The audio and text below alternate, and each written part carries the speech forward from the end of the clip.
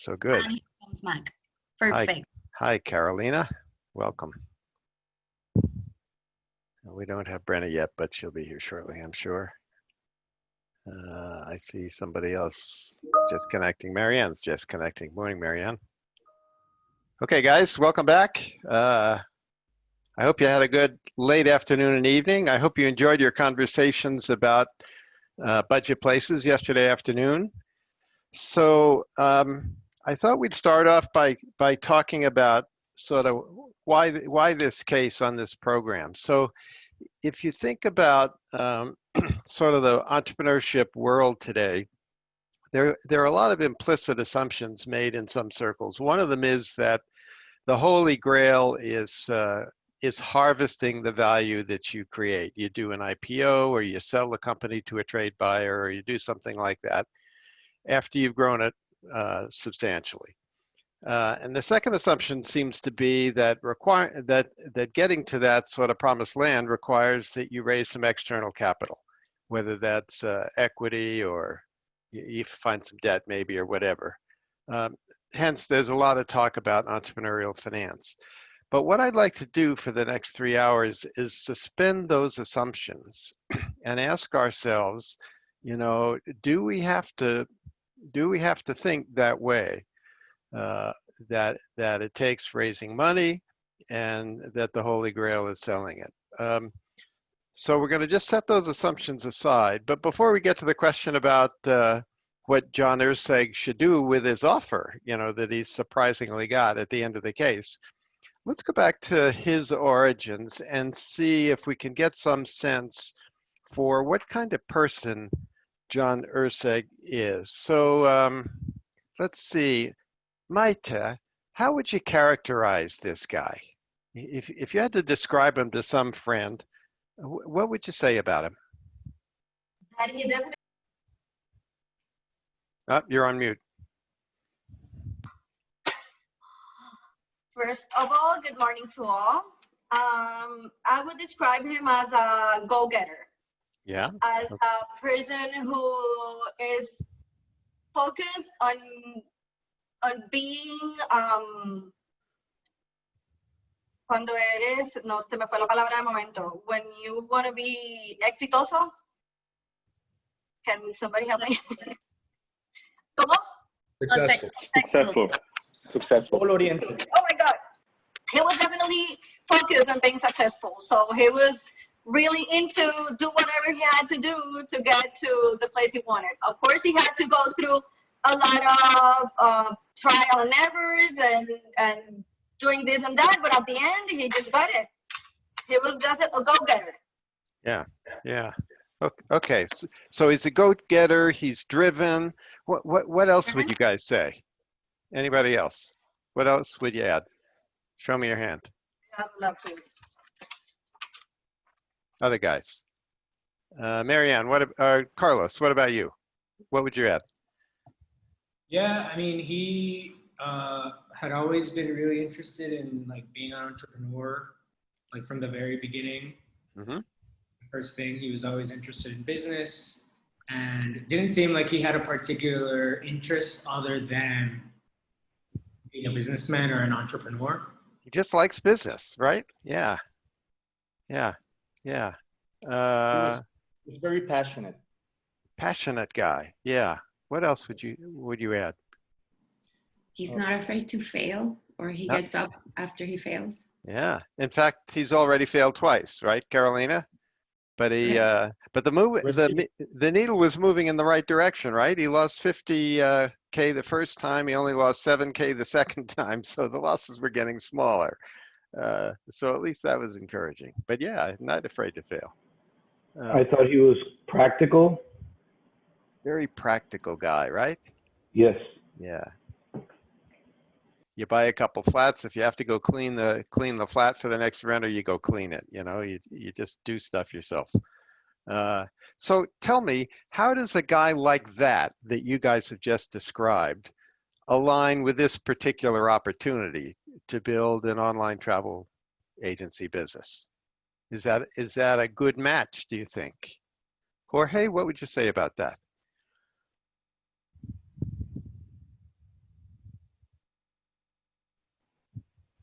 The match with what? I'm sorry. The match between this guy, John Urseg, that we've all just described, and this particular business, being an online travel agent kind of business. Is that a good match? I think so. I mean, he has to have, to a certain degree, a lot of guts to go against not industries, but companies like Expedia and a lot of others that have a lot more cash on their side, or at least seem to have taken the route of having a lot of investors and a much more a bold approach to it. So I see him as, I mean, there has been no mention of that competition, or not mention of it, but no real emphasis on it. I mean, he's going for it. He's looking at a market that's particular. It's low income kind a market, and he doesn't seem to be deterred by those big fellas out there. Yeah, and what's he done to avoid competing head to head with the Expedias of the world? The market he selected, he mentions, for example, I think it's when they go to Ireland, where he sees these guest houses, and it's like it's a supply that's out there that these big guys are not aiming for. Exactly. So he targets a market segment that the big guys haven't bothered with. You know, they're busy signing up all the chains, the Marriotts and everybody else. And John says, I'm just going to sign up the mom and pops. And that's how I'm going to build my business. So question for you guys. It's been said that good entrepreneurs find problems to solve. So does anybody have a problem that Budget Places is solving? And if so, what's that problem? What do you think? Brenna. First of all, sorry, Shire. The smaller outfits did not have online presence, which Okay. Budget Places could provide. And why is that a problem for the small guys? If they wanted online presence, they could get it, and they don't have it. So why is that a problem for them? Why they don't have online presence? Yeah, what's the problem there? Yes, at least when they mentioned Ireland, they mentioned they were owned by probably their owners. They're not tech savvy. And it was still, when he entered the market, it was still a very clunky process. And most probably did not want to, or think of investing the time on getting around how to get more customers online or taxes and calls, and they were just staying with the old way of doing things. Okay, so these mom and pop hotels and guest houses had old ways of doing things, but you're saying they probably needed more bookings, and John was able to bring them more bookings by bringing them online. Okay. Yes. Yeah, okay. So that solves the problem for them. Does anybody else have a problem besides the guest house here? Tony? Yes. First of all, in the part of the problem for the owners, they didn't have enough money to rank high on the web pages, on the AdWords. So that's the opportunity he saw when he reunited everyone, and they got together to just one name that could compete with the big guys, and then from there he could just start spreading the opportunity with all those companies that signed, all those people that signed with him. Yep. But at the same time, he was the middleman. So the other parties, the people who wanted to go to those hostels and they wanted to backpack in Europe, and he learned that from asking them. He wouldn't have known, because he started the business just thinking, with a perception of what everyone needed. But until he went cleaning those rooms and opening the door for them and started exchanging information with the customers, then there was a pivot point where he found out that he was doing the wrong business. He needed to go bigger, and he needed to have a lot of places with a great price for the customers. So And what is the problem that these travelers had that John's solving? Do they have a problem? Discrepancies in the cheap flights and cheap accommodation, that you go to a place super cheap, but then you spend a lot of money in lodging. Yeah, so they didn't have a way to be sure what they'd find with cheap lodging to go with their cheap Ryanair flight. And so John solves that. So they, before they leave, they already know they've got a cheap hotel.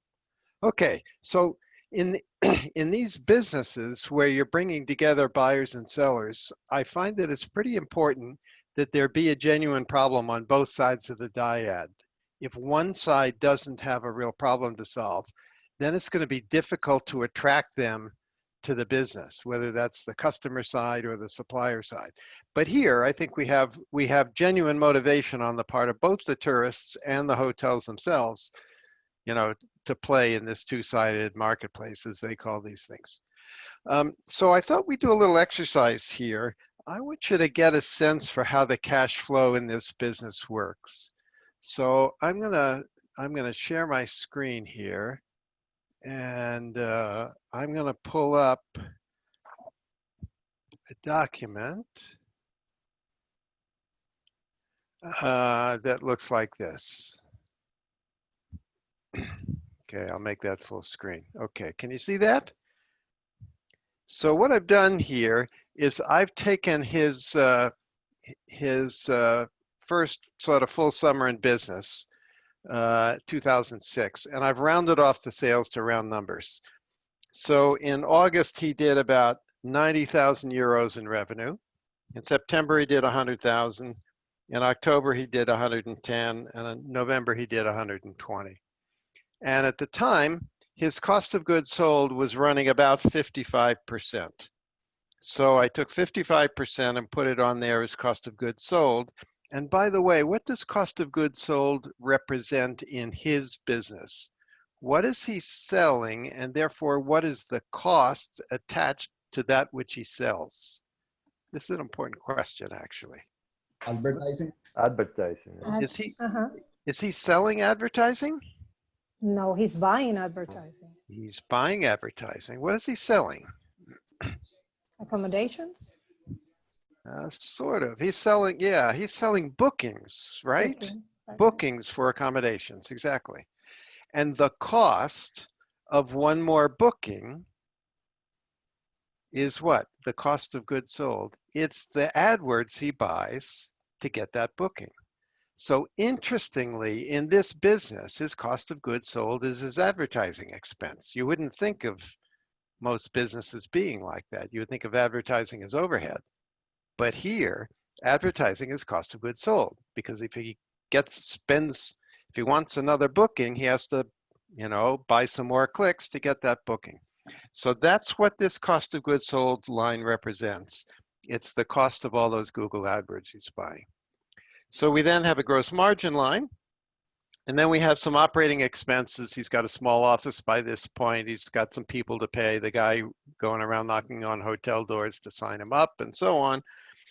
And in round numbers, he ends up with zero profit. Okay, the business was more or less at break even at that point in time. And you'll recall from the case that when you buy AdWords from Google, when do you pay for them? Do you remember? Anybody remember? Per click. Per click. Per click. Yeah, but when do you pay? You pay the middle of the next month. So you buy a bunch of clicks in August, 49,000 euros worth of clicks in August, but you don't pay for them until the middle of September, because those are the terms that Google gives you. Okay? So, and later, of course, John got a credit card that enabled him to stretch that by another month. But assuming no credit card yet, here's a little exercise I want you to do. I'd like you to fill in the boxes in this little table. And Diego, let's send people out in breakout rooms for 5 minutes, okay? Breakout rooms of 3 people, please, Diego. And what I'd like you to do is fill in, what is the cash that comes in September? for revenue? What's the cash that goes out for cost of goods? What cash goes out for operating expense? And is there any extra cash left at the end of September? Do you follow that task? And again, same in October, November. Now let's see. If I send you out in breakout groups, you're not going to see this. Is that right, Diego? So let's just do it here, okay? Think about it. Play around. I'll give you a few minutes with a pencil and paper, and you figure out if you can put the right numbers in the right boxes, and then we'll see who gets this. Okay? Go. I'll give you 5 minutes. Work individually.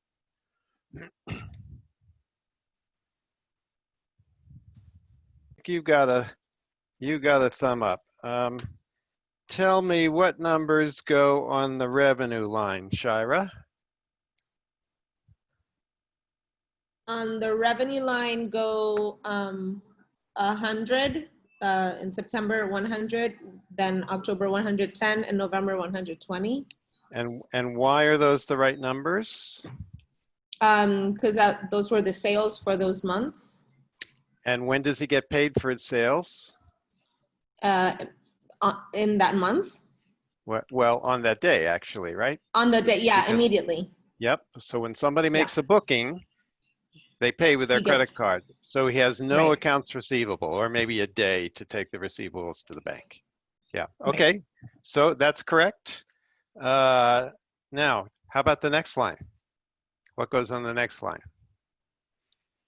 For September is 49.5, then Why? 55, because we are assuming that the cost of goods sold are invoiced at the end of the month and due mid next month. So whatever the cost of goods sold for the prior month was, is what we're paying on that month. Okay, so this 49,500 from August is what gets paid in September. The 55K from September gets paid in October, and the 60K from October gets paid in November, right, Shira? Yeah. Okay. Yeah. What about operating expense? Then operating expenses, we're assuming that they're run on the same month, so 45, 49.5, and 54. Yeah. Okay. So you pay your light bill when it comes, you pay your people, and so on. Mm-hmm. Okay. Yep. So do we have any extra cash left? Magic. 5.5 every month. Yeah. Yeah. So notice what's happening here. We have a business that's making no profit, and yet it is spinning off extra cash of 5.5 thousand euros every month. So if it were you, Shira, if you were John Erseg, what would you do with that cash at the end of the month? Well, reinvest it in more ads. More AdWords. Yep. Yeah. Or maybe pay another guy to go knock on more doors or whatever. But you take that extra cash and you invest that in growing the business. Okay. Well, let's take this one step further. What do you think is going to happen if we add a credit card? So now you put the AdWords on your credit card and you get the bill the middle of the next month, but you don't have to pay the bill until the middle of the following month. What do you think is going to happen now? We'll probably have more cash on that month. Yeah.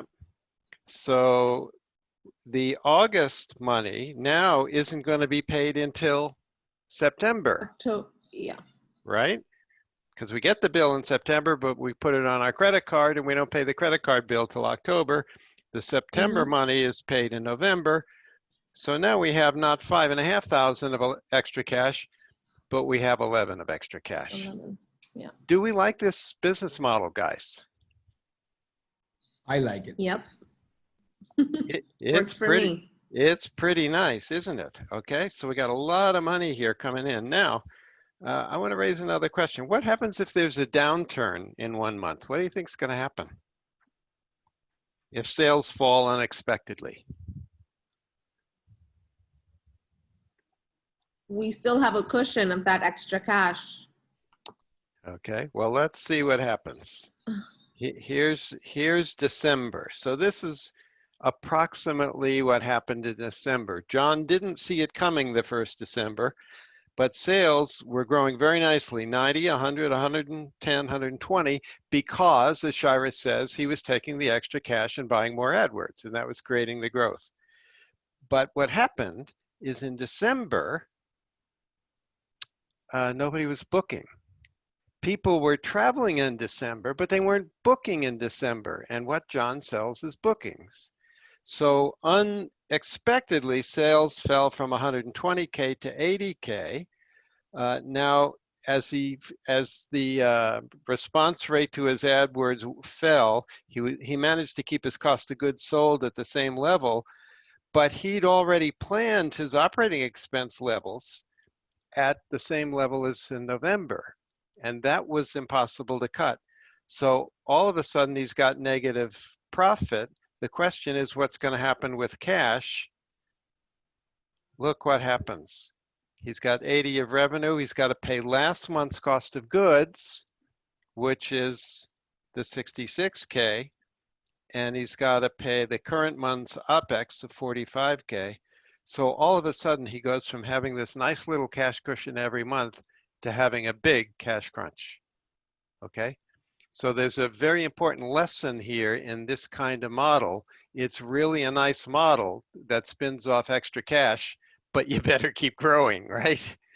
If you don't keep growing, then you get hit. And if you add the credit card in, that helps a little bit, but again, you have a cash crunch. Okay, so let's see. What I want to do now is, what do I want to do? So I was gonna, let me stop sharing here for a sec and come back to all of you. What I was gonna say is what John did in those first, roughly the first year, was essentially what we just did. He had a little Excel spreadsheet. He'd track how much money he had. He'd say, okay, I need this amount of money to pay my credit card bill when it comes in. I've got leftover money. I'm going to go spend that on more AdWords. And every week in Excel, he would just look at how much money he had to spend, and he'd spend it. And he'd spend it up to the point where he was at break even. Sadly, that first December, he got slammed, and so he had to come up with a little bit of money in December to cover that shortfall. But that's the only investment, that first December's money, that's the only real investment that John had to put into the business. So pretty nice. Okay, now let's take a look at how this plays out in terms of financial statements. So let me pull up an analysis like we did yesterday. I'll share the screen again. Okay, so here is 2005. He did not quite €500,000 in sales. And if you want to think about that per month, that's 37,000 euros a month. And you remember his average booking was bringing in about 45 euros. So in essence, he's bringing in something a little less than 1,000 bookings a month on average, divided by 30 days. That's about 30 bookings a day.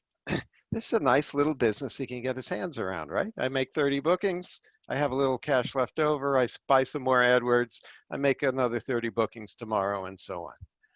So nice little business. Cost of goods sold was running in 2005, 46.6%. These are analyses we can do from the financials you have in the case. Gross margin was 53%. His fixed costs were 57%. So for the full year, as you can see, he lost a little money, this 19,000 euros in money. That's what he lost in December, okay? The rest of the year was pretty much break even. So for the full year, he lost 4% of sales. Now here's something that's going to be interesting. Let's compare 2005 and 2006. Here are the numbers for 2005 that I just showed you. and next to them are the numbers for 2006. What happened to sales? They went from 448,000 to 1,000,001. Not quite triple, right? If you're John, are you pretty happy with the top line? Tripling your sales from year one to year two? Yeah, that's pretty nice, right? Cost of goods sold in percentage terms went from 53%, I'm sorry, cost of goods went from 46% to 51. So he started paying more for AdWords than he was paying in year one. Now we might wonder whether that's a good thing to do. We'll answer that question in a minute, but now here, if we look at the margin line, that means his gross margin as a percentage has slipped from 53 to 44. You might say, I'm a little worried, but actually, look what happened to fixed cost. That's all his overheads. It went from 258,000 to 543. So fixed cost approximately doubled while sales had tripled. So his fixed cost percentage went down from 57% to about 46%.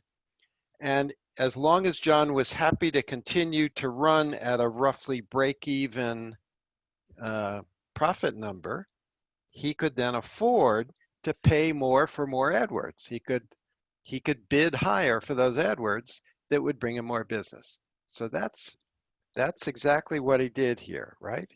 He took the cash, he spent the cash, he had to pay a little more for AdWords, and he was happy to do that. Okay, now let's see what a balance sheet looks like in this model. So I'm going to do the same analysis we did yesterday. If we take the 2006 numbers that I just showed you here, let me put this back on here. I'm going to do my daily rate calculation of 1,000,001 for sales and 654 for cost of goods. Okay, I'm going to take 1,000,001 divided by 365. So he's doing 3,000 euros a day, right? On average. He's spending on AdWords, because that's his cost of goods, about 1.8 thousand, $1,800 or euros a day. And then we take the balance sheet accounts that you could see in the balance sheet in the case. Debtors, that's the European English word for accounts receivable, is 4,000 euros. Here's our daily rate, right? So he's got one cash day of accounts receivables. Eat your hearts out, guys. That's pretty nice, right? One day of receivables. His trade creditors are basically Google, right? He had some other advertising, but basically Google. So you take the 114,000 off the balance sheet in the case, divide by the daily rate, 63 days of accounts payable, okay? So this is a business with no inventory, 1 day of receivables, and 63 days of supplier credit. And the suppliers, mainly Google, are giving him their money for 63 days, and he can use that money to grow the business, whether that's buy more AdWords or hire more people to knock on doors. Okay, so any questions about what we've done here? Because this is pretty ingenious. Any questions? Do you follow? Yeah? Yeah? Okay, cool. So, question for you then. How do you think that compares to other kinds of cash businesses? So retailers, for example, I worked for Gap for a while, as you know, and at Gap, we also got paid when the customer walked out with a merchandise. So we had about 2 days worth of accounts receivable. We had about 90 days of inventory. We had about 60 days of accounts payable. So our operating cash cycle was about 92 days. 60 of those days were financed by suppliers, so a net of 32. Zara, I think do you have Zara stores in Puerto Rico? Yeah, I think you do, right? Zara has the same cash situation, right? The customer pays with a cash or a credit card on the day they buy. They only carry 30 days of inventory in a store, not 90. They get 60-day terms from their suppliers. So their operating cash cycle is 32 days, but 60 of those days are financed. So their net cycle is minus 28 days. John's net cycle is 1 day minus 60, what did we say, 63 days? So it's a negative 62 days, right? Remember we talked about Cartwright Lumber's operating cash cycle yesterday, and it was what, 120 days or something? And here's a guy who's figured out to have a business with a negative 60 some day cash cycle. Would we like to be in this business? Pretty nice, right? We're building this money, this business with the customer's funds. And for those of you in services businesses, I think you have an opportunity to do something quite similar to this by getting your customers to pay you significant sums up front. Okay. Any questions about any of that? No? Okay. John, Yeah. John, are we gonna be practicing those numbers with our businesses today? We are not going to practice them today, but they are the same exact tools we did yesterday, Tony. Okay, we just did a line-by-line margin analysis. We did a cash days analysis. It's the same set of tools as yesterday. Okay, so you can take those tools from yesterday and you can calculate your operating cash cycle and how long it is or isn't. Okay, good question. So what are the economic building blocks of this model that John has wisely created or stumbled into? Which is it, do you think? Did he create a strategic plan and do this? No. Or did this just happen? I think Shira? it just happened. I think it just happened. Yeah. Yeah, exactly. It just kind of happened, right? So the building blocks are pretty important here. One is how fast the customer pays. And here they pay you not in advance, but they pay you on the day. The second building block is getting good customer terms. And here we get 60 days credit from Google. The third building block is the average transaction value. And that's really important in these online businesses because the bigger the average transaction value, the more you can afford to pay in AdWords to get that booking. So his average value of about 45 euros, which was his 15% of a 300 euro booking, was a nice figure. Okay, so if he spends, something like 55% of that 45 euros, so around 25 euros, that's pretty nice because the day he spends that money on Google, boom, he's got the customer right there. Okay, so one of the key metrics here is how fast does your investment in a customer pay back? Most VCs who invest in these kinds of businesses want to have a 6-month or better payback on the cost of getting a customer. How fast is John's payback on the cost of getting a customer? Let's rethink the cost of getting a customer. It's 55% of his transaction value. So he pays about 25 to 27 euros to get a customer. How fast does that get paid back? I think you know. Almost As immediately. soon as they book. It's the same day, right? It's the same day. He invests the money and he gets the money back the same day. So this is a really fantastic model. Okay. Now, would you take a look, please, in the case at Exhibit 3? Okay. It looks like some of you have it printed. Some of you have it on your screen. I'll hold it up on my, oh, no, I can put it over here, right? I can put it here and show it to you. Let's look at Exhibit 3. Here it is.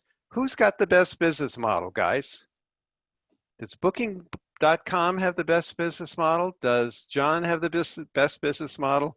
Or do people like Expedia have the best business model? I would say Expedia. Okay, who said that? I think it was Jorge. or Jorge? Miguel. I'm not sure. Jorge Yeah. or Miguel? Okay. Yeah. Yeah, Jorge. So why do you say Expedia has the best model? The combination of getting paid 100% upfront and actually paying the hotel out 60 days after the stay per se. So you're getting the advantage of on both sides of the equation. And you are saying that's best from the OTA's perspective, right? OTAs, of course, yes. Yeah. Okay. Now, what Um, if I ask the same question from the customer's perspective? Quite the opposite. If It would you're a be customer, which is the best one? bookings.com. You don't pay till the end. Uh-huh. And how about if I, okay, so you don't pay to the end. So are you, when I say customer, are you assuming the traveler is the customer or are you assuming the hotel is the customer? The traveler, I'm thinking that's Uh-huh. customer. Okay. So as a traveler, you like booking because you don't have to pay and you can wait to the end. What about if you're the hotel, which is the best model?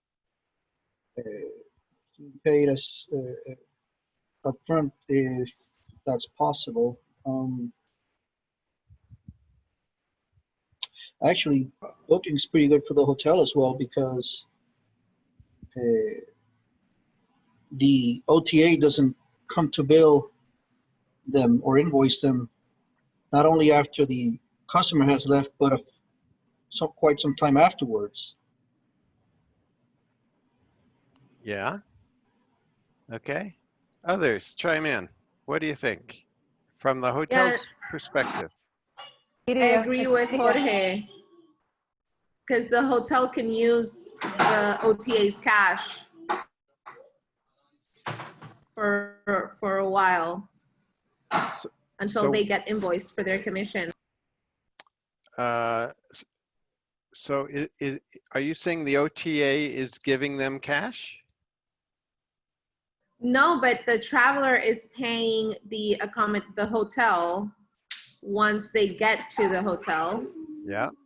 And then they have all of the money, and then the OTA will invoice them for their commission Right. afterward.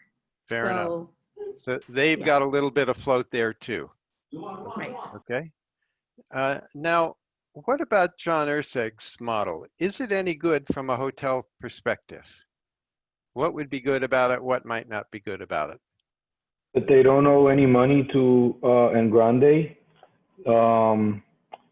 It's cleaner. Like Engrande gets its 15% up front, and then the rest of the invoicing goes to the hotel. So it's maybe a more convenient than having to pay a commission. You don't have to check invoices. Do they send me the right invoice for the right amount? And so on. And of course, John's commission is 15%. Booking.com is typically 15 to 25%. And so is Expedia. So it's pretty interesting here, I think, that depending on where you sit, whether you're a hotel, whether you're a traveler, or whether you are the OTA, the business model has relatively more or relatively less benefits, right? Okay, so here's what I'd like us to do. I want to talk about a couple of things now, getting us closer to this decision at the end of the case, but we've been going for about 45 minutes. Why don't we take a quick break of 5? Although, did I just hear a question? Yeah. I heard a voice. Yep.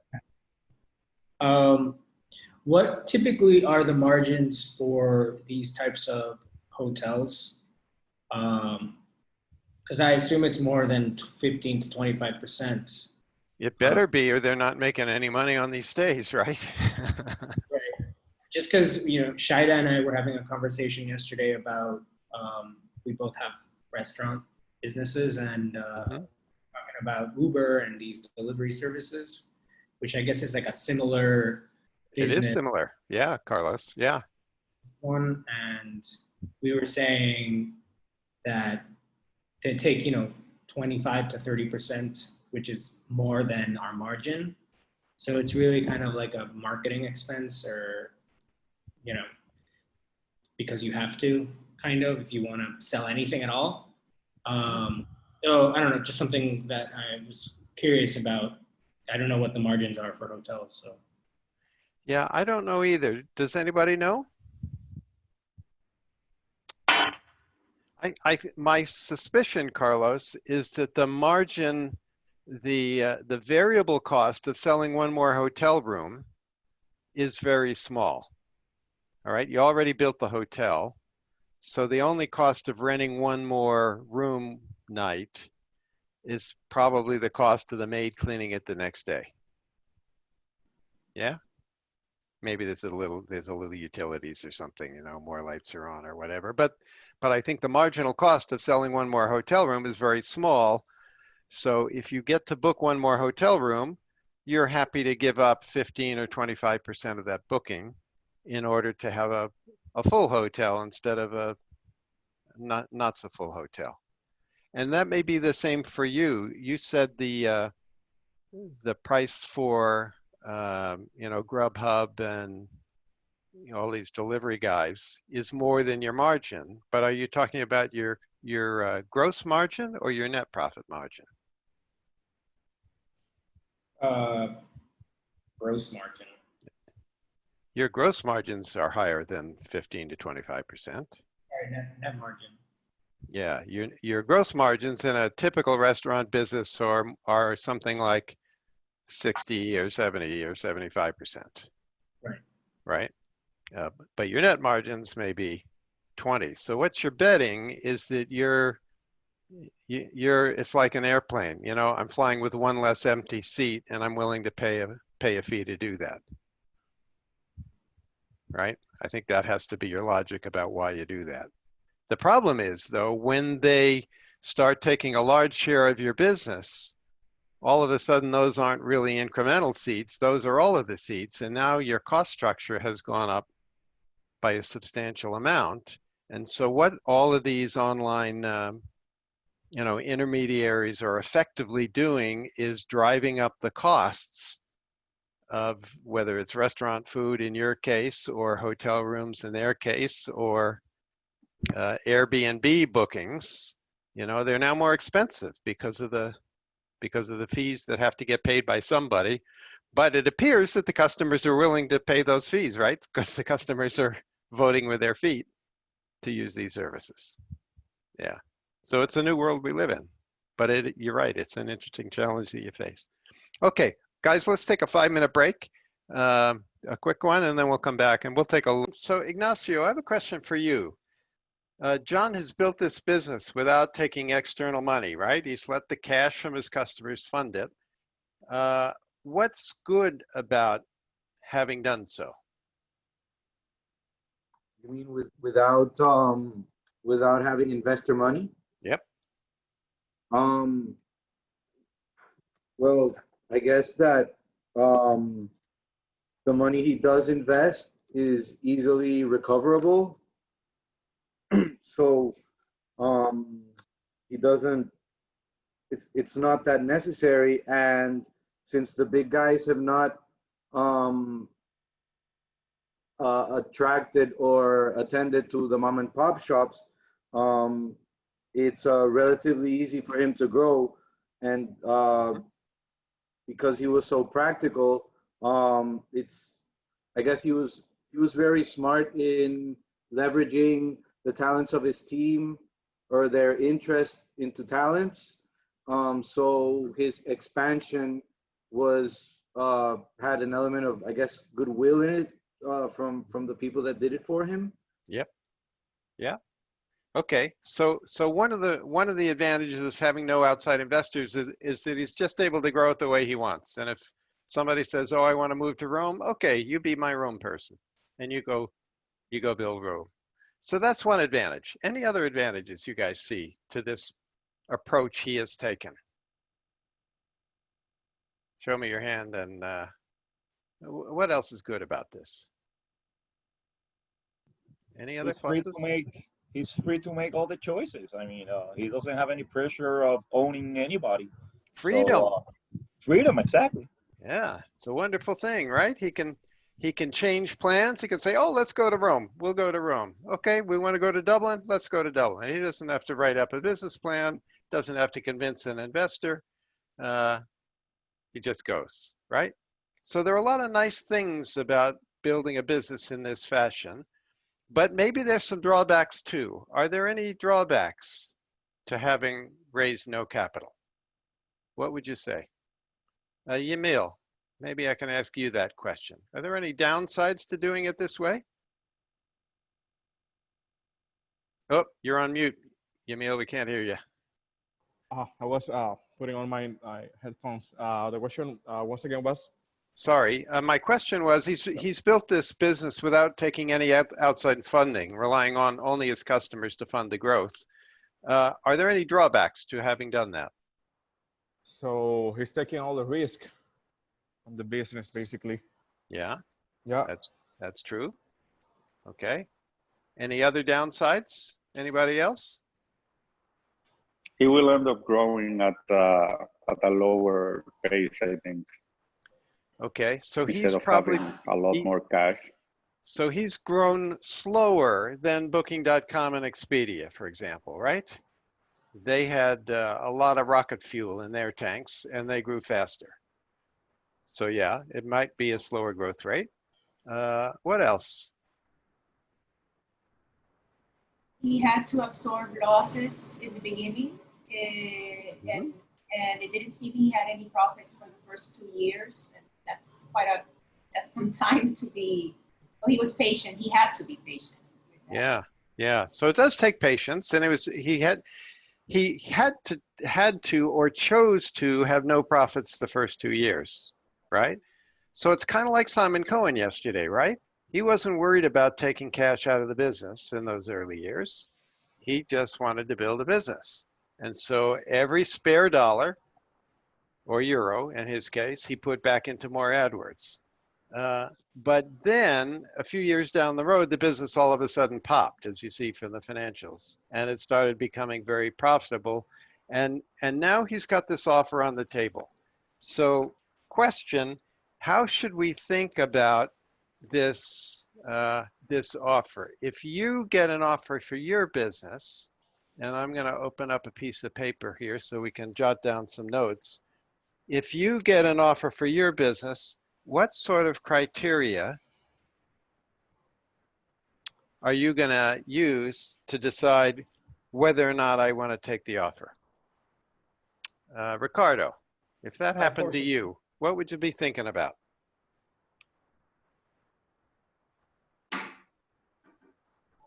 You're on mute. I say it's a good question. If you give me two more minutes to think. Okay. Okay. I'll give you 2 more minutes to think. Meanwhile, anybody else want to chime in? Yeah, John here. I think for whenever you're considering either a sale or having someone on board that's not from the original team, the execution knowledge or know-how or the probabilities of that potential partner, in this case the buyer, on delivering as per the offer. Investment firms or investors, depending on where they come from, could be good or bad, in my opinion, good or bad partners. Because when you're small, you depend on your ability to make decisions quick based on your knowledge and your gut feeling and your research. And if you are reporting all the time, or depending on a party that does not necessarily knows your industry the way you know it, that it could be a risk. Whether you want to keep that person in your team or just sell the company so that you get the deliverables done. Okay, so you're going to look critically at the buyer, and you're going to want to really understand if that buyer, if you end up being a partner with that buyer, that partner can really add some value to the business. That's one thing you want to consider. Yes. What else do you want to consider? Anybody else? Other factors? Personal factors like, where do you see yourself? What are your aspirations? Ah, okay. What is it you want for your future, right? Do you want to stay independent? Do you want to have a partner? Do you want to have a lifestyle business? Do you want to build an asset and sell it? Okay, so we got to think about that. I think Sorry, try it again. and the values of the people and the company who want Yeah. to buy it. Okay, so we'll look at values here. Yeah. The competition, we mentioned it was growing faster than them. So you have to ask yourself how easy it is for them to come for you versus your ability to match up. Yeah. Okay. So that would be kind of taking a look at the industry, right? Yeah, the industry. How do I want to be in this industry in the next 1 year, 3 years, 5 years? Yep. Okay. First of all, I will feel, it's Elida here. Yeah, I will hi, Elida. feel amazed because I'm getting noticed. And because this offer came without any expectation that it will come, right? Yeah, big So surprise. it was a big surprise. Also, I will think, okay, people are looking at me. Why they are looking at me? Am I growing very fast? And I must be doing something right to get this notice and to have this kind of offer. So I will, after that, I will see all those things. Will I survive in this market?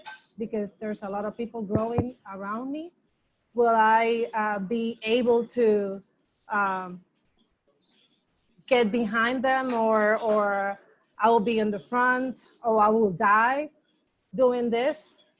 So sort of those things before thinking about my people and whatever I'm doing, because it's a very fast growing market. So not only do we want to look at the industry, we want to look at the market as well and say, do we like this market going forward? Yeah. Okay. So that's a nice list. You know, this may happen to any of you, right? Someday, somebody might knock on your door and say, I really like what you're doing. I want to buy what you're doing. And that's exactly what happened to John. So I think one way we could think about this is to start with John and his own aspirations here. So let's talk about that for a minute. What do you think John wants going forward? We've painted a bit of a picture about this guy. What do you think he wants? I would say he just wants to keep growing and opening different places around the world. You think he wants to stay at it? You think he's having fun, as opposed to go sit on the beach? Correct. Okay. He wants to stay in the game. Yeah. But also he's considering, because when he had the offers, he will say, if this deal goes through, I can breathe. So that's something that says about his character. Maybe he is struggling personally a lot. I think that maybe he might be inclined to get out, because the last thing it says was that he couldn't understand why they didn't make the offer for the whole company, and it seemed to me like he was kind of upset, or was expecting to sell the whole thing, and sort of not liking that they were keeping him invested. Okay. All right. So that's part of the why. And maybe the why there is that maybe they think they need John to continue to grow this thing. Often when buyers buy something, they have a choice to make. Do I have to bring along the entrepreneur who took it this far, or can I run it with my own people? And they appear to want John to stay in the game, right? And so John gets to ask the question, do I want to have a boss?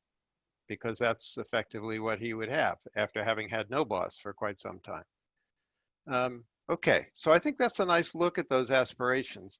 What about the market and industry? If we think about this, these two questions, that's in effect kind of beginning to do a 7 domains analysis, isn't it? Like we talked about yesterday.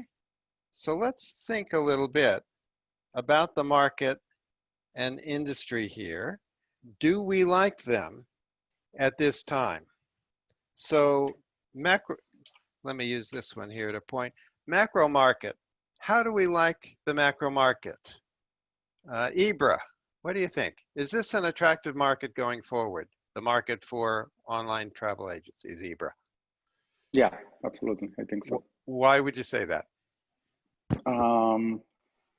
It was a change from what we had before after the .com. So yeah, I think it's very easy and convenient for both the business and the travelers.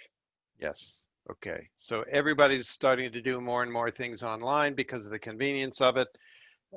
So if you had to score the macro market on a scale of 1 to 10, what number would you give it, Ibra? 9 to 10. A 9 to 10. Okay, we'll call that a 9.5. Okay, so we like the market. How about the micro market here? The question down there, as we said yesterday, is will the customer buy my solution? And the customers in this case are two sets of customers, right? We have the hotel customer and we have the traveler customer. How likely do we think, Marianne, the customers are to continue to buy John's particular solution?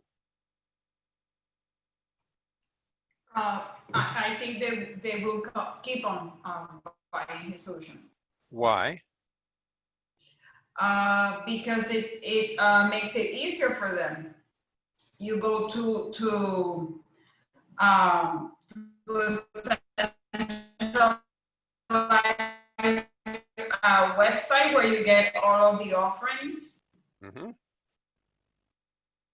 So it's serving a real customer need here, and that customer need isn't going away anytime soon. Yeah, I think so. Yeah. Okay. So on a scale of 1 to 10, Marianne, micro market, what do you think? I will give it a 9. A 9. Okay. This is a highly scientific process, as you guys can tell. Okay. I'm sorry. Does somebody disagree there? Yeah, I do. Tell us why. Well, thinking about the micro market, specifically the hotels and the not the travelers, but the hotels or whatever, bed and breakfast. I think these competitors, you know, they could send someone out and have them price gouge, like what he's doing, because they have more cash. They can say, oh, we'll bring you on board our system for a 10% fee instead of a 15% fee. You know, they have the capacity to do that. So I would say, you know, it's not a 9, I would say it's a 7. Okay. So I think what you're arguing, if I understand your argument, is that we have a competitive challenge here from the other players, right? Who are potentially gonna, it's not that the customer is gonna stop buying online, but they may go buy from Booking or Expedia because Expedia is gonna give the hotel a better deal. Sorry, well, I was thinking, you know, the hotels are a customer of his as well. So yes, they are. Mm-hmm. So what I'm saying is, people aren't buy on the other travelers aren't going to use the other services because they give the hotel a better deal. I'm saying the hotels are going to use the other services because they're getting a better deal, and so they might choose to go with Expedia or go with Booking.com and, you know, X him out because they're getting a better deal. Okay. If they get on board with the other guy. Okay, so there's a 9 from one person and a 7 from another, so that means this is now 8.147. Okay, I'm teasing, Carlos. All right, what about the industry? Is this an industry that we want to be in going forward? Let's, take a new piece of paper here, and let's do a little five forces analysis on this industry. Remember we did that yesterday? Let's do another one here. Is it easy or hard to become an online travel agent? Are there substitutes? What about buyer and supplier power and so on? Who wants to take a crack at a five forces analysis here? I could. Okay, go. So definitely it's easy to get into, you don't have to be a rocket scientist to post something on Google to get AdWords. You just have to have money. Okay, so Right? that's bad news, right? It's too easy to enter. Oh yeah, Yeah, definitely. okay. What about substitutes down here, Tony? Are there substitutes for online travel agents? Oh yes, there are many. I would say hundreds, if not thousands. Well, hundreds, and like he said, if you're not in the first 10, if you're not in the first page, you don't work. You're not there. So you gotta be on the first page, and everyone's fighting for that first page. So everyone's paying a lot of money to get there. Okay, so those comments you're making are really about rivalry because those are people from within your industry. My question at the moment, so you're saying rivalry is bad, okay? What about substitutes? Are A there substitute would be going directly to the hotel and buying the steak. exactly? Call on the phone, knock on the door, whatever. Okay, so we got substitutes, plenty of those. So far, not so great. How about supplier power? Who are the suppliers to the online travel agent industry? The hostels. The search engines, Ah, exactly. CEOs. The hostel is our customer, isn't it? Yeah, the They recruit. supply. If you don't have a hostel, the customer is the one who pays, and the hostel effectively is paying. Okay, I think somebody said it. It's the it's the search engines and the AdWord providers. In other words, basically it's Google, right? Does Google have a lot of power to squeeze us over the terms and conditions of sale? Oh yeah. Yes. A lot of power. Big time. Okay, so maybe that's a double minus. Okay, and what about buyer power? Are the hotels, so we have two kinds of buyers here, right? We have hotels and we have travelers. Do the hotels have the power to squeeze us for terms and conditions of sale? I think more and more they do because there are more and more services offering to get their hotels online. I would say no, because they're competing against each other as well. The hotels are competing against each other for as much awareness as possible. So independently of if it's in Grande or across different platforms, the hotels are going to want to negotiate. They don't have the power of negotiation necessarily. They're a mom and pop hotel. What are they going to do? They're mom and pops. Yeah. Yeah, exactly. Right. At least in John's segment, they are mom and pops. Now, if you're talking about Marriott, can Marriott negotiate a deal with Expedia? They probably can. But John's customers, probably not. So we're okay with the hotels, I think, because they're mom and pops.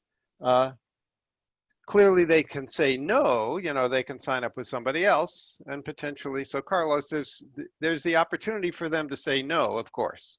But what Porter's asking about is, can they squeeze us? And a mom and pop hotel probably can't squeeze us. Fair enough? Neither the travelers. And neither can the traveler. It's one traveler, right? So we're okay here. So this is a plus. But the rest of the things don't look so hot here, right? So if you were John and you did this 5 forces analysis, what would you say are the risks entailed in this business going forward? What would you worry about? Someone with the .com knowledge can just come in and take your business away. Okay, so losing out to New other technology. competitors. It might be new players, or it might be Expedia or whoever who decide to go after the mom and pop segment. Yeah, I think I think he knows that he has to be the first in the list, the bigger one to can negotiate with the people, and that is, and for that reason he put all the money in advertising. So you think he has to get bigger so he has more clout, Ricardo? Is that? Yeah. Yeah. Okay. So growth will give me some clout. Maybe Google can't squeeze me as hard if I become a bigger customer, for example. Is that where you're going? No, I say it's the opposite. If he doesn't go big, if he stay at like a little company, Google can squeeze him more than if he is bigger. Got it. Okay. So the risk, so another big risk is Google squeezing me, changing the game, whatever they do. Yep. I have a question about that. Yeah. I watched last night on Netflix. There's a new documentary on the social dilemma or whatever, and it's on, social networks and how they basically just sell to the highest bidder, for clicks or whatever. Yep. So given that his business is entirely based on Google and selling or buying advertisements on Google, with more and more people getting online and trying to advertise themselves on Google,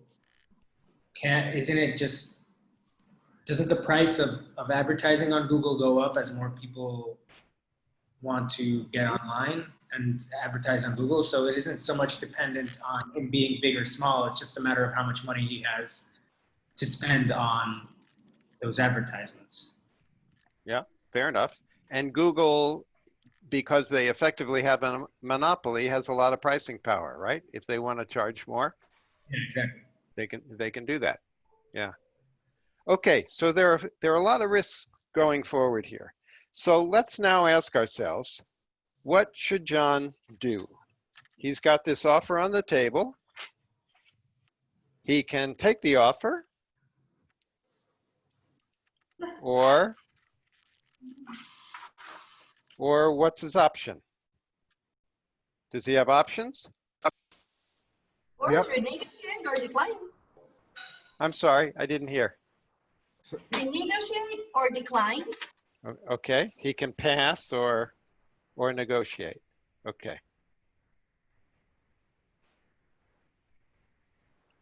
So what do you think? Should he take the offer?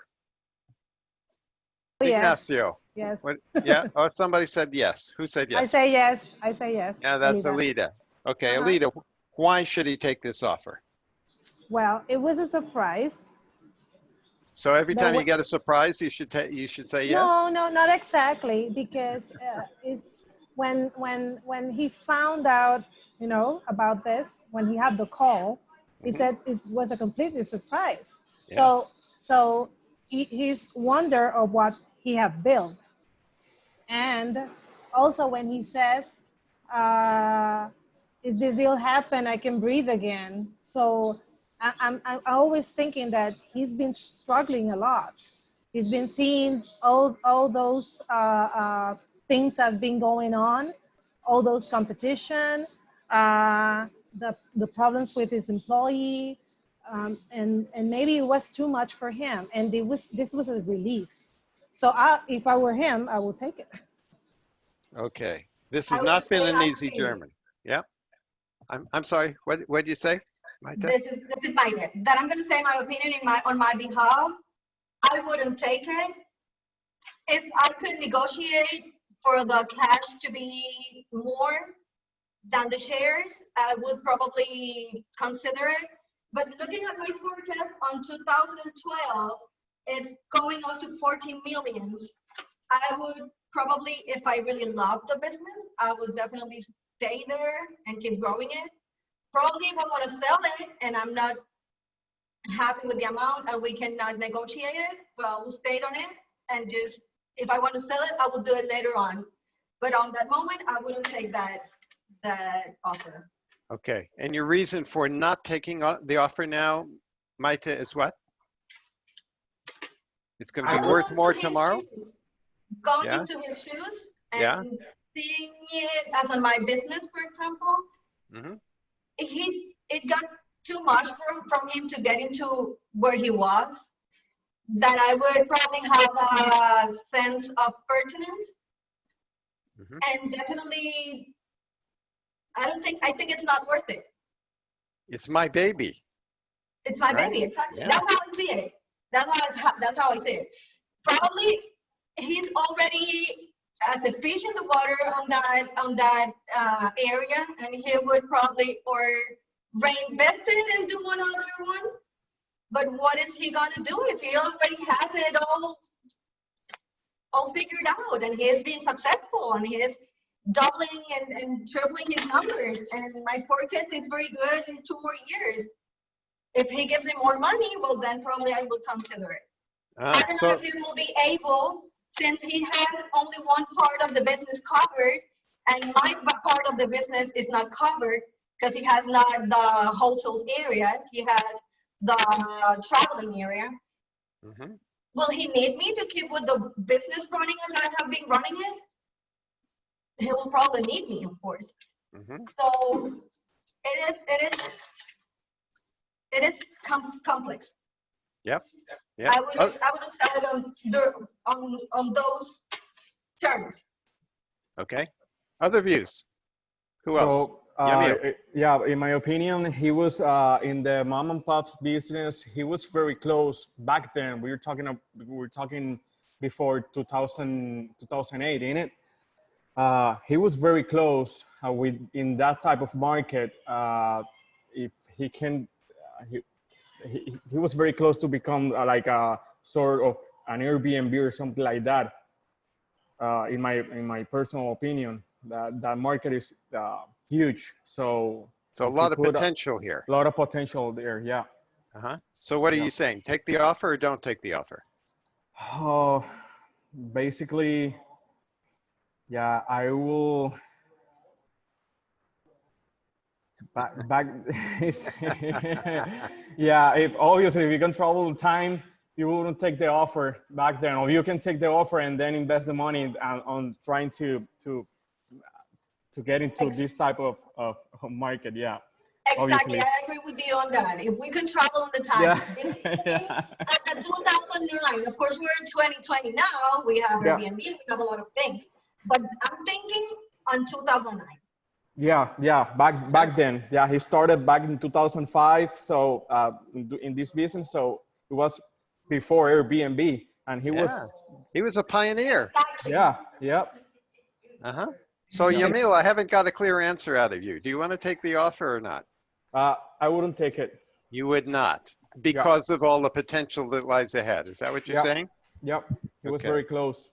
But Jamil, how many offers are you going to for $8 million, dude? Get $8 million, sell it, 7 years worth of work, and vacation for the rest of your life, man. Yeah, that's a personal thought. Yeah, totally. Want to do that?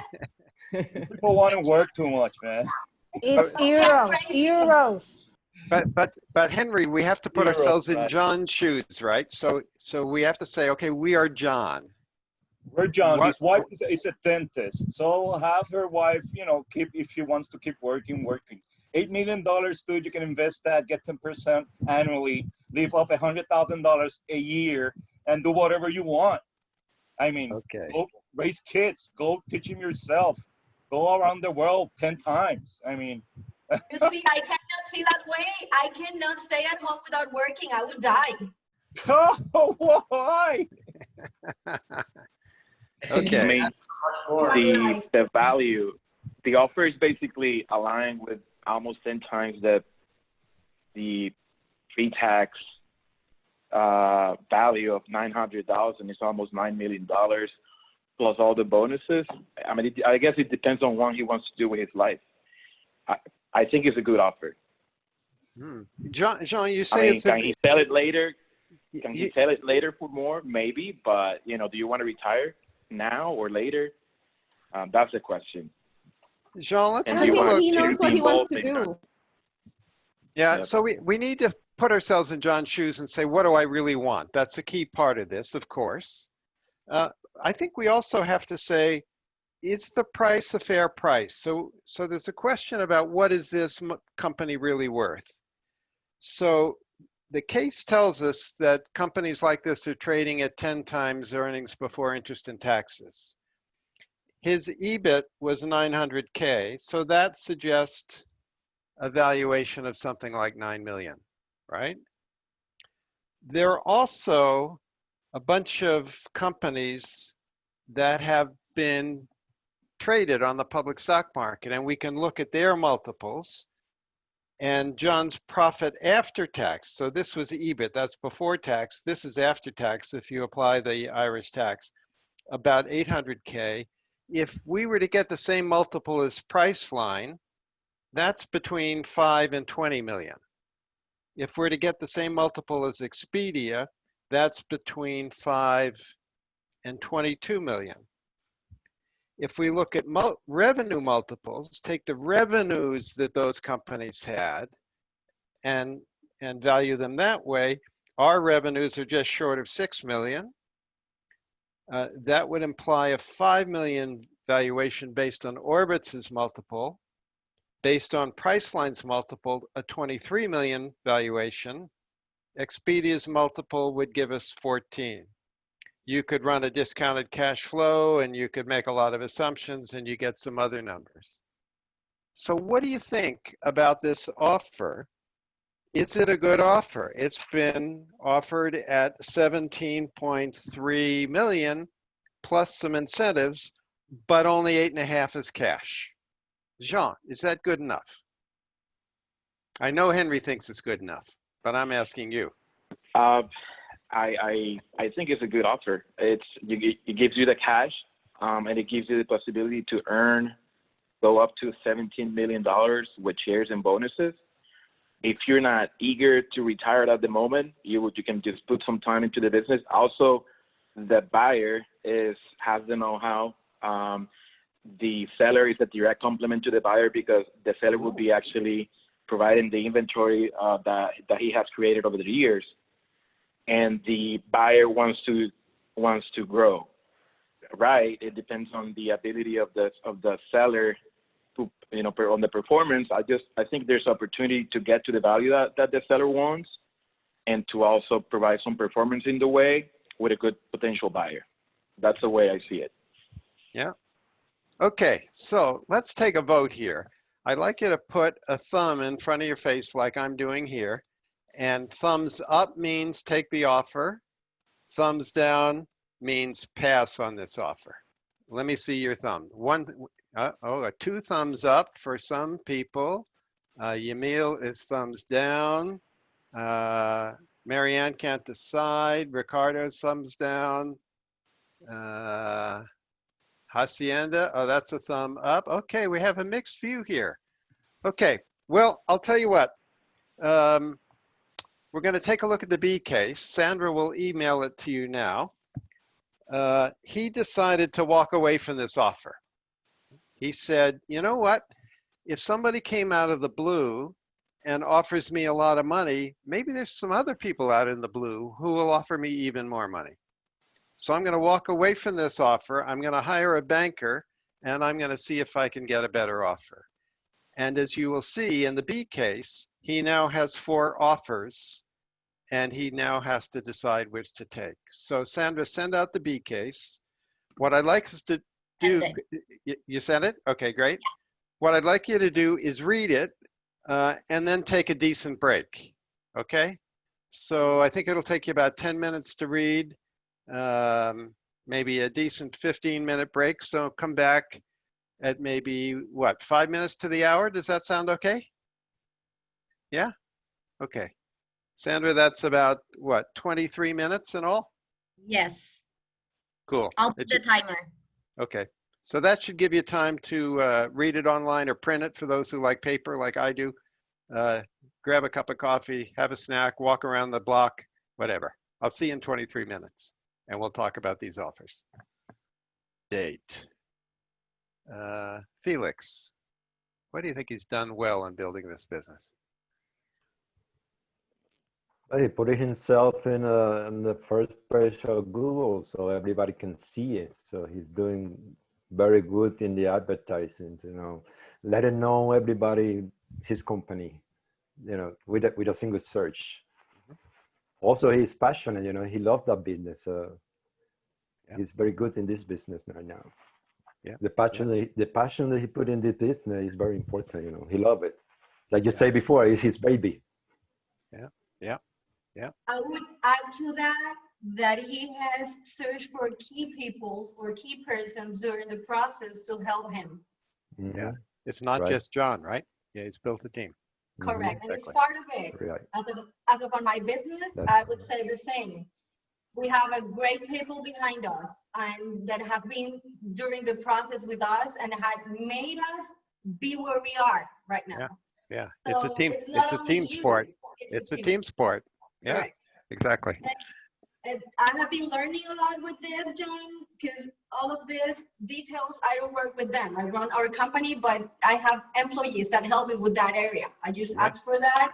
And it's very nice for me to see it from this part of the game, just to learn a little bit more.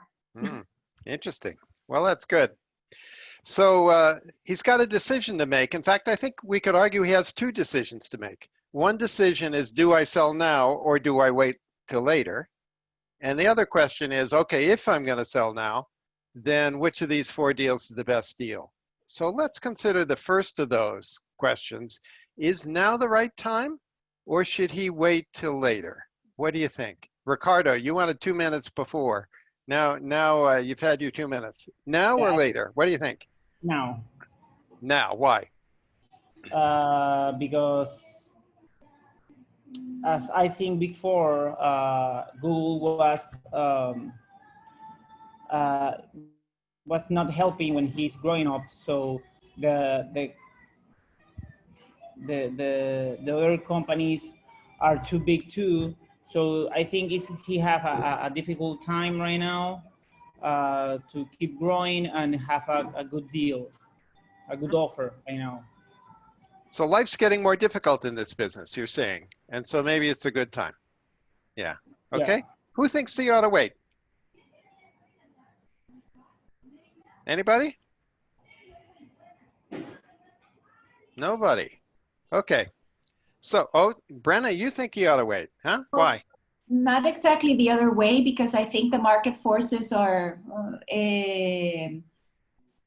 I was going to ask before, I don't think he ever had exclusivity with these hotels, and then it was confirmed with this part of the case. Yep. That and they were actually interested in being with other ODAs and meta search engines and other channels.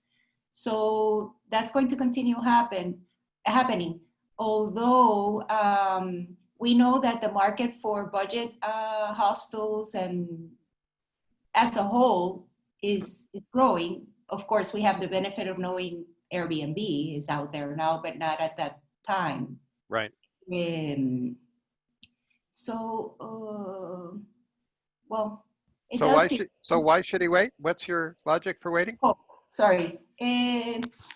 Now I think I'm going to take it back. I think he's gotten to a point that he recognizes these market forces and probably is considering now that he's researched the buyers a little further, and I'm not exactly sure if, well, it's difficult to predict what's going to happen in the market, but he knows there are serious threats out there. Yeah. Okay. So good time to be selling. So I've just shared the page from the B case with the 4 proposals. So which of the proposals is the proposal that he should take? That's the interesting question here now. What do you guys think? Patrick, let's start with you. Which of these deals do you like? If you're John. If you're John. I think the best offer is from Wazango. And why is it the best? Well, obviously it's the most money up front. 8 million in cash. Yeah. He's completely out of the business. I mean, he needs to be there for 3 years, but he doesn't have ownership, and he doesn't need to answer to venture capitalists. And he has the opportunity to earn $8 million more on top of that 12. So overall, I think that's the best deal. Mm-hmm. Okay, so 8 million cash. I'm sorry, 12 million cash now with a possible of 8 later. Mm-hmm. So if he were to take that deal, has it been worth waiting compared to taking the first deal that was on the offer a year earlier? So that looks like a good decision, right? Yeah. Yep. Okay. So you like the Wazango deal. Who likes one of the other deals better?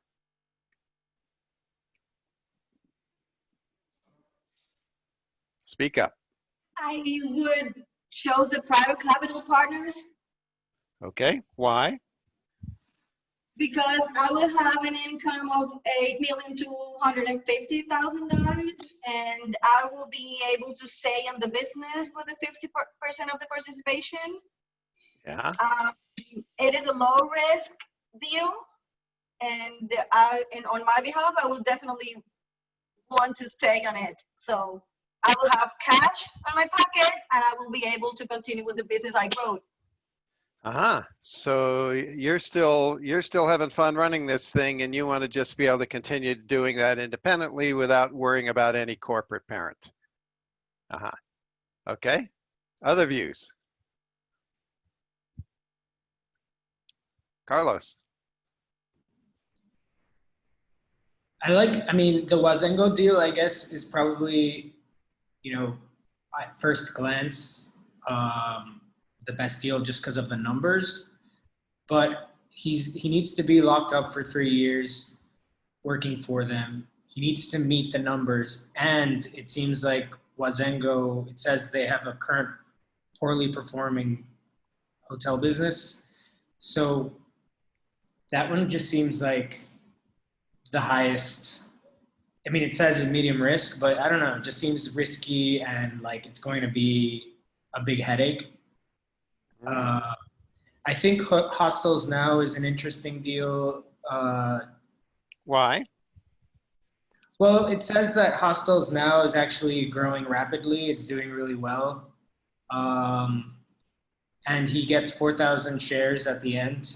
4 million in shares. Mm-hmm. So that one, I think in the long term might be, in the short term, it's the lowest risk deal. And in the long term, might have a bigger reward than you can tell right now. Plus he only needs to be locked up for 1.5 years, which gives him enough time to kind of like figure out what his next move is going to be. Given that he's an entrepreneur, I think that he probably will be excited about, whatever his next, adventure is going to be in terms as an entrepreneur. Mm-hmm. Okay. Yeah. Other views?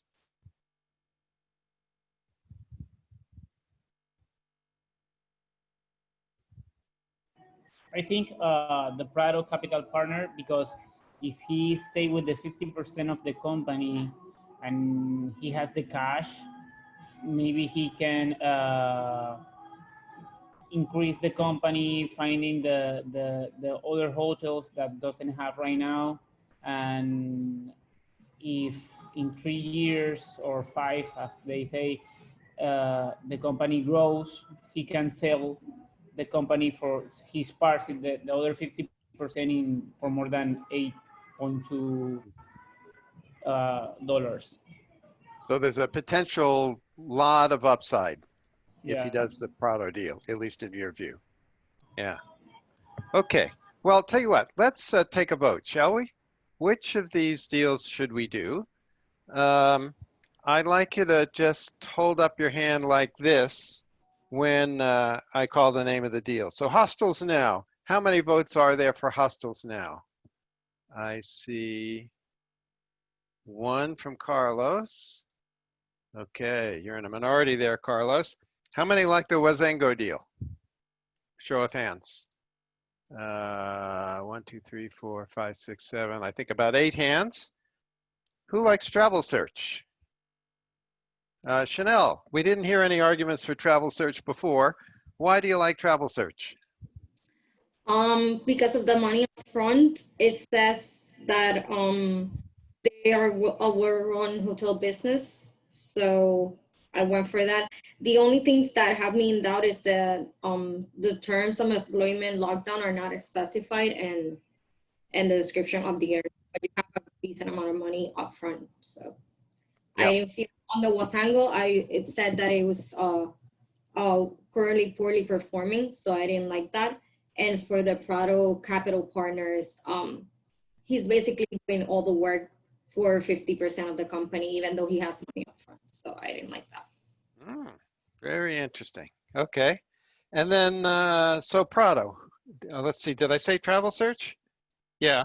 And Prado, how many want to do the private equity deal? 1, 2, 3, 4, 5, 6. Okay, so we have views in every corner. Well, I'll tell you what he did. He chose the Wazengo deal. But then something went wrong. And so we're going to give you the C case, and you'll see what went wrong with the Wazengo deal. And he now has 2 more deals on the table from which he has to choose. And he'd like your advice as to which one to take. All right, so Sandra, send out the C case, please. Yes.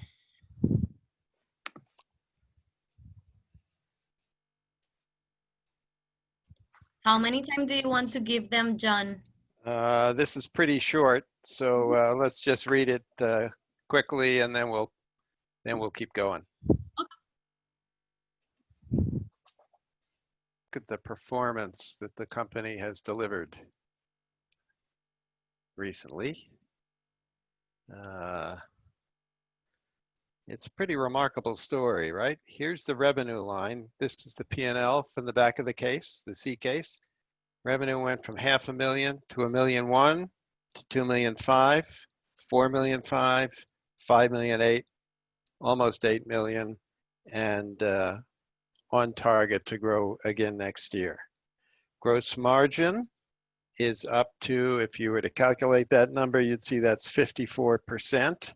That's up 10 percentage points from 2006. And if we looked down at the bottom line, very small loss in years 1 and 2, turned the corner in 2007, made 400,000. And then between 2007, 8, and 9, you add those numbers up and you've got just about 2 million in profit over these 2 years and another $1.5 million in 2010. Is John a happy guy? This is quite a story, right? Done very well. The profit percentage is 18.8% of sales. Very nice business. If we look at the balance sheet, which you also have there at the end of the B case, pretty interesting. If you look at the shareholders' equity line, which given the highly profitable nature of the business, you would expect it would have grown a lot, but it didn't grow as much. And what that tells you is John's been taking out dividends, all right? So he's pulled, if you sort of work some numbers, he's pulled a couple of $1 million in dividends out of the business. And yet, if we look at the top of the page, it still has $1 million in cash in the business, and it has another bunch of investments and short-term investments and some longer term investments here, another 700,000. So this thing is just literally printing money. It's been a fantastic business to date. Okay. Now we've got 2 offers on the table, and we got to decide which one to take. So let's take a look at them. We've got Benner and we've got Madrid. Okay, and if we put them side by side and try and compare them, look what we've got. Valuation, Madrid says it's worth 30. Benner says it's worth 33.5. Madrid wants to acquire 2/3 of the business, leaving John with 1/3. Benner wants to take 40%, leaving John with, or 60%, leaving with John with 40%. Okay. In this deal, John would get 17.5 million in cash, so the cash portion is yet further higher. Here he'd get 50 million in cash, plus he'd get some preference shares of another 5 million. Okay, those multiples are 20 and 22. There's an earnout here, there's no earnout here.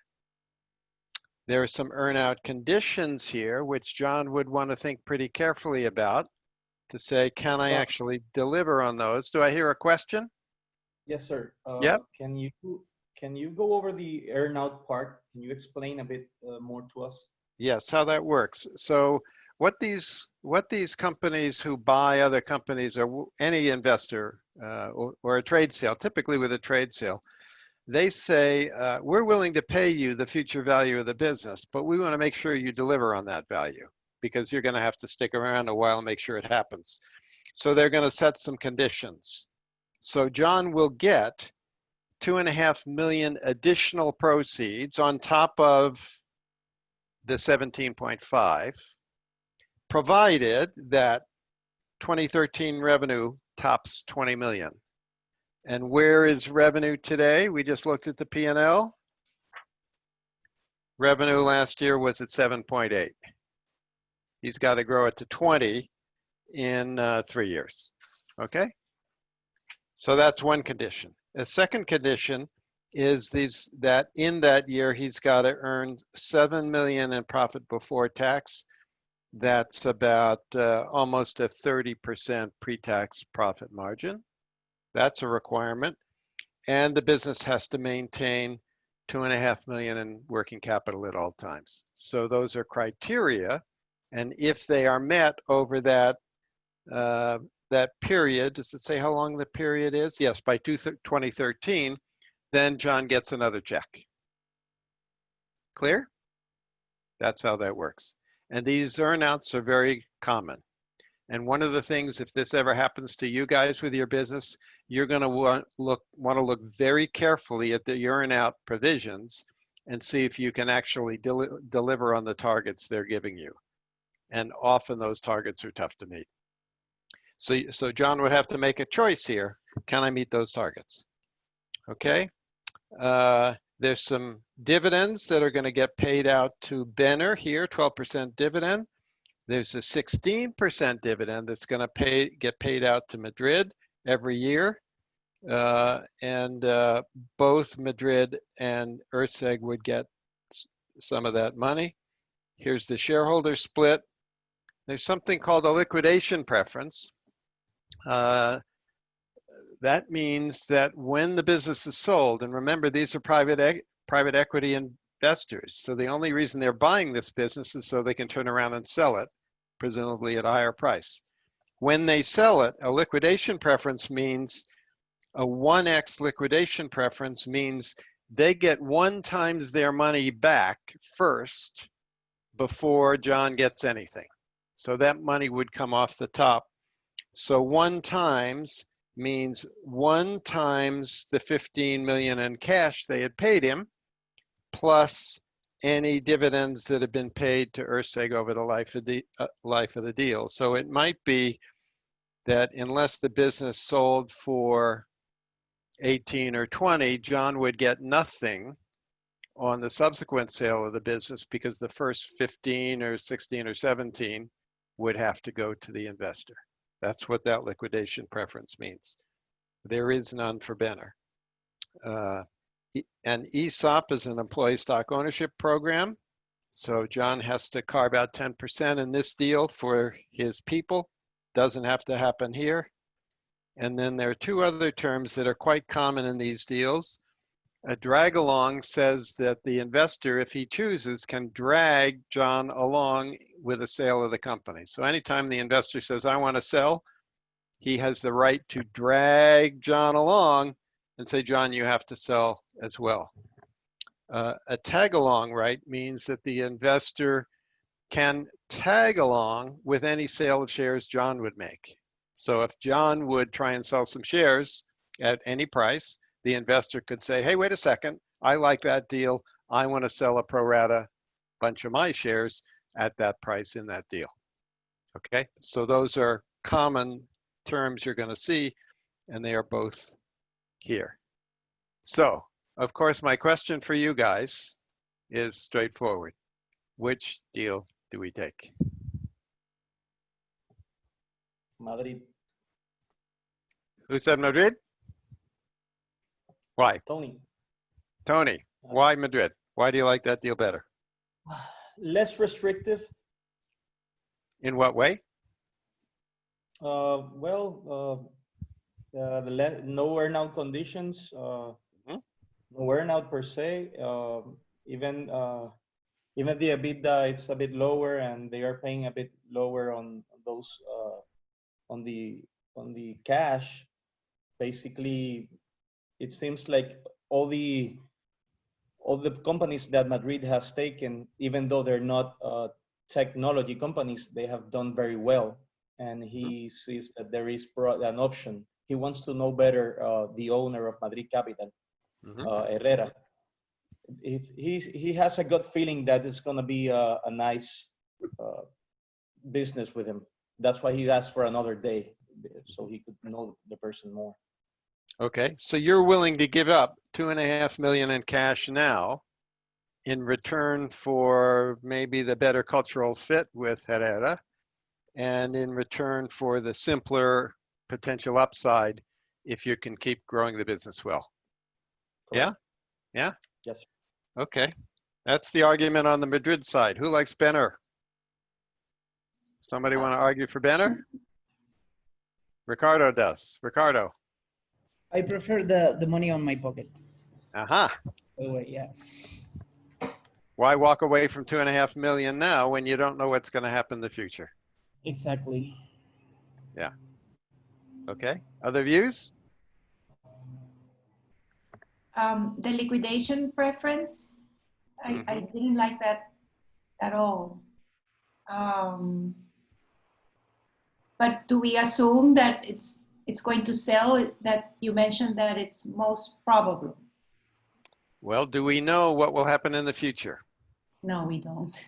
We think it will continue to grow. We think it will continue to increase in value, and that we'll make some money in the future. But is that certain? Probably not. What are the risks that might not happen? What could cause that not to happen? What do you think? Not to happen what, John? That the business continues to grow and be profitable and get sold in the future for a much higher price than the current 30 million valuation.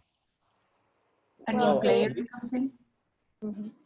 It will depend on the management too, how they evolve the business.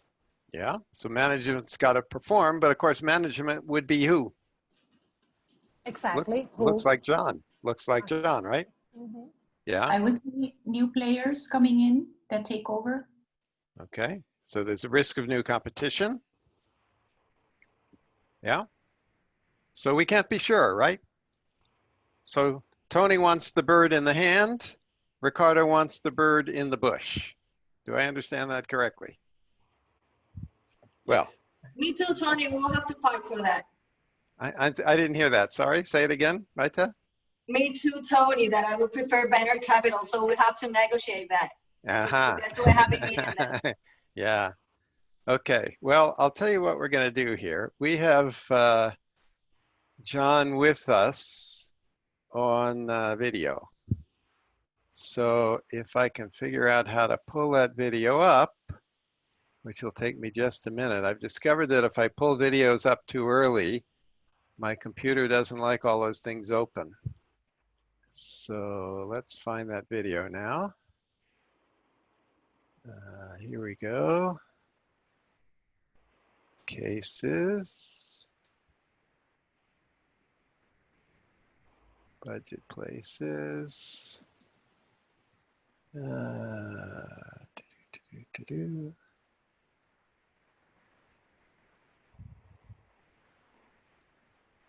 Here we are.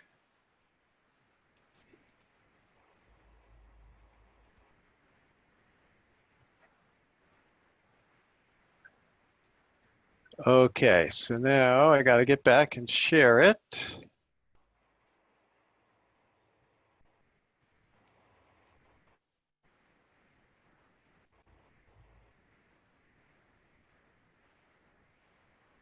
And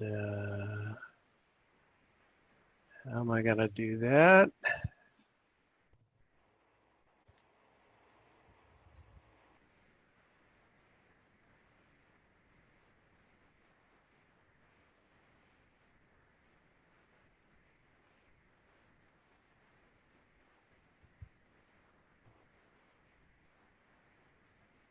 Share screen. Okay, here we go. And today I'm going to turn the sound on at the beginning so we won't lose any words. And hopefully we're going to be good here.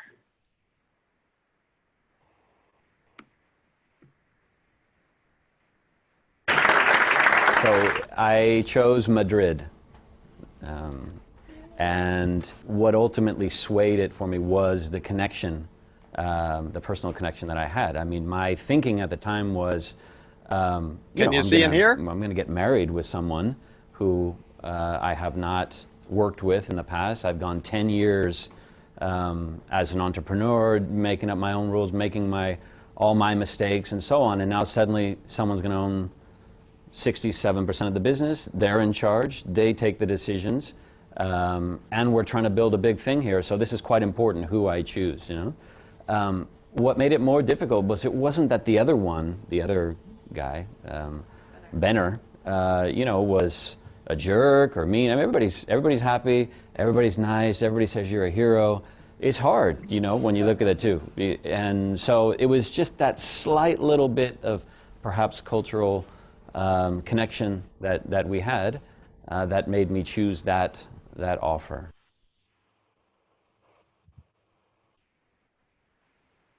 Took a lot of cash off the table, okay, you know, life-changing amount of money.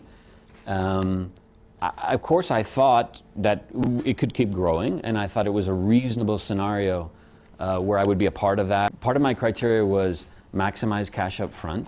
I think that comes from just a healthy, rational skepticism about how long things can be great. I think I had the good fortune to fail early. I failed twice. I knew what it was like to not have any money and feel like a loser, and you know, meet my business school classmates who, you know, one guy's at Goldman, another guy's at McKinsey, and they go, "Oh, you still doing that printer thing?" And you know, like I lived that not for a year, but I lived that for like 6 or 7 years, you know. So when this moment came, I was going to make sure that I took something off the table and locked it down. And I think in life, if you have a moment where you can harvest some of your hard work, you ought not to you know, take that lightly. But I also think, let's look at the other way. What could have happened? Let's say the business went great, you know. Let's say it just completely blew up and I sold too early, you know. 20 million, too early, you know. Well, I mean, I still have a great life, you know. I mean, you can only eat such a good steak once a day, and you know, a gin and tonic, and go on vacation with your family, and I've got a house on the Costa Brava. So I mean, I have everything. Like, I don't need another 20 million. So, you know, I was fortunate. I had a good opportunity. It turned out to be, given what we know now, probably the right decision. But even if it had gone the other way, I don't know. I know people who said I should have sold and they didn't sell. I know very few people who said I sold too early, you know. I became a multimillionaire, but it was too early because I could have had more. But it's just like, how much do I need? And is there any risk? Warren Buffett's 93-year-old partner says, in life, you only need to get rich once, right? So like, I don't need to go out and, do it again. Preserve it, live your life. There's more to life than, business and serial entrepreneur. And I don't tie my sort of personal thing into that. I spend more time with my kids. I go and see my parents in California, getting older. So, that's where I'm at now.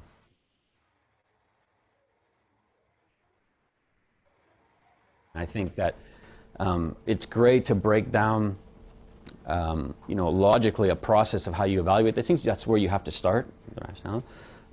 But luck always plays a role in some of these processes. And I think, one, you have to recognize that. And then the second thing is, one of the options that we didn't talk about here is just don't sell, right? And right now it seems like, well, that would have been stupid. But at that time, when you're growing and you're doubling and you think, wow, this is, look what happened when it started in 2009. There was an offer, it was $8 million on cash. Now there's $15 million in cash. What if I just wait one more year?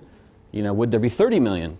Could there be $60 million? And your mind does that, and my mind did that, and everybody does that. So you're constantly between these two fundamental drivers of all investment decisions, fear and greed, and I think of myself as, pretty sort of, I try to be lucky and feel lucky, recognize that there's luck involved, and try to be humble. But I have to admit, the greed part was really sneaking in around those times. And I had some good friends on my board, and there was people discussing that you shouldn't do anything here.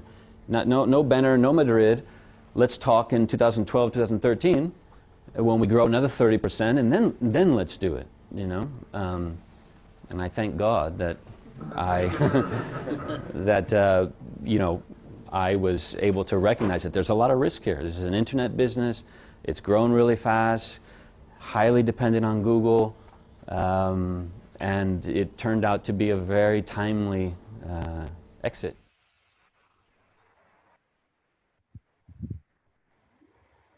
The industry and the business has gotten way, way more difficult.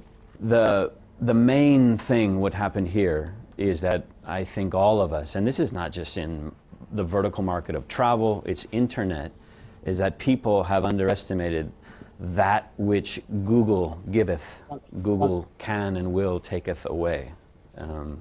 And so we had an ability to acquire traffic, to acquire a customer, and that has been blown up. And I mean, it's quite simple. If you do a search today versus at this time when we did this case, so sort of late 2010, 2011, and you typed in cheap hotel Barcelona, right, you would get a sponsor link up at the top, then you get all of the SEO results or the organic stuff, and then you'd get these boxes on the right-hand side, and if you were around box 3, 4, you could buy traffic, a lot of it, at a reasonable price, and you could grow. And that's sort of how we did it. I mean, Google created my business. On one hand, it's, I exist because of Google.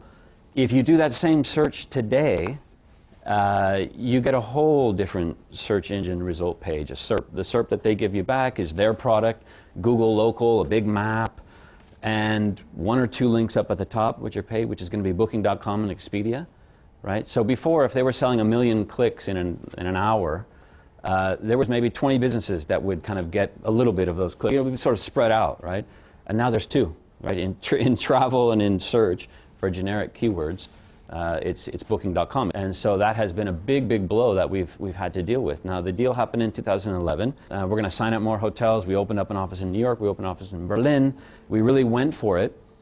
That's on the supply side, signing up more hotels. Yes, there was 25,000 more hotels to go do it. It all made perfect sense. What we sort of underestimated was the demand side and our ability to continue to get affordable traffic. Yeah? And that's been a massive challenge. It still do bookings, we still have our niche, it's still there, but it has not gone at the same rate of growth that we had up until that point. So, I mean, essentially I was, very lucky.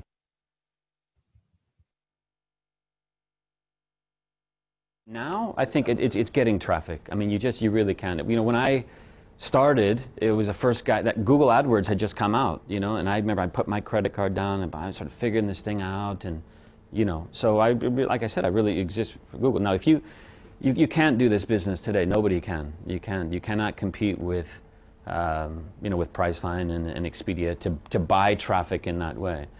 Not to mention the fact that some of the new traffic acquisition ways are social media, Twitter programmatic ads, the fact that booking travel has gone to the tablet and to the mobile, so now it's about apps, and if you have an app, it's iOS, and you have Android. You know, I sort of had our moment in the sun where it was some SEO and some SEM, and all these hotels weren't aggregated, and you know, the stars kind of aligned for me to do this kind of aggregator model, buy traffic, put your credit card down. It's now gotten crowded and complicated precisely because you just can't get traffic.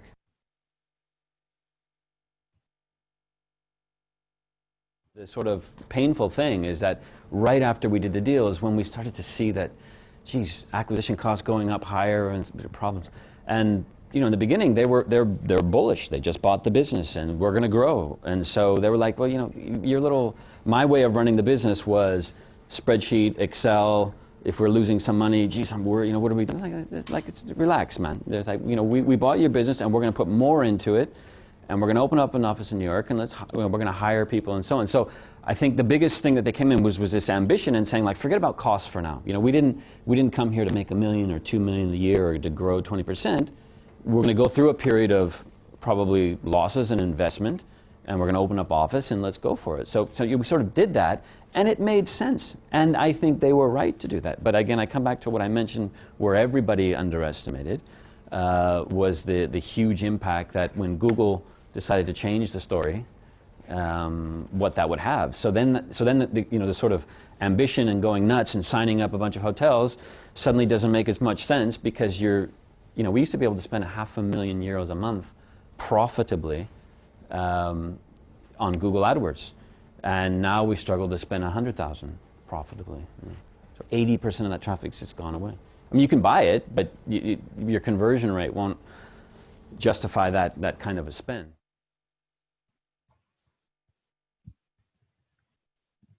I think this is what I think people miss sometimes on the risk-averse scale. When you have nothing, you should be risking. Go for it. Like, you know, I graduated with an MBA. My net worth when I finished in 1996 was like negative 25 grand. What I owed to the U.S. government for giving me the loan to do the MBA, right? So what am I risking? I'm not risking anything. Like, you know, go for it. So I think that risk aversion and your ability to take risk and go for it, it depends a lot on what your start point is, right? And I was clearly more, let's say, go for it. Although I don't think I was risking that much at that point to try to be an entrepreneur and to fail once, fail again, try again at that time. One thing I would say, because some of you probably will get in there, is that do not do this. Don't try this at home, as they say. Don't do it alone. When someone wants to buy your business, you must get someone else. So this is an absolute. You must get a banker, a broker, somebody. You have to put distance between yourself and the so-called bidder, right? Because no one knows what is it worth. I mean, who knows what it's worth? It's worth what someone's willing to pay or what other people are willing to pay, and you are running the company at that time. You're trying to stay alive. You've got Google, you've got employees, you've got blah, and then you're supposed to go through this sort of process of meeting, due diligence. People come in, they ask questions, they try to learn about your business. When you're going through all of that, you need someone to manage that process, because you'll definitely get buried, you know. And that was a big help in my story, to get Marco and Noah advisors.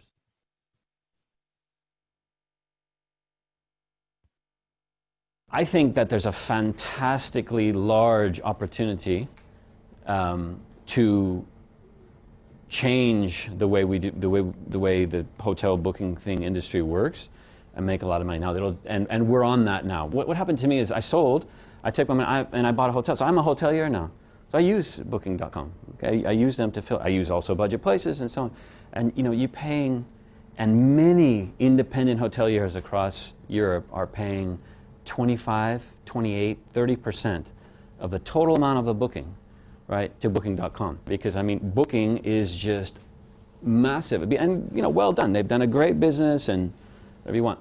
But you tell me another intermediary, right? Let's take buying stocks, okay? You go on Charles Schwab, and I could spend $10,000 buying some shares of IBM, and I would pay $8.95 as a commission, you know? Now, buying stocks is quite complicated, right? I mean, Charles Schwab has to give you the data sheet and analyst opinions, and there's stuff to set up there, right? Now, selling a hotel, what do I have to give to the guest that comes on the website? Well, you know, photos and some description, but it's probably not that much more complicated than selling stock, and yet, percentage-wise, the commission is just orders of magnitude greater. Now, is that right? To me, that's an industry that's waiting to be sort of disruptive, and to where bookings are happening at a reasonable, I don't know, 10, 8, 9%, but not 25%. So what's next for us?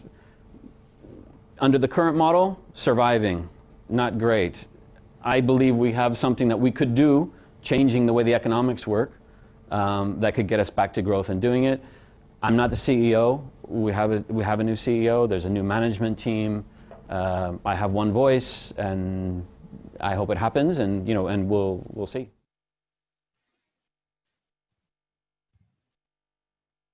This advisory board thing, I would highly recommend to any entrepreneur. It's not a fiduciary responsibility. So the guys that I trusted and who were into business and who were also entrepreneurs had no legal issue on my thing, but we made it like a real board. I mean, we met once a quarter.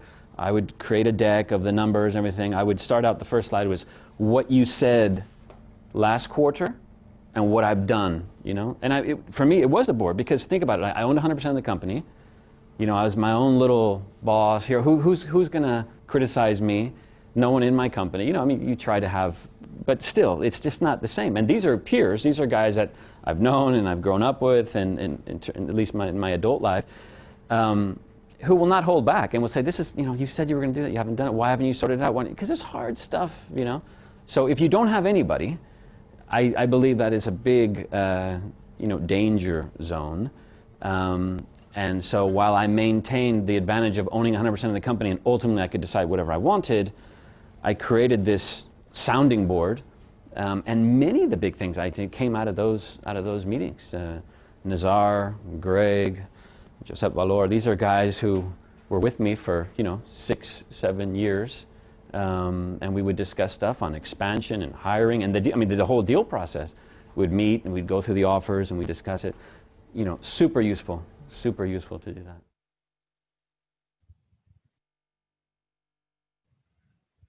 Yeah, I mean, the 2 years was really tough, you know, and my wife is just, Lucia was instrumental in that. I mean, we still had our moments where she was like, you're obsessed with this thing. It's like, and I'm saying, look, Cariño, Cariño is dear. You don't understand that we have to do this now. I think there's sometimes in life you have to go for it. And everyone talking about work-life balance. If I would have done work-life balance, maybe I wouldn't have sold the company. So I'm not saying that it's sustainable and you can do it forever, but sometimes you need to bear down and get stuff done. And I needed to go to that meeting, and I did it. So my wife was a great help. We still, you know, argued, and it was tough, and the kids, and you're never here, and you're always on the phone, and yeah, I know, you know. Now it's much better. I mean, it's great. And I thank her for sticking with me, and I think she's probably happy that she stuck with it as well too. Yeah.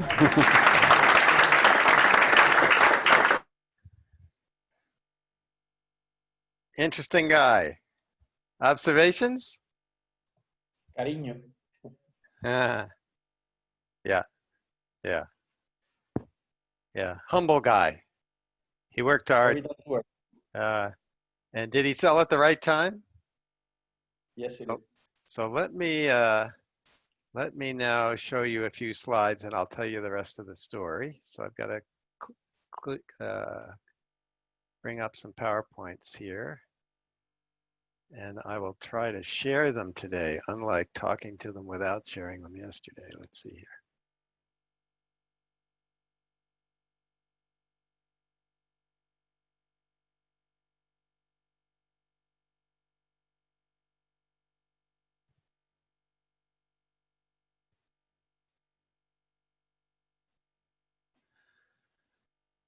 Okay, so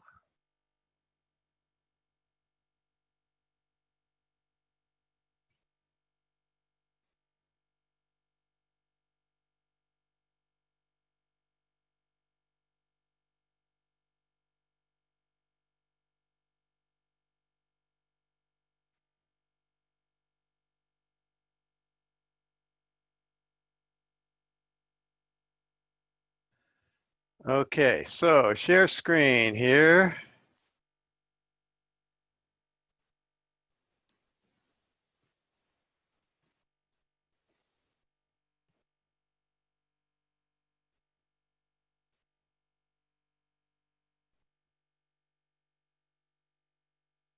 Okay, so here's the progress the business made. When Madrid came in, they just stepped on the gas, full speed ahead. And the goal was to grow the business as fast as humanly possible. They wanted to triple the number of properties. They wanted to, oh, come on, wake up here. Don't freeze on me. They wanted to triple the number of bookings.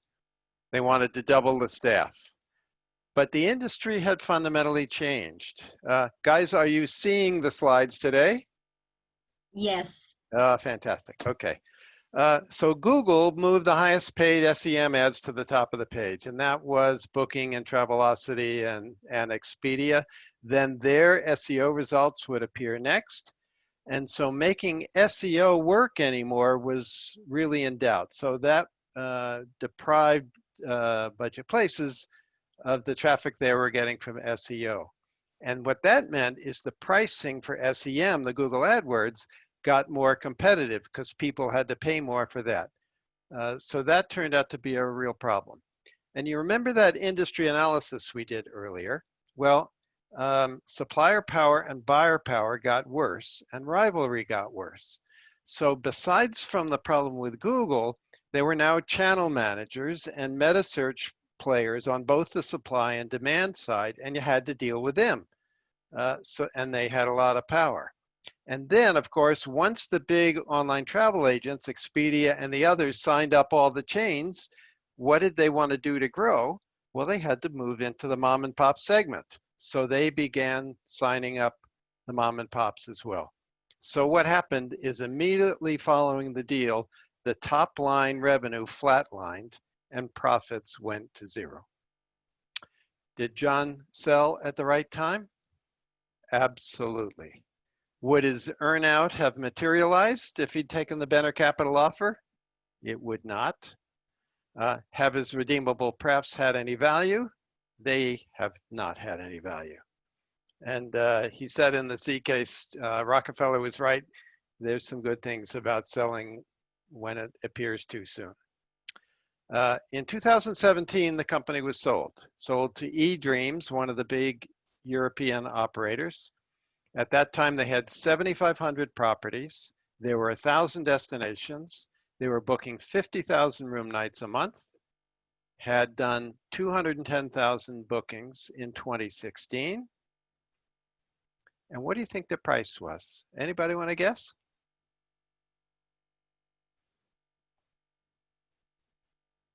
I'll tell you, 5 million euros. So it had been bought for a valuation of 30. So John had been paid for his 1/3 of that. Well, John was actually, the numbers we disguised a bit, but John made 20 million on the sale. The investor sold it for 5. Not a happy story. And revenue had not grown a bit since 2011, 6 years hence. Okay, so let's look at the power of funding a business the way John has done here. Customers can finance the start of a business or something new that maybe you guys want to do in your business. Customers can also finance the growth of your business.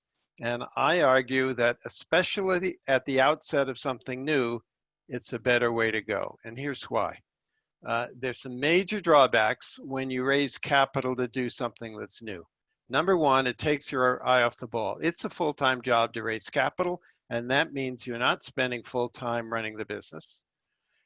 If you're starting something new and You ask for money when it's still risky, then the investor's going to want a significant stake, and that means a lower stake for you. And that's a drawback too. It's going to come with a shareholders agreement with a lot of baggage in it. I'll guarantee you one thing, you will not like what the shareholders agreement says. Just ask Steve Jobs, who got fired from Apple.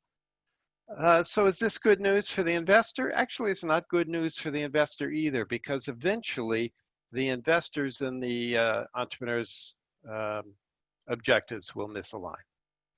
So let me show you some data that I think is very interesting data. This chart represents the returns from every single venture capital fund in the US from the very beginning of the industry all the way through 2011. Now this data is almost 10 years old, but if we had current data, it would look very much the same. So what do we see here? The bottom, the horizontal axis is percentile. So the very best deals are on the left side, the worst deals are on the right side, and you can see the return on an investment on the vertical axis, right? The very best fund delivered north of 700% return on investment every year for the life of the fund, a 10-year life of a fund. Incredible fund, right? We'd all like to have money in that fund. But Unicorn. well, yeah, exactly. But what percentage of the funds delivered decent returns? Well, you might say, you know, the investors who put money into these funds, you know, pension funds and university endowments and high net worth individuals, they're probably expecting a 20 or 30% return. Well, if you look at where 20 or 30% line would intersect the red curve, it's around, you know, somewhere around the 90th percentile. So only 10% of the funds are actually delivering on that promise. And those that do deliver earn these fantastic returns because they just happen to have Apple or Google or Facebook in the fund. You know, if you don't hit a unicorn that's a winner, you know, you're going to deliver lousy returns. And that's what most of the funds are doing, as we can see. Where does the red line, and the red line is just a bunch of dots. It's a bunch of dots very close together. Where do those dots level out? Well, they level out around 0, right? So something like 25% of the funds deliver negative returns. That is, they don't repay the money that goes in. And another third of them are low single digits. So it's actually pretty poor industry performance, except for the few outliers. But the real problem for us as entrepreneurs is this. If we're going to take money from one of these guys, most of the dots are in the flat part of the curve, right? You know, 80% of the dots fall between the 10th and 90th percentile, and almost all of those dots are a fund that's delivering either 0 or very low single-digit returns. But that guy who gives you that check is going to give you something more than a check. He's going to give you advice and support and all that kind of stuff. Well, do we want the advice and support of the guy, you know, at one of those red dots in the middle of the curve? He's not delivering very good performance in his fund. What makes us think that his advice is going to be helpful to us in running our business? So I think this is a real problem. So here's some more evidence. Of the US exits for the 10 years between 2004 and 2013, 65% of the deals generated less than a 1 times multiple. 25% delivered 1 to 5 times. Another 6% delivered 5 to 10 times. Only 4% of the deals delivered over 10x. And you kind of need 10x to pay for all the losers because most of the deals in a venture capital fund don't work out. 1 in 25 deals does what people would expect these guys to achieve. Pretty bad results. So is there an alternative, you might ask? And I argue there is. And in fact, there are 5 alternatives. There are 5 different ways to build a customer-funded business. And we're going to give you an article, a book chapter, that will help you read about and think about these 5 models, okay? So the question I have is for you. Which of the 5 models could you put to work in your business? Could you get people to pay you in advance for what you sell, just like Michael Dell did when he started Dell Computer? Could you build a matchmaker model like John Urseg did, like eBay, like Airbnb? Could you build a subscription model? You know, Netflix, periodicals, when you pay for them up front, and then you have that cash in the bank to use to grow the business. Could you build a scarcity model like Zara? We talked briefly about Zara before. They limit the amount of goods of each style, both in time and in quantity. And they've convinced their customer, their fashionista customer, that if they see something they like, they better buy it today because it's going to be gone tomorrow. That means they turn their inventory fast, and that float between getting the cash on the day the customer buys and the 60 days later when they pay the supplier, that funds the growth of the business. And then there are taking a service business like some of you have and finding a way to turn that service business into a product business. And that's what Microsoft did. They were writing operating systems for all the PC makers in the early days. And at one point they said, they all look kind of alike. Why don't we just write one operating system? We'll call it MS-DOS.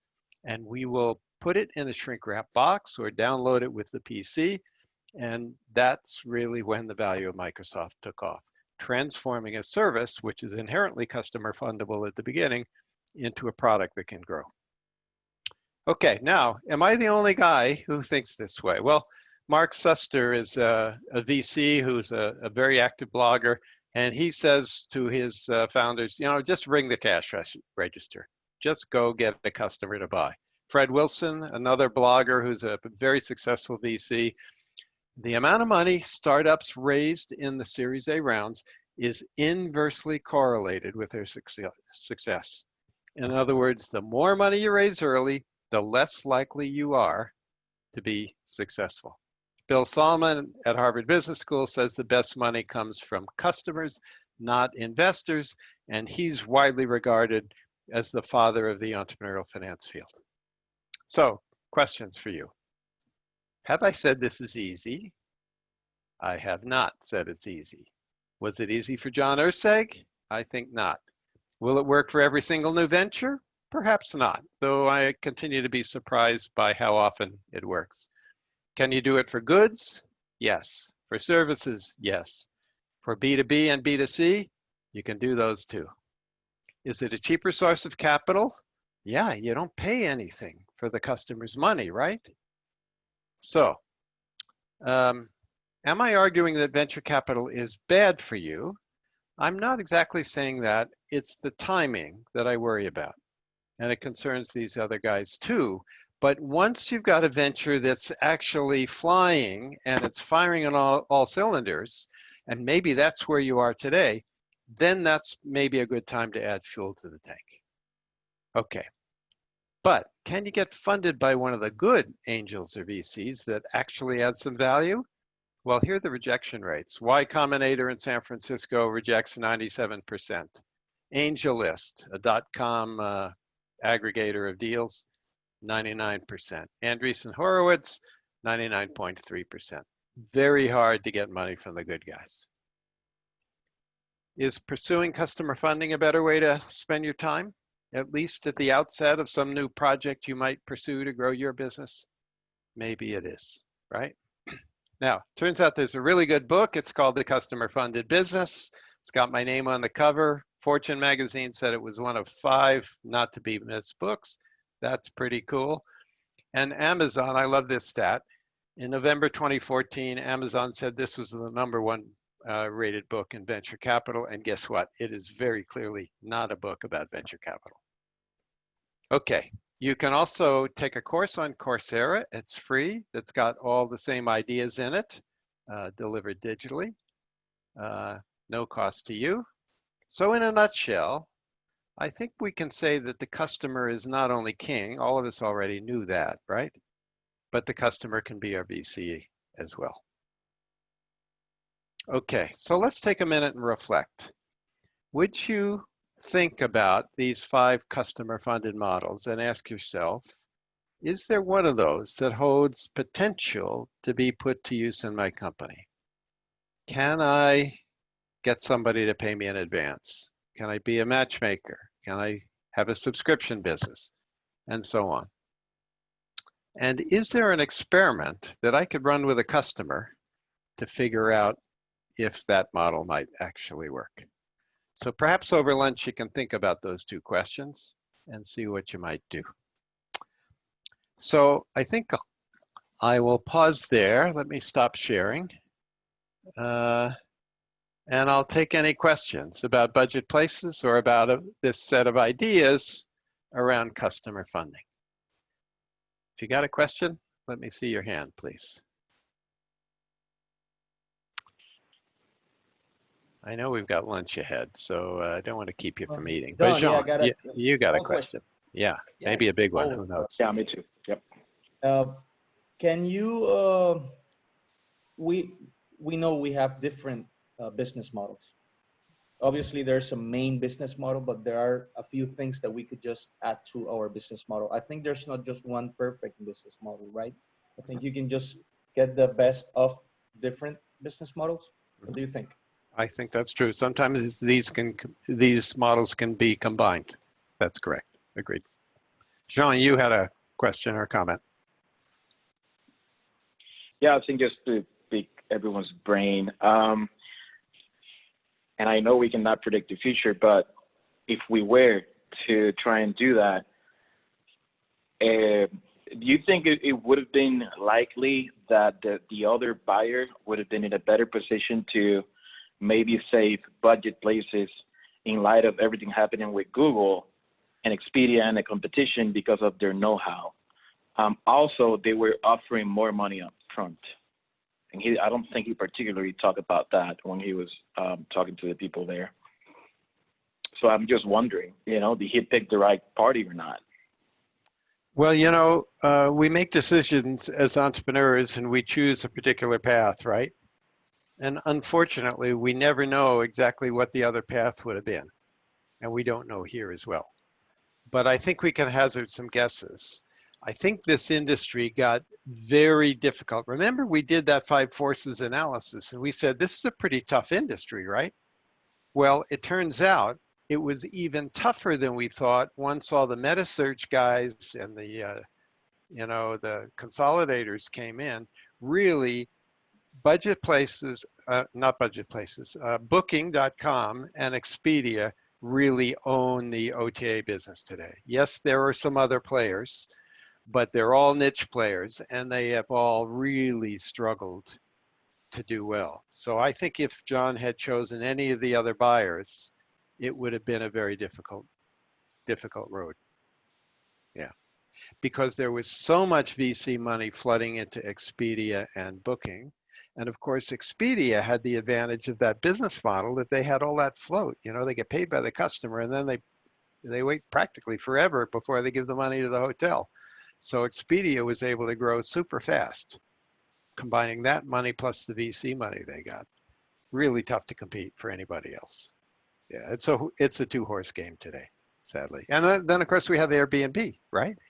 And that's making it even tougher. Yeah, it's a good question, but that's my guess. Anybody else?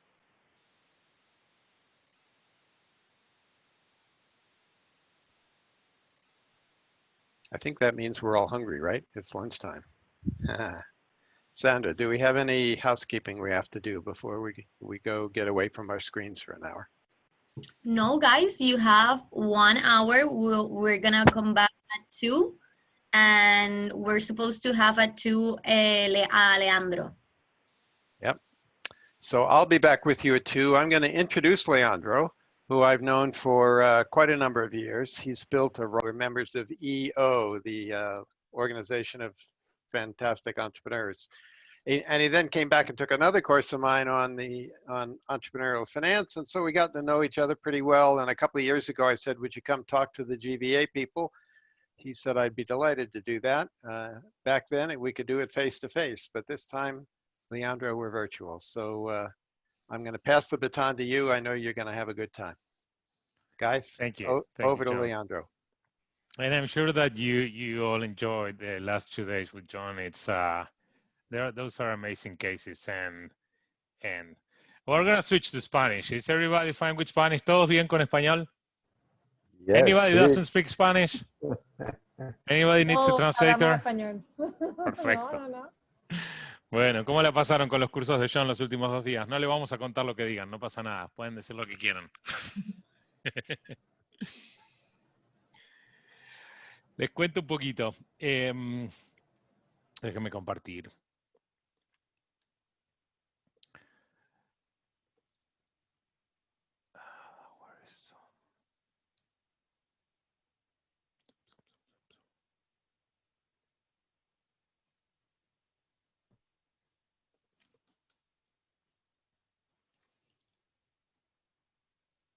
Ahí viene, ¿eh?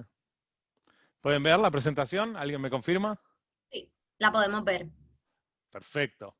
Bueno, esta es mi compañía. Este de acá, el que van a ver soy yo. Y en general, esto es lo que la gente me decía cuando empecé mi compañía, ¿no? Y una de las cosas, todo el mundo alrededor mío, cuando empecé mi camino emprendedor, me decía que estaba loco por hacer las cosas que estaba haciendo. Y ese era yo cuando era un poquito más gordito, pero tirándome en paracaídas, lo cual iba contra todas las reglas en su momento. Pero lo más interesante de todas las cosas que me decía todo el mundo alrededor, viste que cuando sos emprendedor todo el mundo te habla, si querés hacerlo bien tenés que hacerlo vos. Hay 2 tipos de personas, los que te cagaron y los que te van a cagar. El que tiene tienda que la atienda y que no, que se desentienda. O el otro es nunca, pero nunca, nunca delegues la chequera. Y eso me trae a una pregunta acá en este grupo y me gustaría, creo que tienen una forma de votar, ¿no? Con una manito para arriba.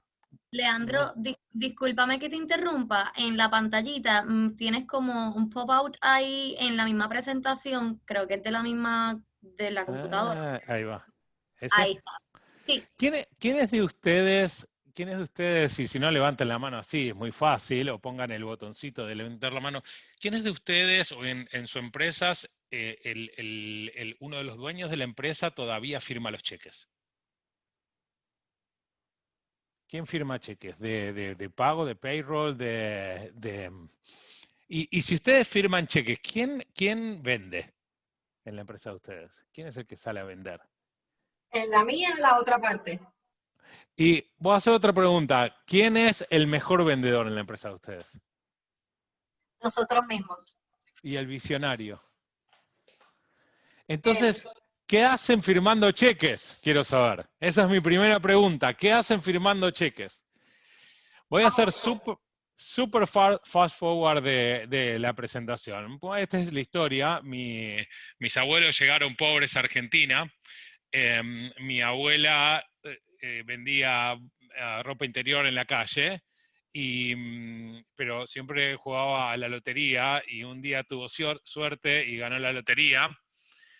Ganó la lotería 2 veces, de hecho. La ganó un día y después, como a los 2 años, la volvió a ganar de vuelta y ahí pagó todas las deudas y puso un negocio de ropa.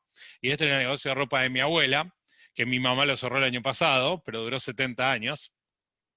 Cuando tenía 12 años empecé a programar en máquina de escribir, porque no teníamos plata para comprar una computadora, pero iba con mi papelito impreso a la clase de computación a ver si funcionaba, nunca funcionaba.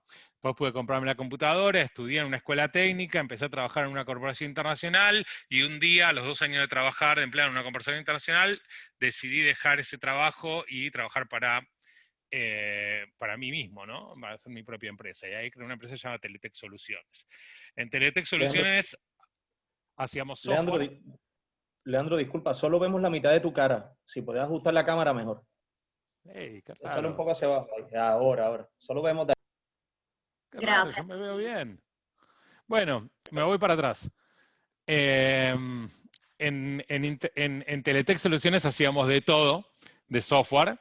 Si realmente hacíamos programación, ¿no? Instalamos computadoras, software y demás, pero hacíamos de todo. Y ese de todo incluía cualquier cosa que nos pagaran $21 la hora.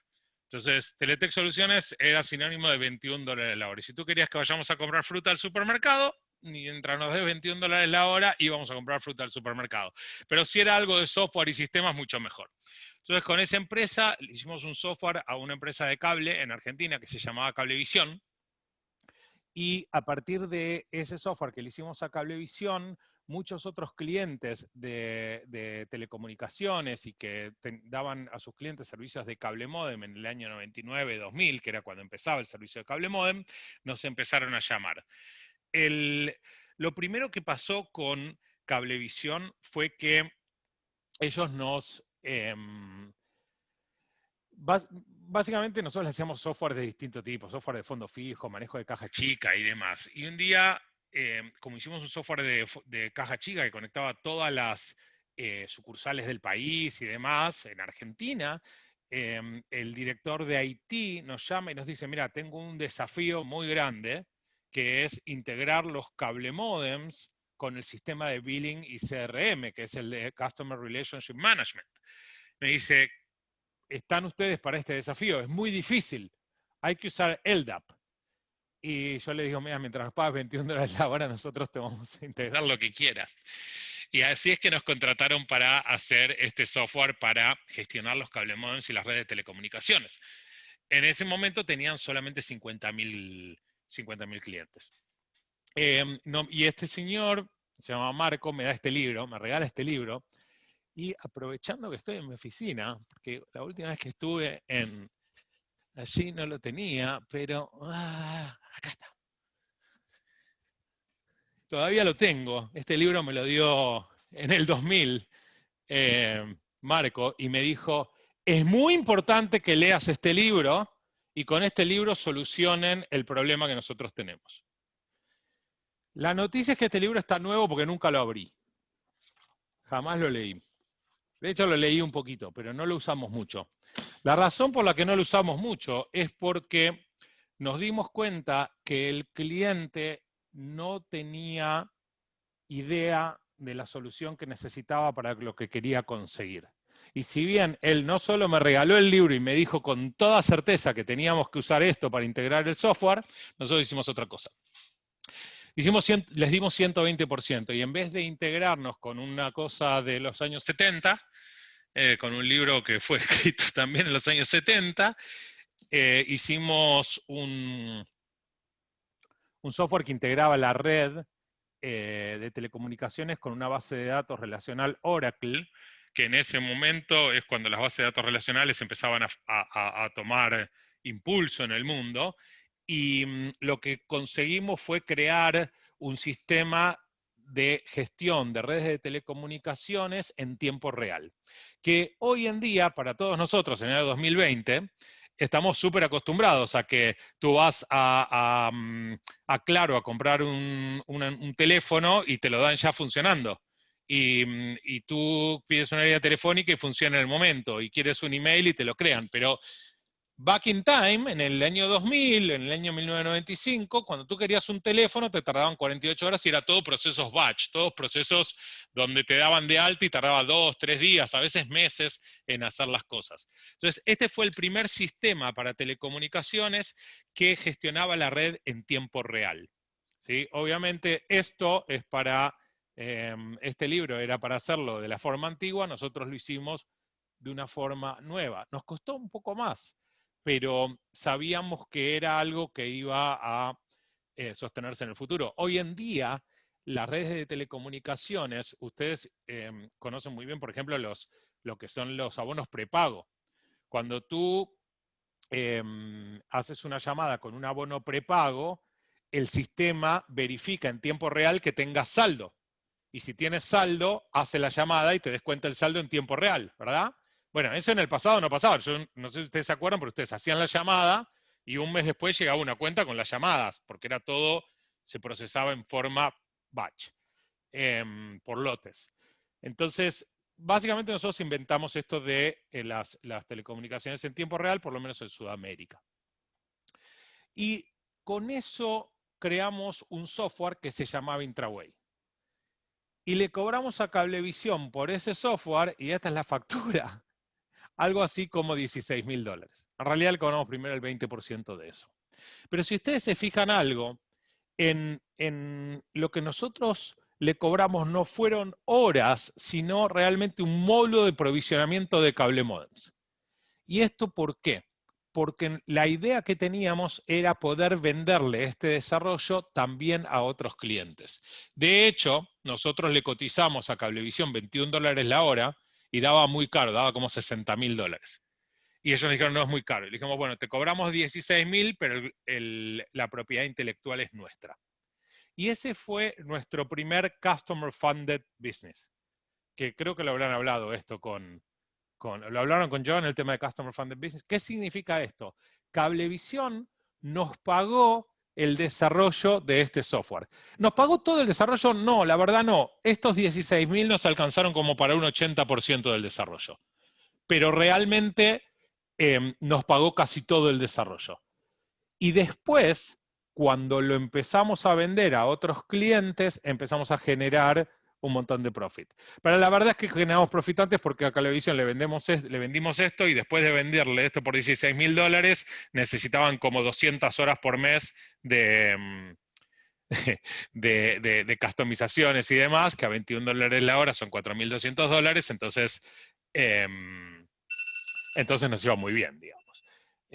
Pero lo que pasó después es que empezamos a recibir llamadas, como les decía, de otros clientes del exterior, de otros países. El resultado de lo que hicimos fue que, todavía no empezamos a recibir una llamada de otro cliente en Argentina, pero lo que teníamos en la mano en ese momento, después de haberlo desarrollado con Cablevisión, como les decía, era un producto propio, customer funded, fondeado por el cliente, y que era una solución innovadora y disruptiva. Esa fue como la primera enseñanza, dar el 120%. En ese momento, hasta que lo conocía John, 20 años después no sabía, o 15 años después no sabía lo que era el Customer Funded Business, aunque lo habíamos hecho, pero no tenía claro el concepto. Lo que sí habíamos aprendido es que el hecho de dar el 120%, el hecho de cuestionar al cliente, el hecho de no hacer exactamente lo que quiere el cliente, sino decirle, no, pero un minuto, yo entiendo que tú quieres usar este libro, LDAP y demás, pero ¿por qué? ¿Qué es lo que quieres lograr? Y cuando el cliente nos cuenta qué quiere lograr, hacer algo mucho mejor, aun cuando el cliente no te lo pague, nos dio una super ventaja porque hicimos cosas increíbles y disruptivas.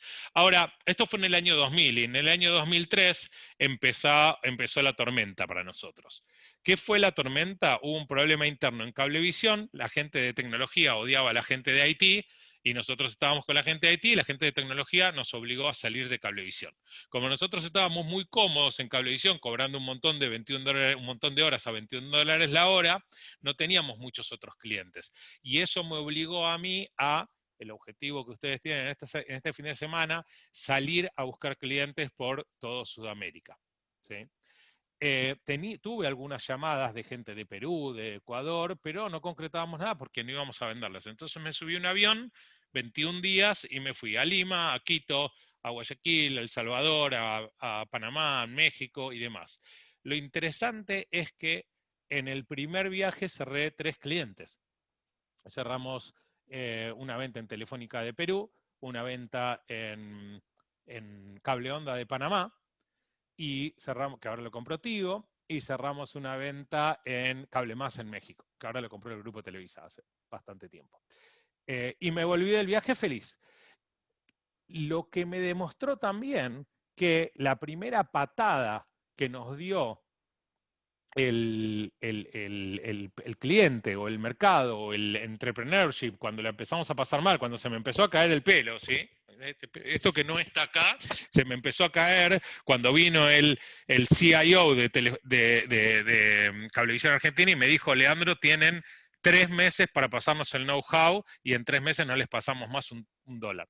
¿No? Ojo, nuestra compañía éramos 5 personas en ese momento, pero básicamente nos quedábamos sin nada, ¿no? Nos quedábamos sin cliente.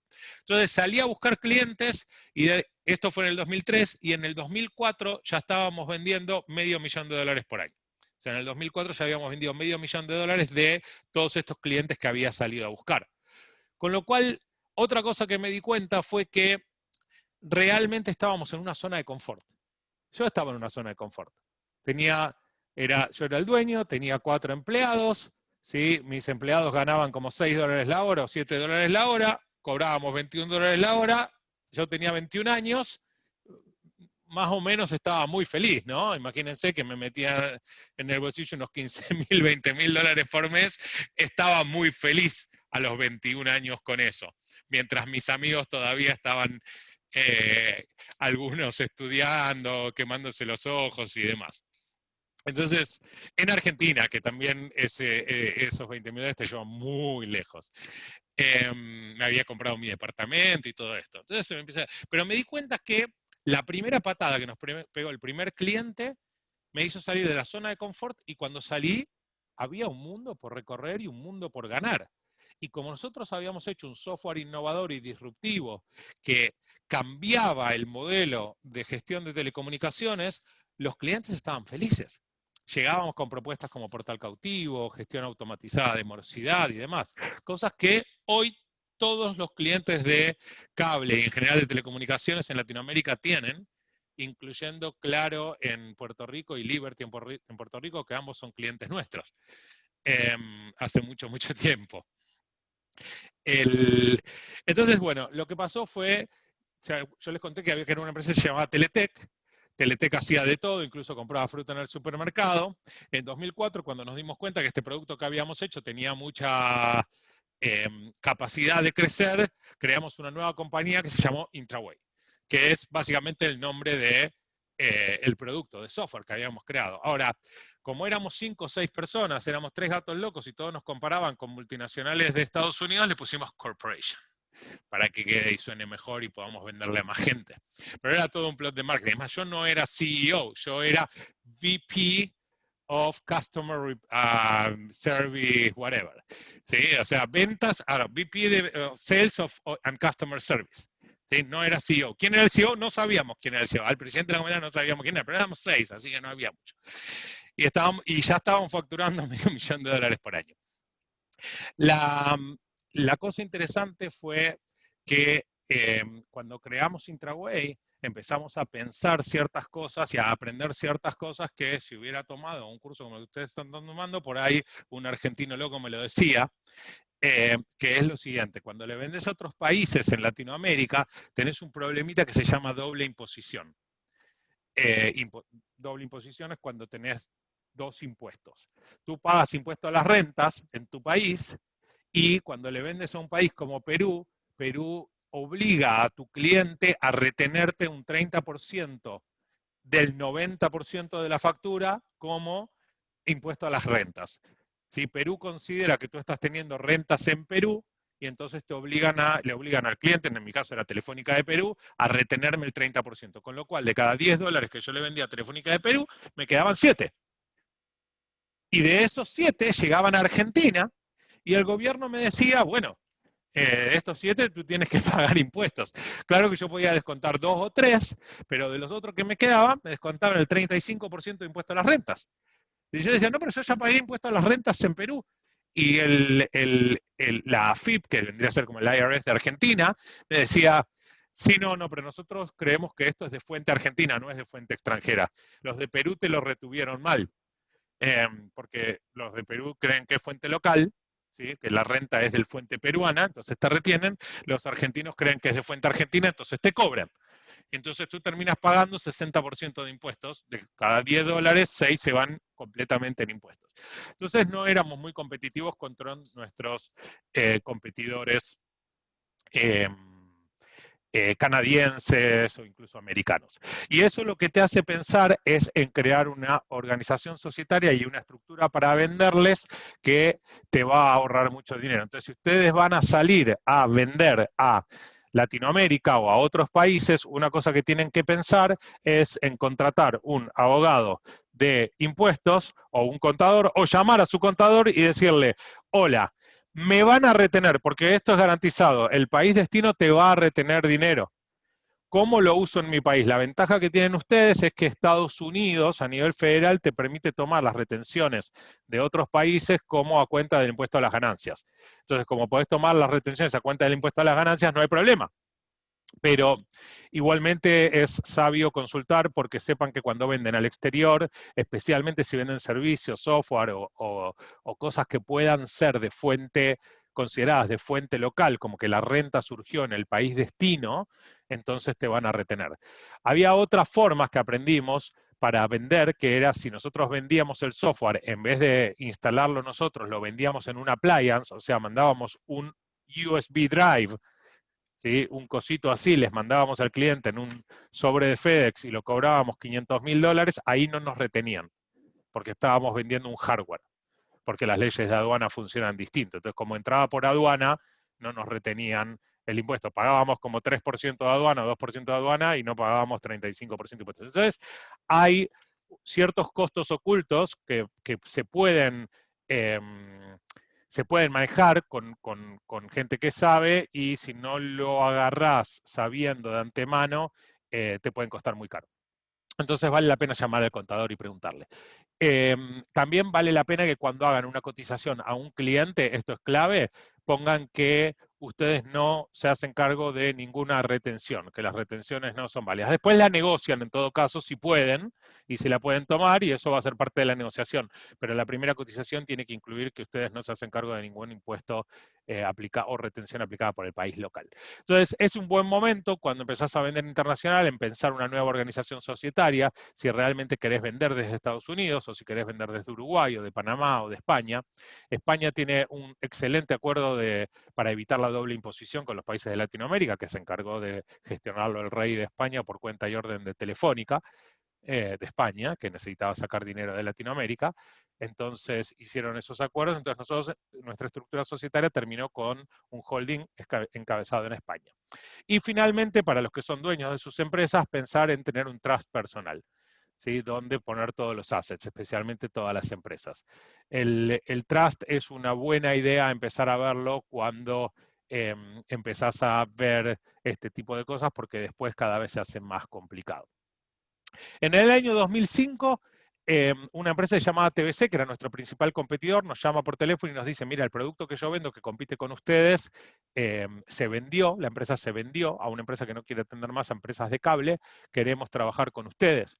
O sea, nos dieron dos opciones, o trabajamos con ustedes o nos vamos con unos europeos y seguimos compitiendo. Y nosotros le dijimos, bueno, vamos a hablar, nos sentamos a hablar, vinimos a Miami, nos sentamos en un hotel a conversar y nos dijeron, bueno, miren, nosotros para trabajar con ustedes queremos, número uno, exclusividad, o sea, los únicos que podemos vender somos nosotros, y número dos, 30% de comisión. Y yo dije, no puede ser, 30% de comisión, le pago 30% al gobierno de destino, 30% al gobierno de Argentina y 30% de comisión a ellos, me quedo sin nada. Pero no, pero tranquilo, porque como nosotros somos una compañía americana, las retenciones de los países de destino las vamos a absorber nosotros, y entonces ahí no vamos a tener retenciones, y por segundo, te vamos a cobrar un 30%, pero vamos a triplicar los precios. Y ahí es cuando se me abrieron los ojos así y dije, hey, ¿cómo vamos a triplicar los precios? Y me dice, sí, claro, si no va a haber más competencia. ¿Vos a cuánto vendés hoy? Yo vendía el software a $3 por suscriptor, ¿sí? O sea, Liberty, de hecho, en Puerto Rico, paga $9 por suscriptor. La razón que Liberty paga $9 por suscriptor fue después de TBC. Pero, ¿qué significa pagar $9 por suscriptor? Cada uno de ustedes que tiene Liberty en su casa, ¿sí? Liberty nos paga a nosotros una licencia de $9 para que gestionar el cable modem que tienen ustedes en la casa. Entonces, TBC nos dice, miren, vamos a triplicar el precio, de hecho lo vamos a poner list price, en vez de $3 como lo tenés vos, lo vamos a poner a $12 para cerrar en 9, nosotros nos quedamos el 30% y vos te quedas 6, con lo cual estás realmente duplicando la facturación. Y además no vas a pagar doble imposición, lo cual sonaba bastante bien, y de hecho fue muy bien. Y en 2007, sí, de 2003 a 2007, ya teníamos básicamente nuestro software instalado en todas estas empresas de telecomunicaciones en toda la región, incluyendo Liberty en Puerto Rico. Acá lo tienen, el loguito de Liberty en Puerto Rico, y ya desde 2007 ustedes nos vienen soportando y cada vez que se les cae el internet pueden pensar en mí ahora. No, yo ya no me meto más. El tema es que en el 2007 ya estábamos facturando como 1 millón y pico, 2 millones por año, y ya se empezaba a complicar la situación. Otra ventaja que tenía para mí la gente de TBC era que ellos tenían una super fuerza de ventas que yo no tenía. Acuérdense que nosotros éramos, en ese momento ya éramos 25 personas en Argentina, pero no teníamos fuerza de venta. Todas las ventas que hacíamos eran boca a boca. Y ahí fue un segundo aprendizaje. ¿Cómo crezco en toda Latinoamérica? ¿Cómo tengo la capilaridad de vender a toda Latinoamérica si no tengo vendedores? Entonces dije, voy a contratar vendedores. Cuando quise contratar vendedores, los vendedores me salían $250.000 por año. TBC tenía 8 vendedores a los que les pagaba cada uno $250.000 por año. Entonces estos tipos usaban un poquito de su tiempo para vender mi producto y a mí me costaba prácticamente gratis porque de hecho lo vendían al triple de lo que yo lo vendía antes. Entonces, usar la fuerza de ventas de TBC, de un distribuidor, fue muy importante. Además, TBC ya le vendía a todos los cable operadores y las empresas de telecomunicaciones otras cosas. Por ejemplo, les vendían cable, les vendían conectores. Entonces tenían que ir igual y cuando terminaban de hablar le decían, ay, te cuento algo, tengo un producto nuevo, unos argentinos que están haciendo furor acá y allá, te lo muestro. Y así nos conseguían las reuniones. Entonces era mucho más fácil, fue mucho más fácil llegar y conquistar todo, dominar toda Latinoamérica de la mano de un distribuidor que haberlo hecho solos. De hecho, no lo hubiéramos podido hacer solos. Pero o sea, en un momento se empezó a complicar, porque realmente teníamos muchos clientes, había que atender a muchos clientes, muchos viajes, mucha gente viajando, y ahí es cuando me hizo clic que esto de no delegar o básicamente que nunca delegar la chequera, ¿no? Esto me había dicho de hecho, un tipo de la corporación donde yo trabajaba antes me ha dicho, nunca, pero nunca delegues la chequera. Lo único que no tenés que delegar es la chequera. Y eso fue lo primero que hice. Lo primero que hice, yo siempre voy contra todo, ¿no? A mí me dicen una cosa y yo por el otro lado.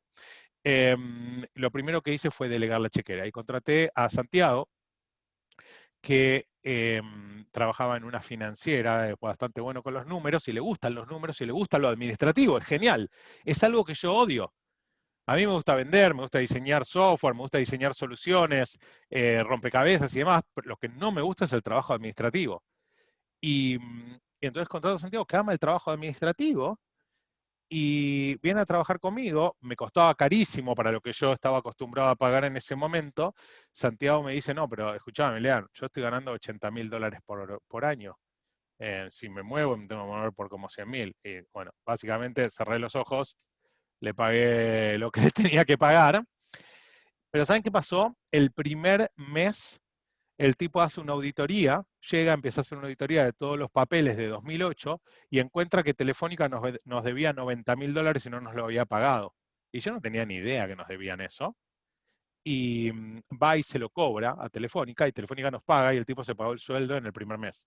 O sea, en 4 semanas ya se había pagado el sueldo, porque era algo, les garantizo, nunca lo íbamos a cobrar, porque no lo teníamos en el radar.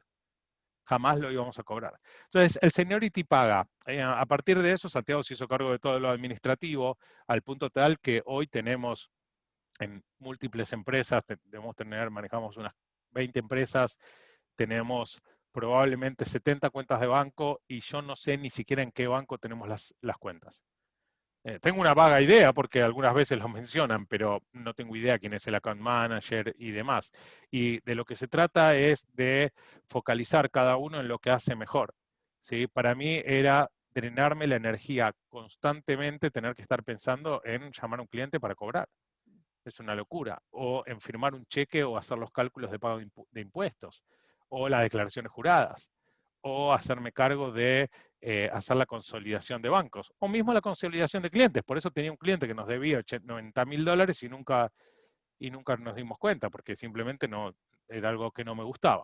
Entonces, zapatero a su zapato, Santiago toma las riendas del área administrativa, hicimos una dupla muy buena. Santiago hoy está en casa, llegó ayer, vino de Argentina, se subió a un avión porque teníamos que charlar, entonces también realmente cuando nadie está viajando, ¿no? O sea, si hay que viajar y nos tenemos que juntar, digo, trabajamos muy bien juntos, pero también hoy le fue muy bien a él, así como me fue bien a mí, también le fue muy bien a él. Y hoy Santiago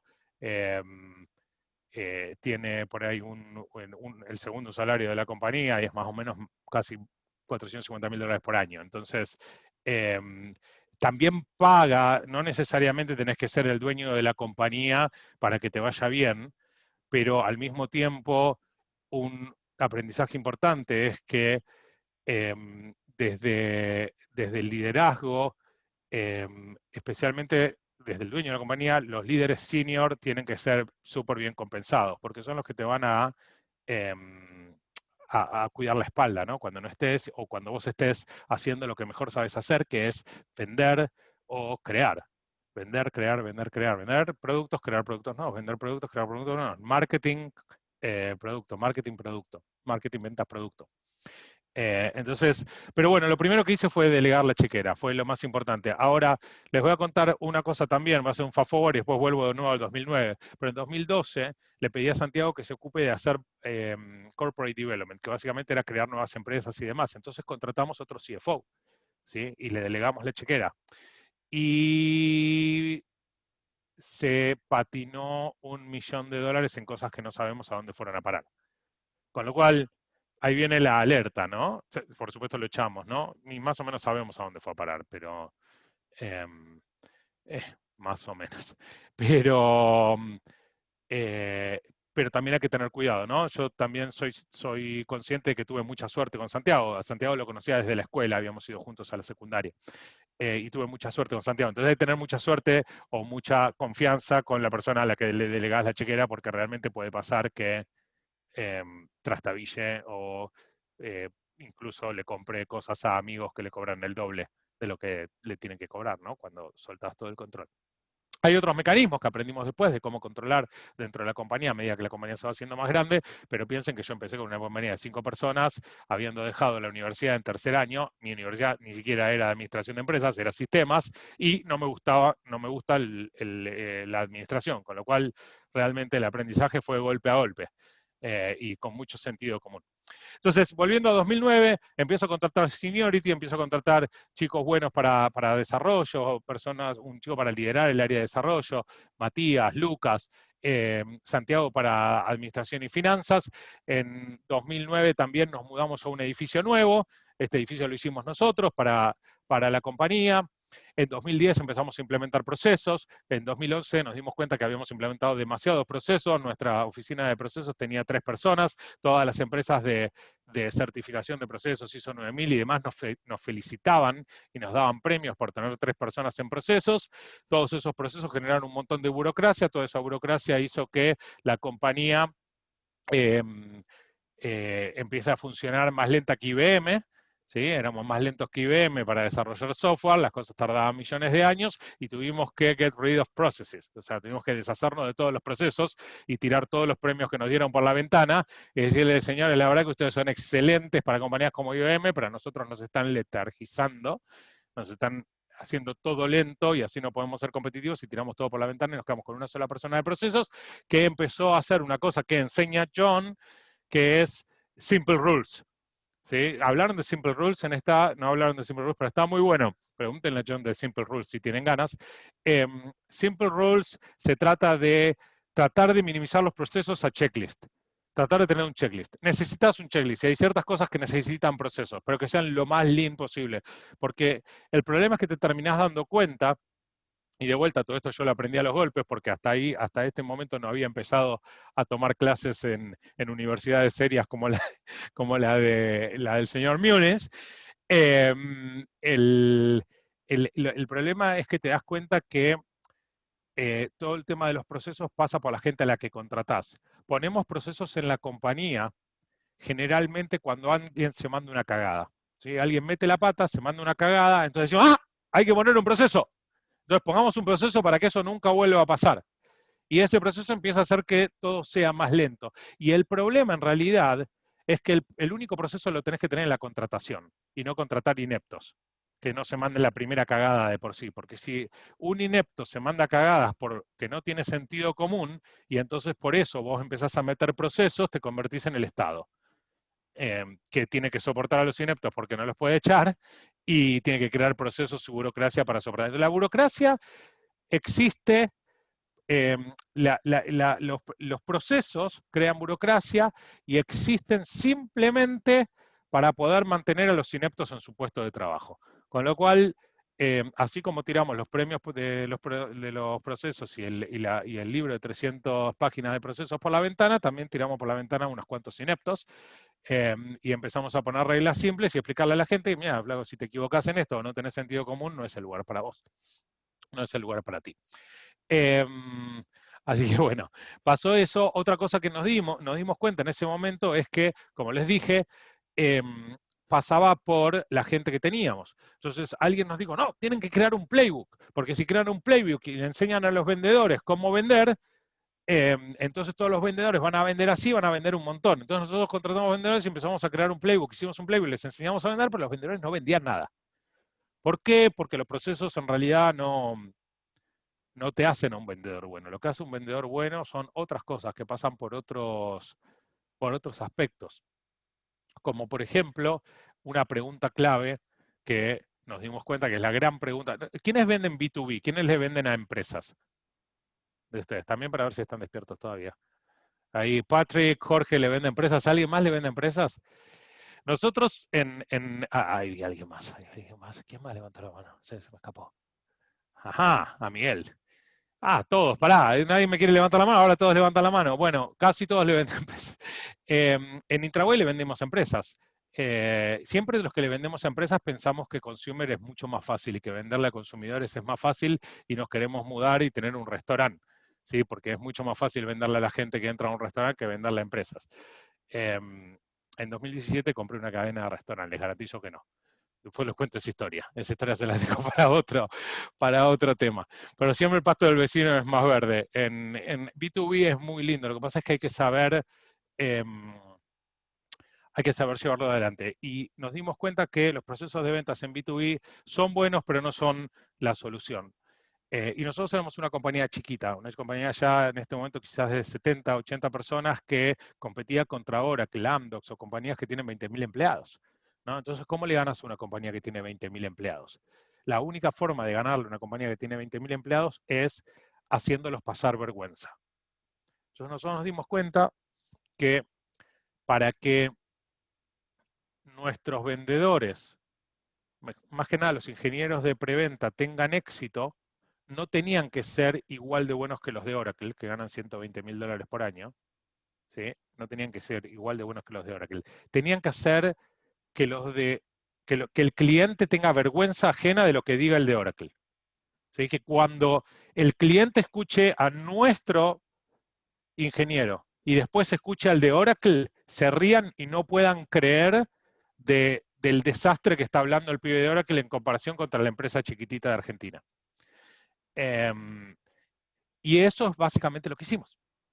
Entonces contratamos a los mejores y salimos a vender a los mejores. Y nos dimos cuenta que la única forma de ganarle a los grandes es teniendo a los mejores. Y a los mejores hay que pagarles bien. La ventaja es que a esta altura ya estamos vendiendo unos 3 millones de dólares por año.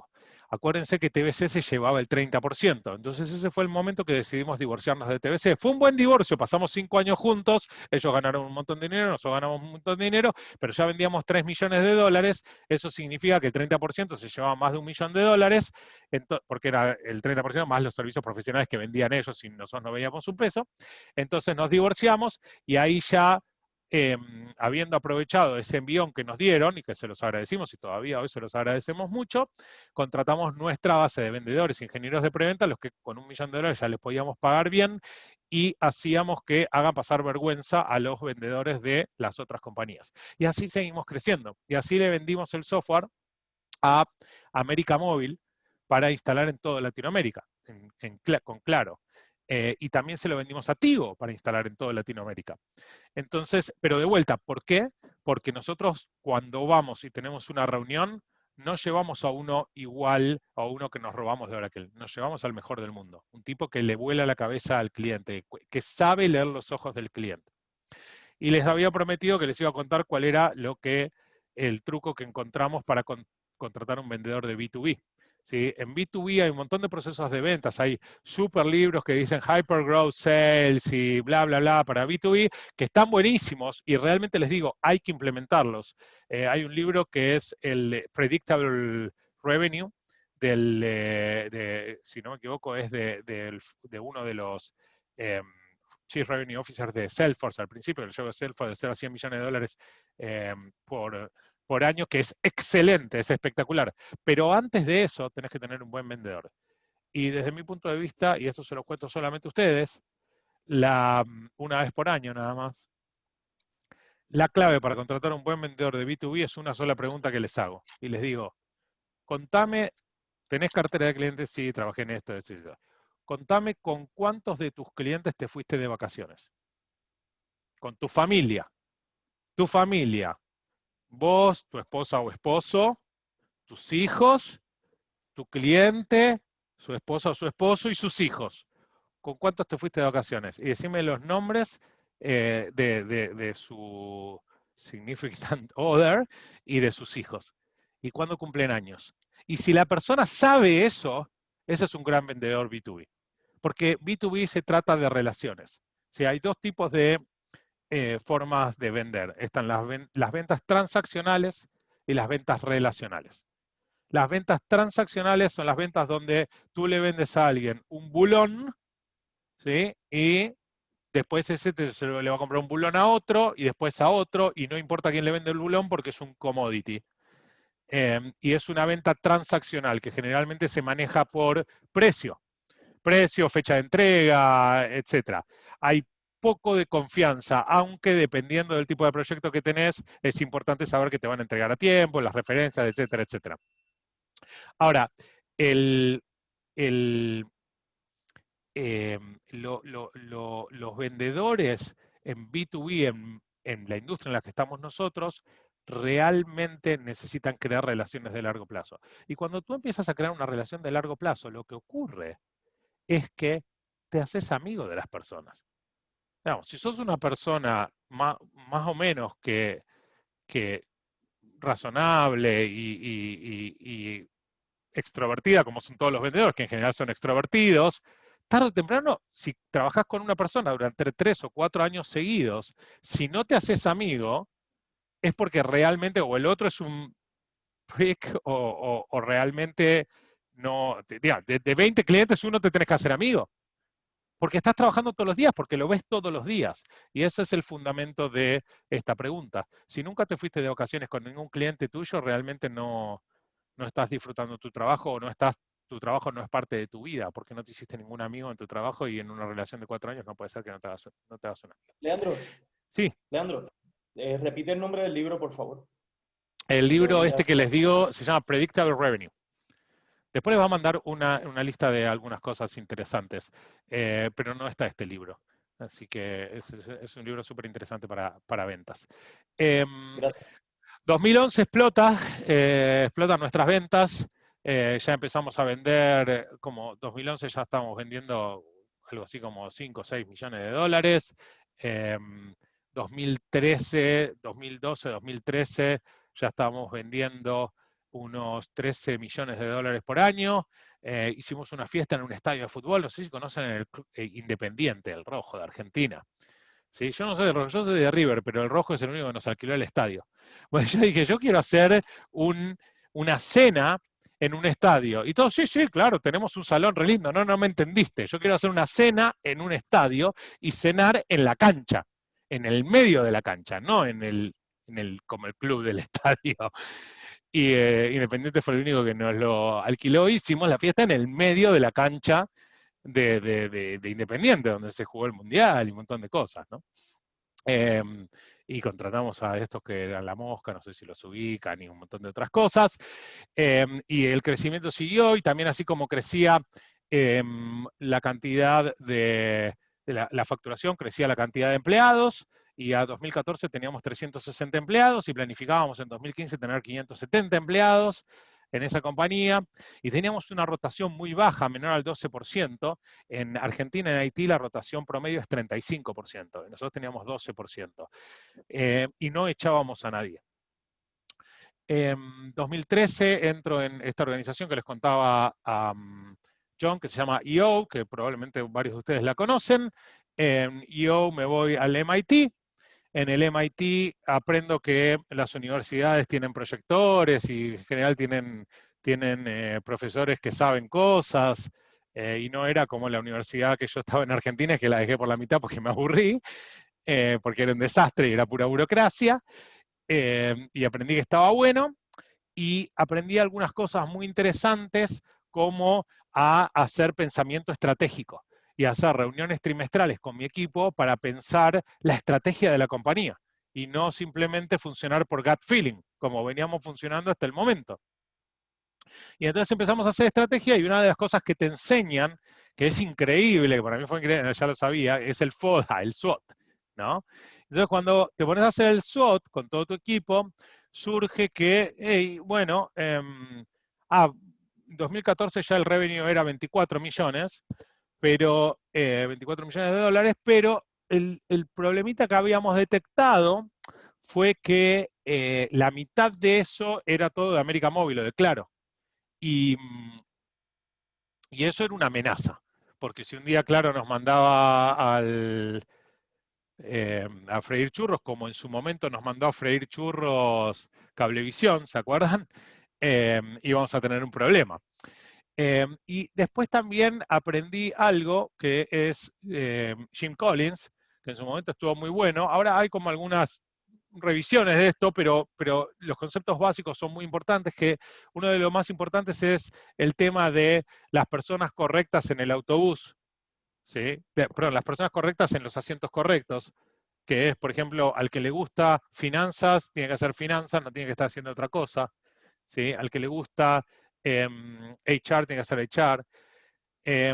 También aprendimos que las personas correctas en el autobús y las personas que no son correctas fuera del autobús, hasta ese momento yo no había echado gente, solamente había echado a una persona que había metido la mano en la lata.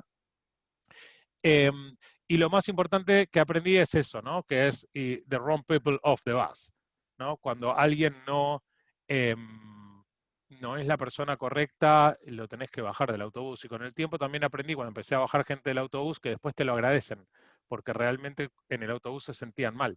Y como tú no les tenías confianza y demás, se sentían peor, pero no se querían ir para no dejarte. Y bueno, y una vez que los hiciste ir, te terminan agradeciendo, terminan llamando, y algunos, ¿no?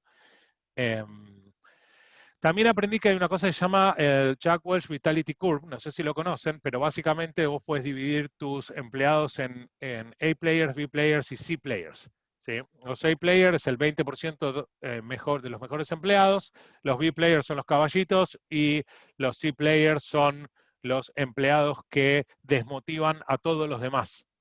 ¿Sí? Desmotivan a todos los demás. En la de Jack Welch es realmente los C-players son el 10% más bajo, no necesariamente desmotivan a los demás, porque él dice que si haces esto muchas veces, eventualmente el 10% de abajo no es tan malo, ¿no?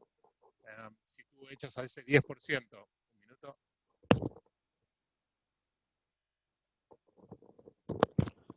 Ahí está. Si tú echas lo que hace Jack Welch es todos los años echa ese 10%, ¿no? Hacía en su momento, cuando era el CEO número 1 del mundo en G. Y él decía que después de hacerlo 20 veces ya ese 10% no es malo. Pero en una empresa como la mía, donde nunca habíamos echado a nadie, ese 10% representaba que era gente pésima, gente que habíamos contratado, errores de contratación que nunca habíamos echado y que estábamos aguantando dentro de la compañía, para los que creábamos excelentes procesos con mucha burocracia, para que no se manden cagadas. Y eso 10% desmotivaba a todos los demás. Entonces, aprendimos que ese 10% por ahí estaba mal.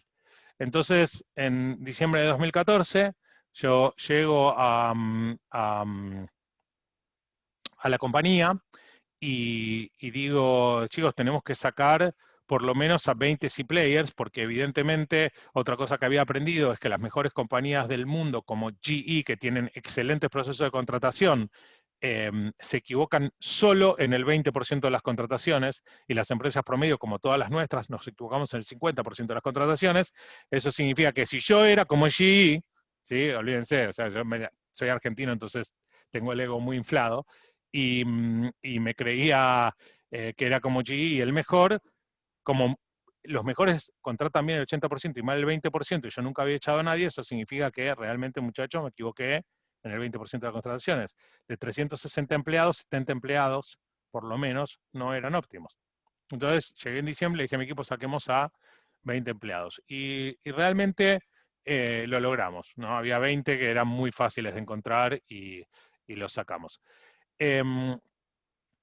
Con América Móvil lo que pasó fue que empezamos a trabajar en reemplazar a... a ver qué viene por acá. Ok.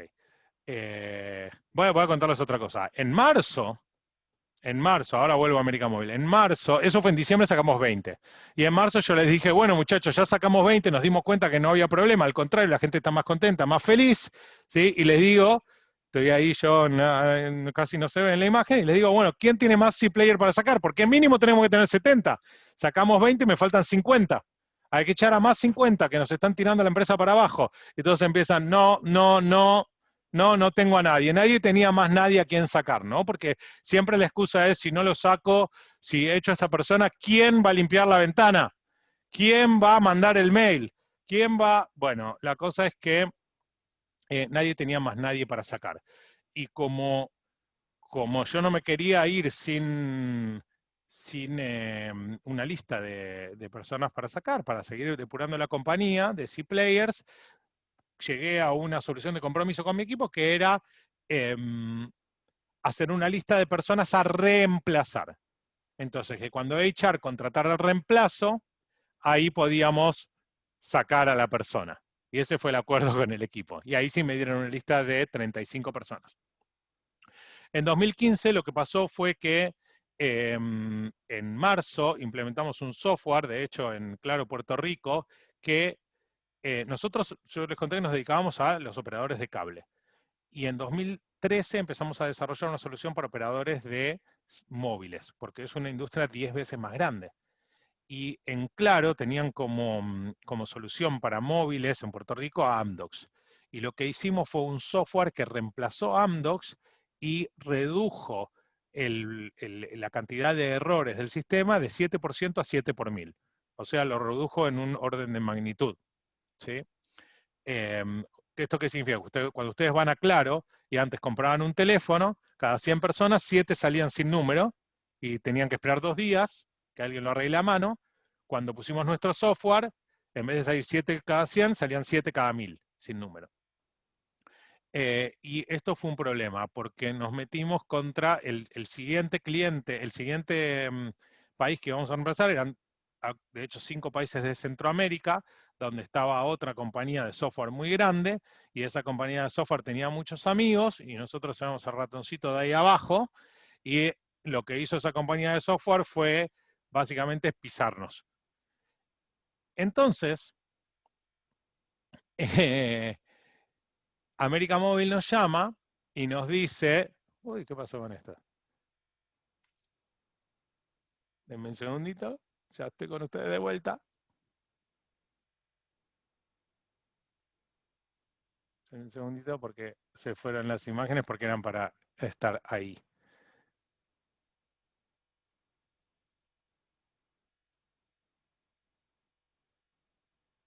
Ahí está abriendo vuelta. Entonces, ¿qué pasa? América Móvil nos llama, ¿sí? A mí todavía me quedaba, no sé si vieron en esa foto que les mostré ahí hace un ratitito, todavía me quedaba un poco de pelo, pero América Móvil nos llama y nos dice, mirá, esta tenía un poquito más de cosas.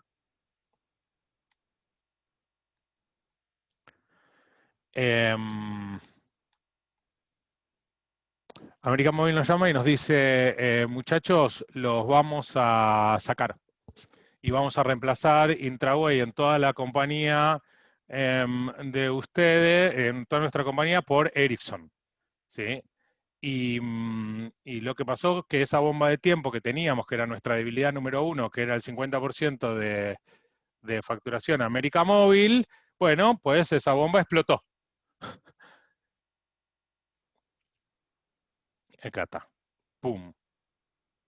Esa bomba explotó. Y la ventaja de que esa bomba explotó fue que resolvimos la debilidad número 1 que teníamos. La desventaja es que perdimos 14 millones de dólares de facturación de un día para el otro.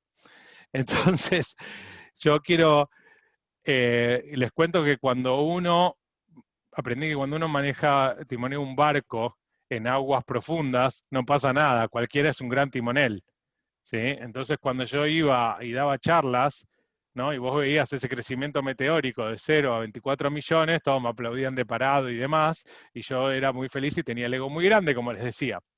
Pero cuando te explota esto y pasás de facturar 24 millones de dólares por año a más o menos 11 millones de dólares, ¿sí? Y te lo dicen en la cara, vas a pasar de 24 a 11 en un minuto, medio que se te desmorona un poco el ego, ¿no? Y no lo tenés más. Así que bueno, ahí arreglamos el tema, diversificamos los ingresos, a partir de eso fue muy fácil, lo hicieron ellos. Nos volvieron a sacar de la zona de confort como nos habían sacado en su momento la gente de Cablevisión. ¿Eso qué significa? Que para 2015, una vez que nos dicen eso la gente de América Móvil, nos damos cuenta que, nada, vamos a gastar 15 millones de dólares en personal y nos van a entrar 11. Entonces, ¿de dónde sacamos los otros 4? Entonces tuvimos que reestructurar y sacar gente de la compañía. Así que lo primero que pasó fue, en esos 44 que dice ahí, bueno, de esos 44 más o menos 40 estaban en la lista de los que había que reemplazar. ¿Se acuerdan que les dije que con mi equipo hice un acuerdo de que se los iba a reemplazar? Bueno, el día después a que me enteré que nos iban a sacar de América Móvil, esa lista desapareció y no hubo más acuerdo, ¿no? Ahí es cuando el CEO pasa de peacetime a wartime CEO. En peacetime CEO, y esto es muy importante para los que están acá y son ejecutivos en sus compañías y trabajan con los dueños, normalmente tenés peacetime CEO, que es peace de paz, no de peace off. ¿Sí? CEO en tiempos de paz que te pregunta y bueno, y hacemos un acuerdo y va. Y después está el wartime CEO, que lo deben haber vivido en los últimos 6 meses con el COVID, que es el wartime CEO es, ¿qué les parece esto? Bueno, vamos por acá y ya está, y vamos a ir por ahí. Y si tenemos éxito, buenísimo, nos salvamos, y si no tenemos éxito, la culpa es mía, pero vamos por ahí. Entonces, aquí pasé, obviamente, a Wartime CEO y se fueron un montón de personas. De hecho, echamos en total en mayo a 25, en junio a 44 y después echamos a 50 personas más. Fue lo más difícil que me tocó. De hecho, a mí me tocó sacar a 12 personas de la compañía. Porque lo que hicimos fue un viernes, decidimos ese viernes, teníamos la lista de las personas, lo dividimos en grupos, la mayoría de los ejecutivos tenían 6 personas cada uno y yo tenía 12 personas. Pero lo interesante es que Argentina es un país muy conflictivo en términos laborales, con juicios y demás, y no tuvimos ni un solo juicio. Realmente lo manejamos muy bien y la gente entendió que no era una situación de mala gana, simplemente no era, o hacíamos esto o cerrábamos la compañía. Pero lo interesante y el aprendizaje viene un poquito después, y es el siguiente, chicos, es yo no eché a la gente que trabajaba en los proyectos de América Móvil. O sea, América Móvil nos cortó todos los proyectos, sí. Pero ¿a quién echamos? ¿Quién me dice a quién echamos? Alguien que me diga a quién echamos, así no soy yo el único que habla mientras tomo agua.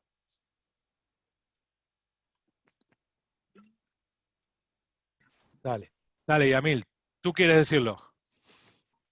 A los C-Players empezaste por ahí. Básicamente, Claro, hicimos la lista y lo que hicimos fue 10 escenarios. Y pusimos el escenario 1, son los que se van últimos y apagan la luz y cerramos la empresa. Y después escenario 2, 3, 4, 5 y así va creciendo hasta los 300 empleados que teníamos en ese momento, ¿no? 356. Entonces dijimos, el escenario 10 son estas pruebas. Pero ¿cómo los organizamos? En el escenario 10 eran los peores, no los que trabajaban en América Móvil. De hecho, en América Móvil teníamos a los mejores. Los que trabajaban en América Móvil los pusimos en otras cosas. Agarramos a los peores y empezamos a dar 10, 9, 8 y llegamos hasta el 7. Entonces sacamos los escenarios 7, 8, 9 y 10. Los grupos 7, 8, 9 y 10, que eran los peores empleados de la compañía, ¿sí? Y lo que pasó después de eso fue que hicimos un equipo de Fórmula 1. Porque los empleados que nos quedaron eran de hecho los únicos que trabajaban. Porque los empleados que echamos no aportaban nada a la compañía. Y los teníamos ahí, hueveando, todo el día. O variando, no sé, depende del sexo. Pero estaban estaban ahí rascándose, ¿sí? Cobrando sueldo. Y nosotros los teníamos ahí y pensábamos que eran importantes, al punto tal de que mi equipo no los quería echar hasta no tener un reemplazo. El día que los echamos nos convertimos en un equipo de Fórmula 1.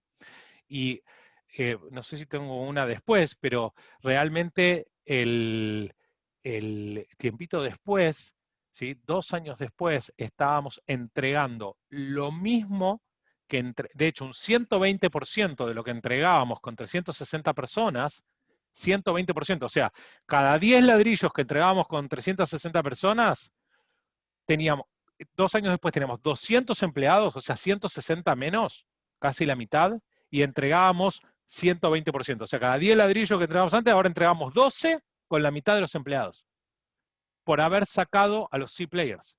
Y la única razón por la que sacamos a los C-Players fue porque vino un cliente y nos volvió a sacar de nuestra zona de confort. Si no venía América Móvil y no nos pegaba una patada, como me la pegó Cablevisión en 2003, en 2015 vino América Móvil y nos pegó la patada y nos sacó de la zona de confort, hubiéramos seguido en una compañía creciendo con un montón de gente que no hacía nada.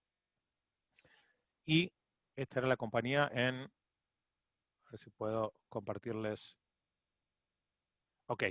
Y lo que hicimos después fue crear, empezar a ser muy formales con el tema del plan estratégico de la compañía. Entonces creamos un plan estratégico. No solo sacamos a la gente, sino que nos sentamos con el equipo de liderazgo y dijimos, ¿qué hacemos ahora para zafar? Porque realmente tenemos una compañía que es la mitad de grande, la mitad de la facturación, si equilibramos con la gente, pero si no empezamos a diversificar y a crear clientes nuevos, nos las vamos a poner contra la pared y vamos a cerrar. Y realmente el mensaje era, yo no conozco ninguna compañía que pasó a facturar de un día para el otro la mitad y siguió existiendo. Y entonces empezamos a trabajar en un plan estratégico para la compañía de largo plazo, de 5 años. Y para eso contratamos un coach y empezamos a hacer reuniones trimestrales y a meter mucha disciplina en la compañía.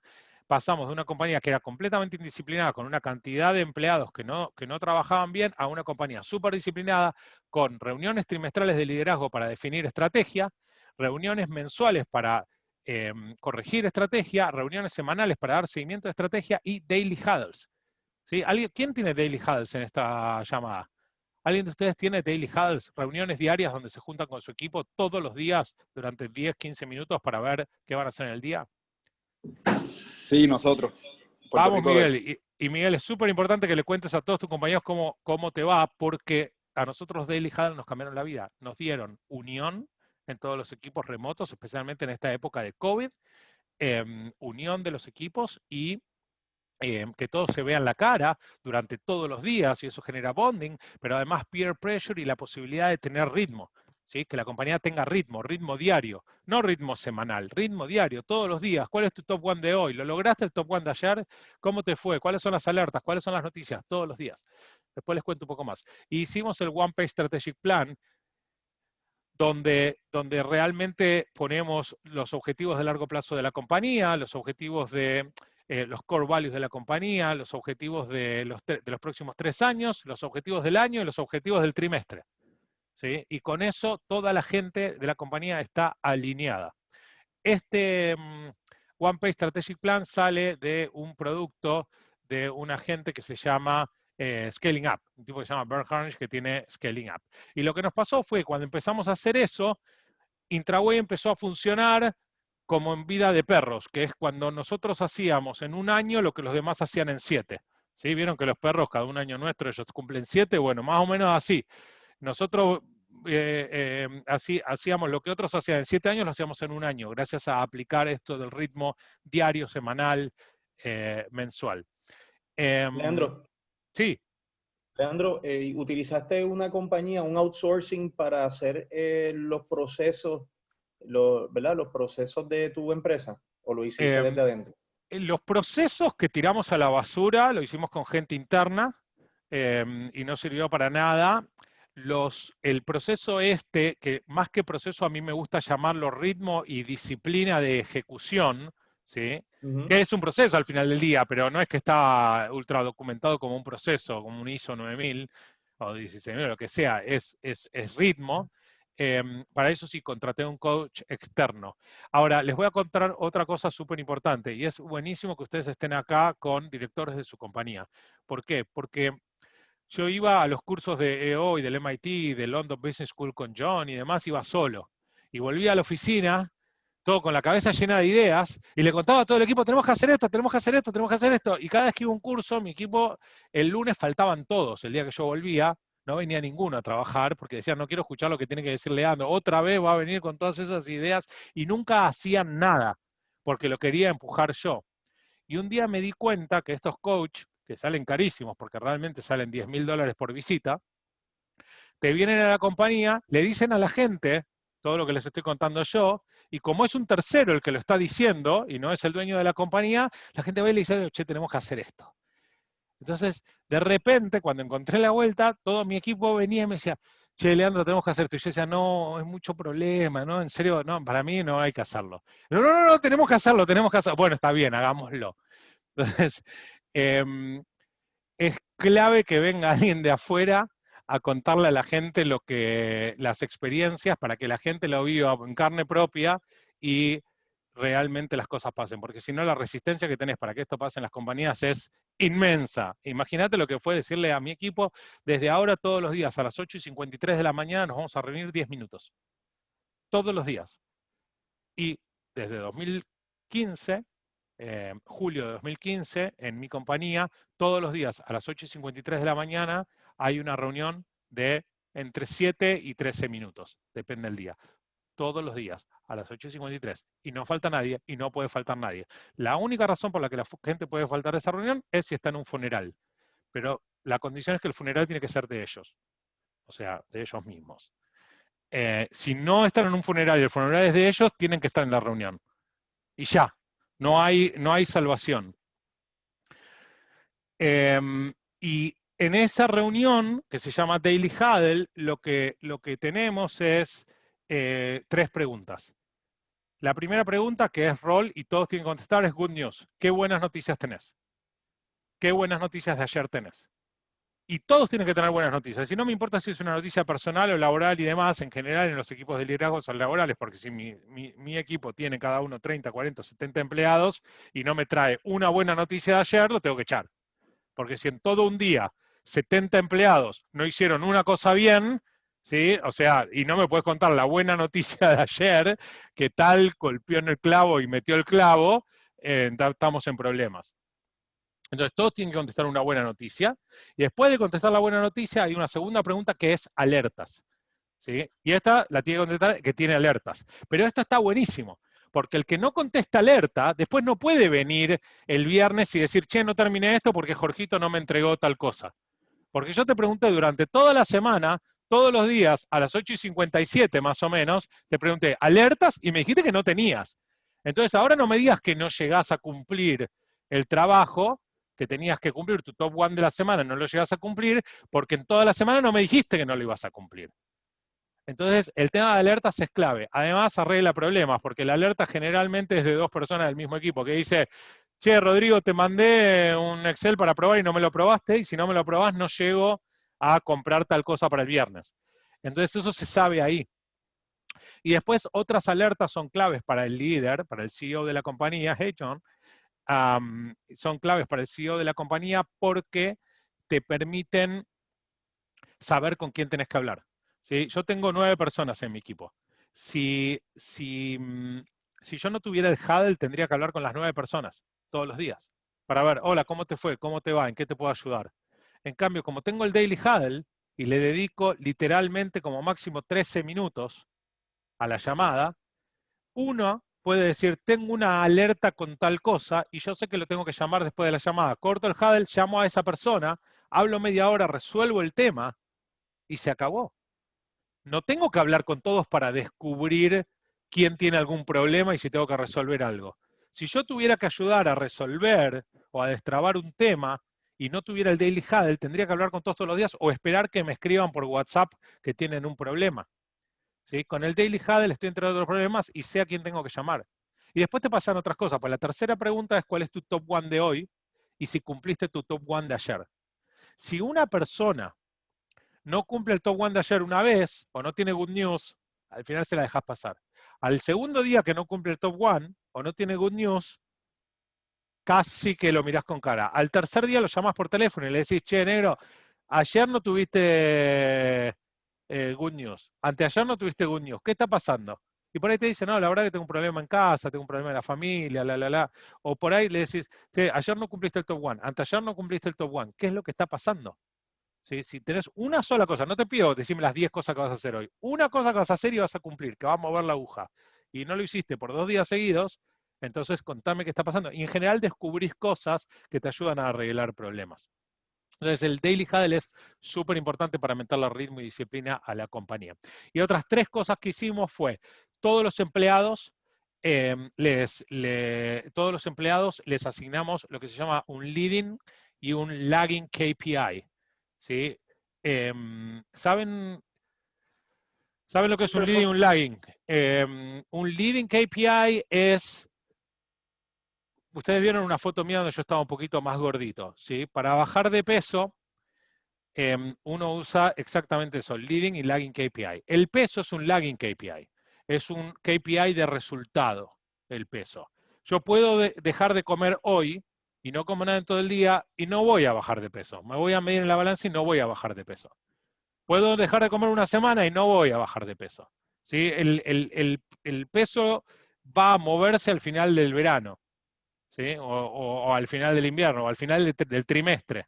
¿Está bien? Eso es un lagging KPI. Las ventas son un lagging KPI. ¿Sí? Porque las ventas las van a ver moverse al final del año. ¿Cuánto fueron las ventas? 1 millón. Genial. ¿Cuál es un leading KPI de bajar de peso? Bueno, muy fácil. ¿Cuántas calorías consumo y cuántas calorías gasto en el día? Y yo sé que si soy consistente en consumir más calorías que las que, perdón, en gastar más calorías que las que consumo, ¿sí? Gasto más que las que consumo, dentro de 3 meses voy a bajar de peso. Entonces, lo que nosotros medimos en la compañía son lagging KPIs, que son los que siempre medíamos, las ventas, pero también medimos leading KPIs, que es, por ejemplo, cuántas calorías gasté en el gimnasio y cuántas calorías ingerí. O cuántas llamadas telefónicas hacen los vendedores. ¿Sí? ¿Cuántas reuniones tenemos? ¿Cuántos proof of concept tenemos? Yo sé que cada 10 proof of concept vendo uno. Con lo cual, yo sé que si hicimos 10, ya puedo prever que voy a vender uno.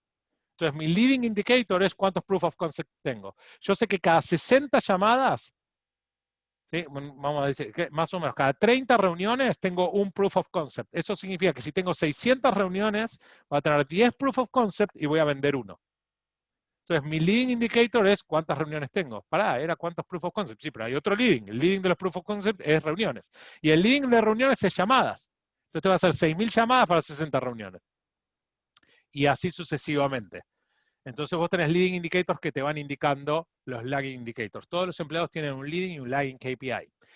Todas las unidades de negocio se miden por EBITDA y hacemos mucho foco en cash flow. Porque claro, antes de que América Móvil nos deje, teníamos dinero para tirar para el cielo, ¿no? Facturábamos 24, gastábamos 15. Entonces no pasaba nada si los clientes nos pagaban en 6 meses o en 9 meses. Cuando América Móvil nos cortó el chorro, ¿sí? Había que empezar a navegar en aguas bajas y no romper el barco. Entonces empezamos a llamar a los clientes a hacer mucho foco en cash flow y en cobrar. Y eso ahora con el COVID, ¿sí? Fue una bendición, porque teníamos los procesos de cobrar en semanas y no en meses. Entonces no tuvimos un problema de cash flow. Y empezamos el año con 12 meses de cash days. Cash days es una medida súper importante para proteger a la compañía, que es básicamente cuánto dinero tenés en el banco para sostener la operación si ningún cliente te paga nada, ¿no? Entonces nosotros empezamos el año de COVID con un año de caja en el banco, lo cual es muy bueno. Bueno, el booking volvió a recuperarse. Hoy estamos vendiendo lo mismo que vendíamos antes de América Móvil. Vendimos a un montón de clientes en Estados Unidos también. Yo me mudé a Estados Unidos en 2017. Abrimos Estados Unidos, vendimos a un montón de clientes de Estados Unidos. También le vendimos a Cox. Ahora estamos en un RFP en Comcast y básicamente estamos creciendo en Estados Unidos. Y toda si quieren, journey o carrera dentro de de esta empresa y de esta locura que se llama entrepreneurship, nos trajo muchas enseñanzas. Entonces, algunas notas que les quiero dejar sobre salir a vender a Estados Unidos continental o a Latinoamérica son estas. Latinoamérica no lo podés ver como un todo y por eso muchas veces es mejor para una compañía de Puerto Rico salir primero a venderle a Estados Unidos continental que Latinoamérica. En Latinoamérica son todos países muy diferentes. Las culturas son diferentes, los usos y costumbres son diferentes, las monedas son diferentes, legislación laboral es diferente, tenés... la facilidad de hacer negocios es muy diferente, hay mucha corrupción en Latinoamérica. Nosotros, de hecho, mudamos operaciones a Estados Unidos principalmente porque ya estábamos sintiendo que perdíamos muchos negocios porque nosotros no pagamos sobornos y muchas compañías muy grandes como Siemens, Ericsson y demás pagan muchos sobornos. Y nada, por ejemplo, ahora Ericsson hizo un acuerdo de $1.200 millones con el SEC de Estados Unidos por sobornos en Latinoamérica, ¿no? Entonces, evidentemente les resulta más favorable pagar sobornos y después pagarle $1 billón a la SEC que no pagar sobornos, pero nosotros no. Así que por eso fue una de las razones por las que empezamos a abrir el mercado de Estados Unidos. Entonces hay que tener mucho cuidado con Latinoamérica, no verlo como un todo, elegir países. Los 3 mejores países para hacer negocios en Latinoamérica son México, Colombia y Perú, en términos económicos y de facilidad de hacer negocios y de menos corrupción, si quieren. Sin embargo, México es súper corrupto, ¿no? Y les estoy diciendo que es uno de los 3 mejores países, o sea, imagínense los demás. Cuidado con las devaluaciones, ¿sí? Nosotros siempre cotizamos en dólares, muchos clientes te presionan para que les cotices en moneda local, lo podés hacer, pero tenés que buscar algún tipo de hedging, porque las devaluaciones pueden pasar de un día para el otro y pasan. Por falta de créditos, en Latinoamérica no hay crédito, tus clientes van a querer financiarse contigo, eso es otra cosa súper importante que tengas en cuenta. Si le puedes dar financiación, genial, pero si no, asegúrate de cobrar cuando puedas y tener una llave para cortarles el chorro y que realmente te necesiten. Y la otra es cuando un país te abre la puerta, profundizar ahí, porque de vuelta, todos los países en Latinoamérica son muy diferentes, no es como Europa o como Estados Unidos continental. Los acuerdos entre personas en Latinoamérica son más importantes que los contratos, ¿sí? Los contratos no son enforceable en Latinoamérica. Podés tener un contrato de millones de dólares con una compañía como Telefónica de Perú y nunca vas a poder cobrarlo si te vas por ahí. Entonces, enfoquen en las relaciones de las personas. Recuerden lo que les contaba antes por ahí es más importante preguntarle a un vendedor con cuántos clientes se fue de vacaciones genuinamente. Si no es tan genuino, quizás también vale, pero por lo menos con cuánto se fue de vacaciones, porque se trata de relaciones más que entre empresas. Hay que aprender a vender en compañías transnacionales. Eso te puede ayudar a limitar el problema de que los países en Latinoamérica son diferentes. Entonces, si tú le vendes a América Móvil o a Tigo, ¿sí? Ya no tienes el problema de las culturas, porque tú estás vendiendo por ahí en España o en México o en Miami, y lo que les dije es Telefónica, América Móvil y Tigo, España, México, Miami, y no te tienes que preocupar por ir a vender Uruguay, ¿no? Y sin embargo Uruguay va a usar tu producto. Entonces, apuntar a compañías transnacionales es muy bueno. Seguimos con lo más importante, nuestra experiencia, ¿no? La experiencia de cada uno puede ser distinta. Un partner comercial que ya tenga alcance en productos adyacentes, ¿sí? En productos adyacentes que ya le vendan y se parezcan a tu producto, pero que no compitan con tu producto, pero que se sienten ya con las personas adecuadas. Eso te puede ayudar mucho a crecer muy rápido. ¿Sí? Una relación de esas, como la que tuvimos nosotros por 5 años con TVC, fue clave. Buscar clientes que fondeen tus productos, eso es otra cosa que nosotros hicimos toda la vida y que John le puso nombre, que es el Customer Funded Business. Si tus clientes te pueden fondear el desarrollo de tus productos o el desarrollo de tu presencia local, también te puede servir. Puede ser que tú no ganes nada vendiéndole algo a un cliente en México, ¿sí? Puede ser que no ganes $1. Es más, puede ser que pierdas $100.000 en una venta de 500.000, pero estás ganando abrir oficinas en México. Entonces, vean el tema del Customer Funded Business, ¿sí? Que no es solamente un producto fondeado por un cliente, puede ser una oficina fondeada por un cliente. Porque tú le vendes algo a Televisa en México que no te da rentabilidad, pero te crea la oficina en México y ya puedes ir a venderla a Telmex. ¿Sí? Y cuando le vendas a Telmex, ahí vas a ganar de los 500.000, vas a ganar 400.000. ¿Sí? Y vas a tener, no le tengan miedo a eso. Nosotros tuvimos un caso de una empresa de marketing de Argentina que lo queríamos contratar para Estados Unidos y nos quisieron cobrar $80.000 y les dijimos, ¿por qué? Si tus competidores de Estados Unidos nos cobran 55.000, por ejemplo. Nos dicen, no, pues tenemos mucho costo de viaje. Y le digo, no entendiste nada cómo funciona todo esto. Vos tenés que cobrarnos 55.000, ¿sí? Subvencionar los otros 15.000 o $20.000 de costo de viaje que tenés y después buscarte otro cliente de Estados Unidos. Y de esa forma empezar a generar, y lo que te ganaste no es $10.000 del negocio, sino que ganaste un nuevo mercado, ¿no? Entonces vean el Customer Funded Business de los distintos puntos de vista que los puede ayudar. A nosotros nos echaron 2 veces de la zona de confort. La verdad es que no actualicé esta presentación con COVID, pero podría decir 3 ya con lo del COVID. Pero 3 veces nos sacaron a patadas de la zona de confort. Y las 3 veces que nos sacaron a patadas de la zona de confort, ¿sí? La compañía salió mucho más fuerte, mucho más agresiva y terminó mucho mejor. Hoy tenemos una compañía mucho mejor que la que teníamos hace 7 años. Entonces, no esperes que te echen, no es necesario que te echen de la zona de confort. Salí de la zona de confort. Paren de hacer lo mismo que hacen hace 2 años. Y esto es súper importante. Las mejores personas en los proyectos con más oportunidad. Las mejores personas en las mejores oportunidades. Si tú tienes a los mejores en un cliente existente, te estás equivocando, porque el mejor tiene que estar vendiéndole a un cliente nuevo. Les voy a dar 10 segundos para pensar quién es el mejor y en qué cliente lo tienen, porque ese lo tienen que tener en un cliente nuevo. Desarrollando un cliente nuevo, un mercado nuevo, un producto nuevo. Ser transparente con el equipo, pagarles bien, inspirarlos, motivarlos, desafiarlos, participarlos de los éxitos. Paguen bien a sus equipos, se lo merecen y los van a tener ahí siempre. Y la única forma de crecer es delegando, especialmente delegando lo que ustedes no saben o no quieren hacer. Y para delegar hay que pagar bien, no hay forma sino.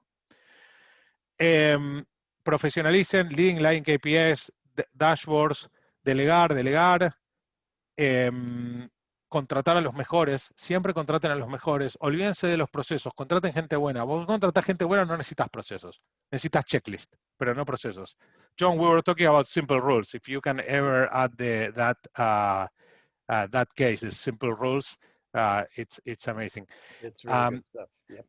It's really good stuff. I told everybody that we created a ton of processes to cope with lousy people. And then we found out that we just needed to let go those people and just do checklists, which is much, much better. And then people put common sense. Entonces, contraten a los mejores. Tarden tiempo en contratar. Y los mejores quédenselos. Y si tienen que darles stock appreciation rights o stock options, las SAR son los stock options de empresas privadas. Participación en las ganancias, denle todo lo que sea necesario para que estén felices y átenlos a la silla, porque son los mejores. Y a los que no son los mejores, échenlos rápido. Rápido, no hay excusa. No hay ninguna excusa para echarlos. Lo aprendí yo de mi equipo y de mi empresa. ¿Sí? El día que los eché a todos, nos convertimos en un equipo de Ferrari y crecimos más rápido. Y entregábamos el doble y la gente está más feliz. Échenlos. Súmense a asociaciones de emprendedores. Esto que están haciendo en GVA es fantástico. Está EO, si facturan más de $15 millones por año, está YPO. Asegúrense de meterse, esto te cambia la vida. ¿Sí? Te cambia la vida, te da acceso a un montón de redes y contenido impresionante. Como por ejemplo, como yo lo conocía a John. Y acuérdense de esto y con esto los dejo. Bueno, casi los dejo, me quedo un par más. El éxito no es definitivo, ¿sí? Para los que la están pasando mal por el tema de COVID, que estoy seguro que algunos la deben estar pasando mal, las caídas no son fatales, ¿sí? Lo que tienen que tener en cuenta es la audacia para continuar. Esta es una frase que me encanta, ya no me acuerdo si la inventé yo o me la robé de algún lado, pero yo siempre digo que el emprendedurismo es el arte de sobrevivir hasta tener un golpe de suerte. ¿sí? Necesitas algo que te pague los gastos, el internet, la luz, los empleados, ¿sí? Pero siempre estar apostando, poniendo a los mejores en las mejores oportunidades, porque tarde o temprano sale ese golpe de suerte y tenés el negocio de los 3 millones de dólares. Y esto, si sos consistente, va a salir. No es el golpe de suerte, ¿sí? No es azar. Va a salir, tarde o temprano va a salir. Tenés que ser consistente y tenés que estar ahí. Entonces, hay que tener la audacia para continuar, porque mientras vos continúes ahí, les garantizo que esto va a llegar. Porque el día que COVID termina, ¿sí? Los que quedan vivos van a ser como la película de Forrest Gump, cuando termina la tormenta y se llevan todos los camarones y hacen Bubba Gump, ¿sí?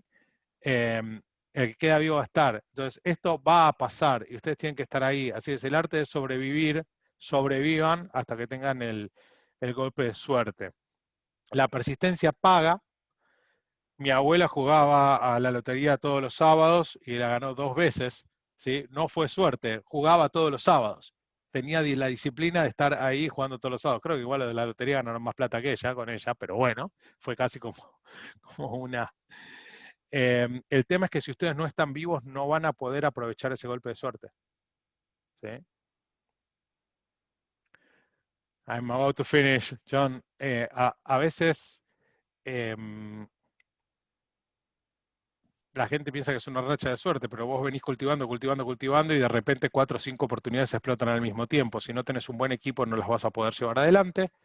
Entonces ten en cuenta esa racha de suerte. Lo que le contaba de mi abuela, el día que mi abuelo no fue a comprar la lotería, el billete de lotería, el señor de la empresa de lotería se lo vendió a otra persona y esa otra persona ganó. Se hubieran ganado la tercera lotería, pero mi abuelo no fue ese lunes, ¿sí? Le vendió el segundo billete, entonces ganó por aproximación. Y métanse en los grupos de emprendedores que les va a servir mucho.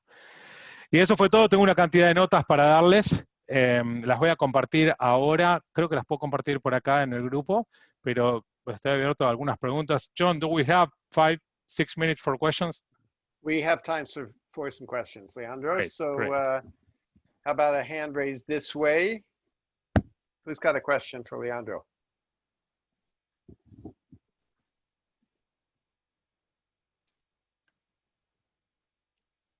I'm a little intimidating, that's a problem. Yo tengo una pregunta. ¡Eso! ¡Bien! Brenna, was that you? No, Maite. Leandro, algo que Maite. me choca, por lo menos verdad, en nuestro tipo de negocio, aunque tenemos un turnover bajito, entrenar a nuestros empleados para que sean eficientes en nuestra empresa es complejo. ¿Cuál es tu empresa? ¿Cuál es tu empresa? Cortinas de interior. Ah, ok, sí. Automatización de cortinas, automatización de hogares, hacer la casa inteligente, etc. Bueno, generalmente encontrar personas capacitadas a llenar nuestras plazas es complejo. Entonces, para mí decir, voy a despedir a alguien porque cometa un simple error, me choca porque es más complejo para mí encontrar a alguien en lugar de yo tal vez pensar que puedo entrenar a esa persona para que no vuelva a cometer el error.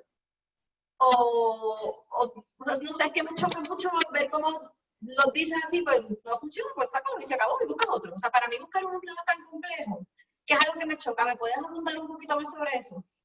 Sí, cuando tú recién dijiste por cometer un simple error, y la pregunta es esa, vamos a profundizar en cuándo sacas una persona, ¿no? Seguramente si tú contrataste a una persona es porque pasó por un proceso de contratación más o menos bueno, ¿sí? Si hiciste ese proceso de contratación más o menos bueno y esa persona no está performando, entonces lo primero que nosotros hacemos es fijarnos si está en la silla correcta. Es posible que esa persona no haya sido entrenada correctamente o no esté haciendo lo que le gusta. ¿Sí? La primera pregunta es, ¿le gusta? ¿Tiene la capacidad de hacerlo? Y la segunda es, ¿tiene la capacidad de hacerlo? La tercera es, si quiere hacerlo. Si no cumple esas 3, probablemente esté en la silla incorrecta, pero si lo contratamos por algo será, entonces quizás vemos si tenemos otra silla para ofrecerle a esa persona. Y si es, o si lo podemos entrenar, ¿verdad? O reentrenar, o es un problema. Si esa persona lo reentrenás y y sigue cometiendo el mismo error y sigue no estando en la silla correcta, lo movés de silla y tampoco funciona la nueva silla que pensás que es la silla correcta, ¿estás teniendo, ustedes es una empresa o es una fundación sin fines de lucro? Creo, no, Cortinas debe ser una empresa, porque había algunas fundaciones sin fines de lucro acá en GBA. Entonces, es una empresa, tú tienes que hacer lo que tu empresa tiene que hacer. Y si la persona no funciona, no va a funcionar. Y yo les hago una pregunta. ¿Quiénes de ustedes tienen alguien en mente ahora que no performa? Dale, levanten la mano. Díganme, ¿quiénes tienen alguien en mente que no performa? Que no anda bien, que saben que no está haciendo bien un buen trabajo. Ah, andan perfecto Siempre o hay no tienen alguien, siempre hay idea. alguien. O no tienen idea. Porque en general lo que ocurre es que a esa persona que tú ya sabes que no está haciendo un buen trabajo, cuando llegas a la oficina, los evitas. No los mirás ni a la cara. Pasás como mirando para abajo. Ahora con COVID es mucho más fácil, no los tenés ni que ver. Y pasás mirando para abajo y los evitás. Porque sabes que si lo mirás a la cara te sentís mal, porque sabes que esa persona no está haciendo su trabajo. ¿Sí? Ahora, para ti terminó ahí, porque es una persona más de las 20, 30 personas que trabajan contigo, ¿sí? Y nada, no pasa nada. Sin embargo, lo que estás creándole a esa persona es un problema terrible, porque para él tú eres el único jefe. Tú tienes 20 y a uno no lo mirás. Pero para él, el único jefe que tiene, no lo mira. No le para bola, lo trata mal, muestra desinterés, ¿sí? Y nunca lo lleva nunca lo invita a cenar a la casa o a cenar afuera y nunca lo lleva a las mejores oportunidades. ¿Cómo se puede estar sintiendo esa persona? ¿Cómo esa persona, aun si lo reentrenás, puede performar en tu compañía y estar motivado? No hay chance. Y esas personas son las personas que después te terminan agradeciendo. La verdad es que no estaba bien en tu compañía, me mudé a otro lado y me fue mejor. Otros no, otros se mudaron a otro lado, les fue peor y bueno, pero no es tu responsabilidad eso. Entonces, la cuestión es, si tenés a alguien que no funciona, lo vas a tratar de entrenar, porque por algo lo contrataste. Ahora sí me Generalmente, hace sentido. Sí, me preocupaba que era que simplemente pues, lo votaste y se acabó y venga el próximo. Por lo menos en nuestro caso que es bastante complejo. si tú contratas por aptitud, deberías poder entrenarlo. Pero a veces hay personas que la aptitud no alcanza, ¿no? Y simplemente no les da. O sea, acordate de esto siempre, cuando contratas a una persona o tenés una persona en el lugar. 3 preguntas. ¿Puede hacerlo? ¿Sí? O sea, ¿tiene la capacidad para hacerlo? ¿Quiere hacerlo? ¿Sabe hacerlo? ¿Sí? Esas 3 preguntas, y eso te va a dar una idea de dónde estás parado. Y la otra pregunta que se tienen que hacer para saber si quieren una persona en su compañía o no. A ver, de vuelta, tú puedes tener una compañía donde todos tenemos en la compañía el autobús ese donde tenemos gente que sabemos que no queremos sacar por X o Y motivo, y todos los tenemos. ¿Está bien? El problema es qué porcentaje de tu compañía es eso, porque de eso va a depender si tu compañía va a crecer o no. La otra pregunta es esto. Si cuando contrataste a esa persona hubieras sabido lo que sabes hoy de esa persona, ¿lo contratarías de nuevo? Entonces piensa en la persona que hablábamos hace un rato, que se imaginaron. Sabiendo, o cada una de las personas que tienen ustedes hoy en la compañía, sabiendo lo que sabes hoy de esa persona, ¿lo contratarías de nuevo? Si te compran tu empresa, si te la compran, alguien viene y te compra tu empresa, y tenés que abrir otra empresa, dentro de 2 años, ¿lo llamás para que venga a trabajar contigo? Si no llamás a todos tus empleados para que vengan a trabajar contigo, estás contratando mal o estás echando mal, o no estás echando suficiente. Chicos, ustedes hacen una nueva empresa, van a hacer una nueva empresa. ¿Llamás a todos tus empleados o llamás a la mitad? ¿O llamás al 20%? ¿O llamás a uno? ¿O no llamas a ninguno? ¿A cuánto llamás? Entonces, Maite, yo entiendo y es la discusión que tenía con mi equipo. No, si echo a alguien, ¿quién me va a lavar la ventana? ¿Quién va a hacer esta cotización? ¿Cómo hacemos? Y cuando los echamos a todos, fuimos un equipo de Fórmula 1. Mi equipo pensaba igual. Lo que tú dices es súper razonable, ¿eh? No los pude convencer. Es súper razonable hasta que te prueban lo contrario. te demuestran lo contrario y se acabó. Nadie es indispensable en las compañías. Y les garantizo que a tus empleados que cotizan cortinas, el que cotiza cortinas de enfrente, les ofrece ganar el doble y te va a decir, Maite, beso, me ofreció el doble y me voy a trabajar enfrente. Estás en mute, no sé qué me dijiste, pero... Que no necesariamente hemos tenido, ¿verdad?, la dicha de que ha sucedido y han sido fieles.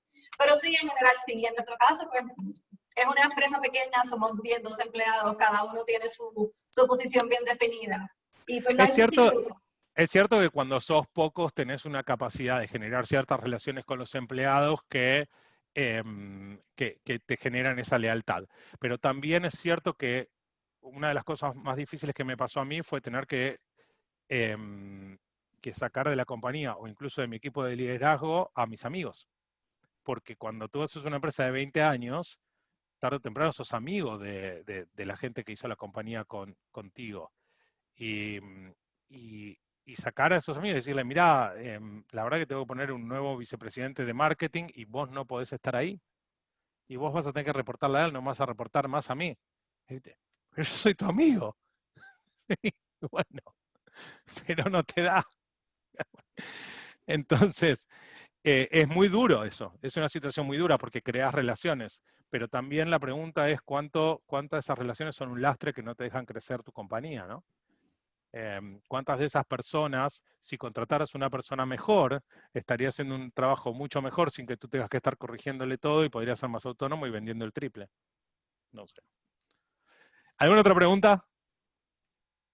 One more question. We have time for one more. Anybody? Sí, yo, Jan de Alten. Está interesante cómo la pregunta va más dirigida a ¿usted piensa que se pudo haber prevenido cuando perdieron 50% del revenue, ¿no? Que fue un golpe bastante fuerte, porque no, me pareció sorprendente. Eso es como usted dijo, puede eliminar la compañía si no se toman las decisiones adecuadas. Y pregunto, porque es un modelo distinto al nuestro, en el de ustedes parece que ustedes tenían servicios recurrentes y por lo tanto revenues recurrentes con esos clientes. Nuestros servicios son más, aunque estamos en la industria de energía, estamos en el lado de desarrollo y construcción y es proyecto a proyecto. Entonces, nada, primero opinar sobre la primera parte de la pregunta y segundo también perspectiva sobre las dificultades que pudiesen haber en nuestra industria. Creo que aquí está Arcon también, que es la compañía que se asimila más a lo que nosotros hacemos. ¿Y a qué te refieres con qué tipo de dificultades en la industria? Bueno, que nosotros entramos en un proyecto, generalmente, por lo menos en la industria solar o de energía, un proyecto rara a la vez tiene una duración que sobrepasa un año, y eso sería un proyecto bien grande. Normalmente, en promedio, estamos hablando de 4 meses, lo cual significa que la venta los ciclos son largos de venta, pero el periodo de ejecución es bien corto y dependiendo del mercado en el que esté, eso puede o no puede funcionar. Y encima de eso es una industria emergente donde la parte regulatoria también sigue avanzando y cambiando constantemente. Solamente tener perspectiva desde el punto de vista de crecimiento de compañía y los retos contrastado con lo que usted ha visto anteriormente en su industria. Mira, dos cosas. Sobre si podíamos haber evitado el problema con América Móvil, seguramente sí, con otro CEO más preparado en su momento, pero me tocó a mí y me la tuve que poner de frente. Me llevo si querés, el orgullo de haber salvado el barco, pero hubiera sido mucho mejor haber evitado el iceberg, ¿no? O sea, y la realidad es que lo vimos venir, porque cuando hicimos el SWOT vimos que eso era una debilidad, pero otra vez nos quedamos en nuestra zona de confort. Sabíamos que teníamos 50% de nuestros ingresos concentrados en un cliente y nos mantuvimos en nuestra zona de confort con esos 50%. Y nos decíamos a nosotros mismos con un pat en la espalda, o sea, pero qué lindo problema, ¿no? Un problema de 14 millones de dólares, claro, y te reís hasta que realmente es un problema. Porque el día que esos 14 millones desaparecen es un problema, serio, súper serio. Entonces sí lo podíamos haber evitado y la forma de evitarlo yo se las dije al final y es salgan de la zona de confort. ¿sí? Paren de hacer lo que hacía yo todo el tiempo, estoy seguro que, que lo hacen, que es estar en la zona de confort y no innovar y no estar trabajando en el siguiente cliente o viendo cómo si tenés un problema de concentración de revenue, ¿sí? La solución era muy fácil, era trabajar en 6 clientes en paralelo. En vez de trabajar de a uno a la vez, claro, trabajar en 6 en paralelo. Y lo que hicimos fue, después de que nos la pusimos contra la pared, empezamos a trabajar en 6 clientes en paralelo. Liberty Global, Telefónica, Tigo, Televisa, Telecom Argentina y Huawei en Estados Unidos, ¿sí? Y lo que pasó fue que nuestros procesos de venta también son largos, son dos años de proceso de ventas. 2 años después cerramos 5 de esos 6 clientes, todos al mismo tiempo. Entonces hoy no tenemos ningún cliente que tenga más del 18% de la facturación. ¿Sí? Si nosotros hubiéramos hecho eso cuando apenas detectamos el tema con América Móvil, al menos nos dimos cuenta, y hubiéramos invertido ahí, y hubiéramos salido de la zona de confort, hubiera estado bien. Pero yo le soy sincero, yo tenía una empresa que gastaba 15 millones y facturaba 24. O sea, eso es una zona de confort muy grande, ¿no? Si alguien venía un coach y me decía, no, estás haciendo las cosas mal, ¿no? Y yo le digo, gané 9 millones de dólares el año pasado. Me dice, no, pero estás haciendo las cosas mal. ¿Cómo me lo explica? ¿En qué pelea? Digamos, no, ¿entendés? En la cabeza del emprendedor que no se la puso todavía, porque yo todavía no me la había puesto, si vos me decías que estaba haciendo las cosas mal, yo te mostraba el cheque. Y la respuesta es, si vos haciendo coaching, ¿cuánto ganás? O sea, esa era la respuesta. Entonces, no me digas que estoy haciendo las cosas mal, pero estaba haciendo las cosas mal. O sea, realmente me tapaba si quieren, el éxito circunstancial, nos estaba tapando el bosque. Y si hubiéramos realmente salido de la zona de confort, como ya nos había enseñado Cablevisión, encima ya lo habíamos aprendido. Si hubiéramos salido de la zona de confort antes, lo hubiéramos evitado. Sobre la perspectiva de los proyectos, de las cosas por proyecto, no soy el mejor para opinar. Yo soy del grupo de John, de los Customer Funded Business y de tener productos y de tener cosas replicables. Entonces, para mí los proyectos son algo donde en general no me meto porque es muy efímero, ¿no? Especialmente si no es un proyecto que puedo venderle al mismo cliente muchas veces. Que es un proyecto de construcción de energía, ¿cuántas veces lo haces? O sea, que sea una empresa de shopping y cada vez que hace un shopping te contrata, pero no soy la persona más indicada para opinar, pero lo que sí, mi punto de vista es que yo siempre trato de llevar todos mis emprendimientos a relaciones en B2B, ¿no?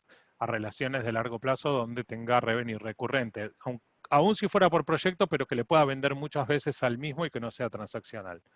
Pero no tengo una experiencia, tengo muchos amigos que tienen experiencia. En YPO y en IO vas a conocer mucha gente que tiene esas experiencias. And John, we were talking a little about getting out of the zone of comfort in this question and how we would have been able to avoid the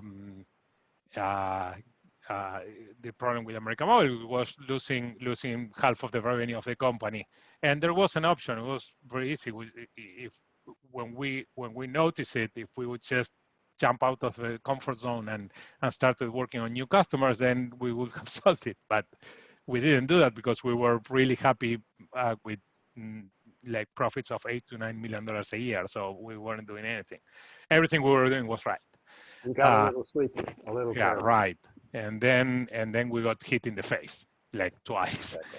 Yeah. And then the previous question was about performance and letting go people and who to let go. And I think that the most important thing is, will you rehire those people that you have right now for your next project? Yeah. When you move to the next company, will you rehire those people that you have? That's the main question. If you can't rehire half of the people that you have, you're in deep trouble. If you're not rehiring half of the people, at least half.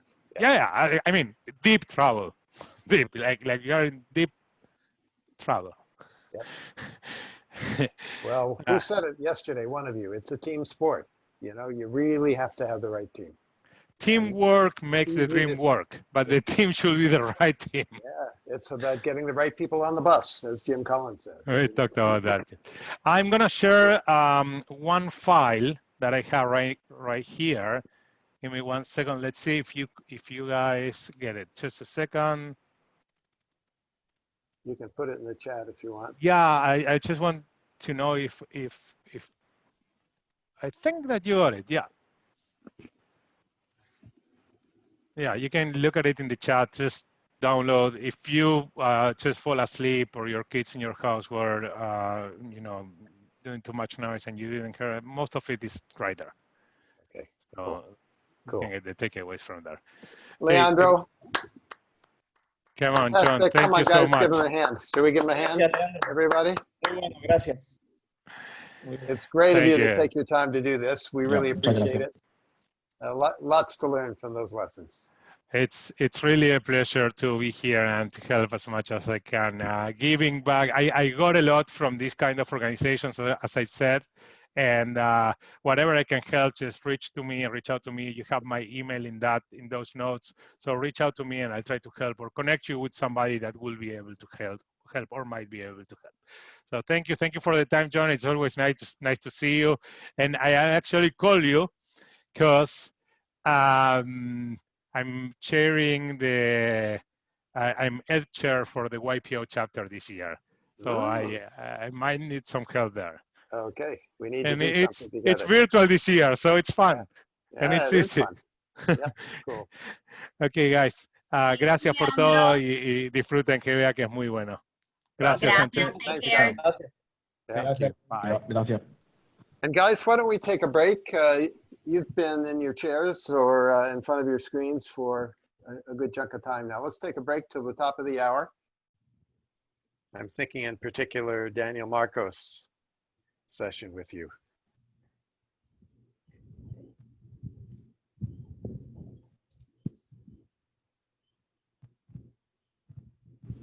Yep, particularly I think fire fast, hire slow. Yep. Yep.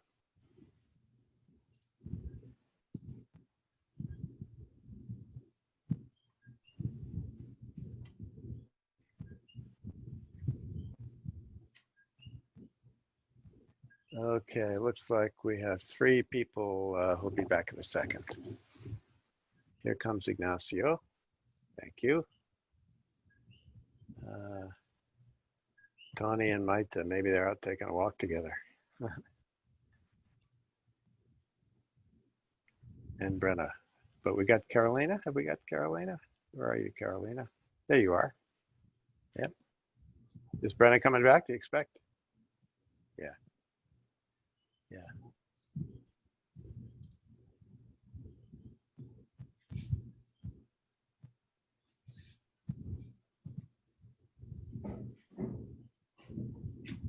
Okay, well, let's get started. I think wrapping up with Leandro is a nice thing to do because it pulls together some of the bits and pieces you've seen, not only in our day and a half together, but also in some of the prior material that you've had from other GVA sessions. So, I think there's a lot of good stuff there and a lot of stuff you can take away. What I'd like to do now is ask you to work on some action plans. So, we've had a handful of sessions here. In fact, let me tee up this document I want you to look at. Sandra's going to email you these 2 documents in a second. If you think about what we've done here in our time together, we started with the Marston Venture Partners case, and we talked about this tool for assessing the opportunities that you're pursuing now or you might consider pursuing in the future. We talked about a bunch of tools for managing cash to fund the growth that you want to have. We talked about Simon Cohen and this notion of hustle, which I think applies to many of your businesses. We talked about customer funding with Budget Places, and you heard Leandro talk about that as well. And then, of course, Leandro talked about a bunch of topics. So Sandra is going to send you an email with 2 pieces of paper, 2 pages, and this is the first of those pages. So what I'd like you to do, working in company teams, I'd like you to take this page, print it or work on it digitally, And in each row, like here, for Marston Venture Partners, I want you to put a tick box. Is there something you learned in that session on which you're going to act now? If so, you put a tick box here. Is there something that's maybe not a now priority, but it's a pretty soon priority? Put a tick box here. Or if that's not the most important thing that you've got to act on, you can put a tick box over here.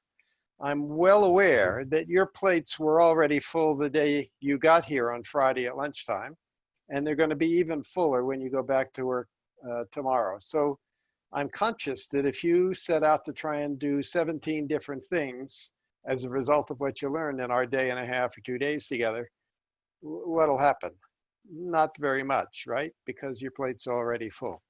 So what we're going to try and do is prioritize your learning from at least this weekend in this way. So you're going to put a tick box, one tick mark on that row, and then we're going to put one tick mark on this row. Are those cash tools something that you have to start paying attention to now, or is that later?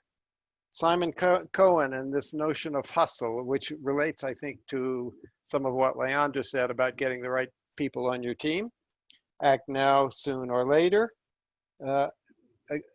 Is there something in the customer funding arena that you need to act on now, or soon, or later? And then maybe there's something you took away from Leandro that's a now, soon, later. So what I want you to do is put one tick mark on each row, either in the now, or the soon, or the later column.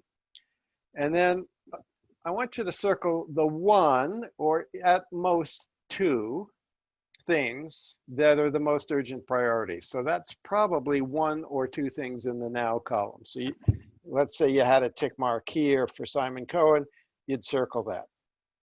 And then you'd go to page 2, which looks like this.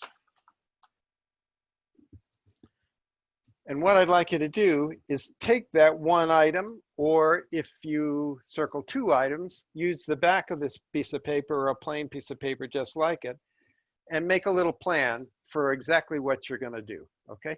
So who's going to do it? Is it Tony or is it Maita, perhaps in Better Blinds? Or is it a team of your people or your CFO, you're going to delegate something, whatever it is. So who's going to do it? You're going to write that in here. Who's going to do whatever it is you've said is your key priority? Exactly what do you want them to do? Okay, you can write that briefly here. Where will it be done? So some of you have multi-location businesses and you might choose to do an experiment that's not necessarily at the headquarters, all right? So you can think about where it'll be done if that's relevant for you. And then I want you to set some milestones, okay? By 7 days or 30 days or 60 days or 90 days, whatever it is, these are the milestones we're going to set so that we actually track our progress. You heard Leandro talk about the importance of KPIs. All right, so you're going to write that there.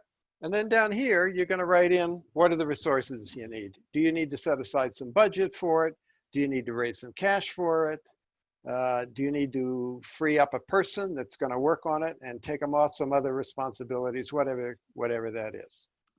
So in the next 45 minutes, I'd like you to drop off of this Zoom call, have a Zoom call with, or a voice call if you want, a conference call with your other people on this program, right? So for some of you, that's just one other person. For some of you, it's a few people.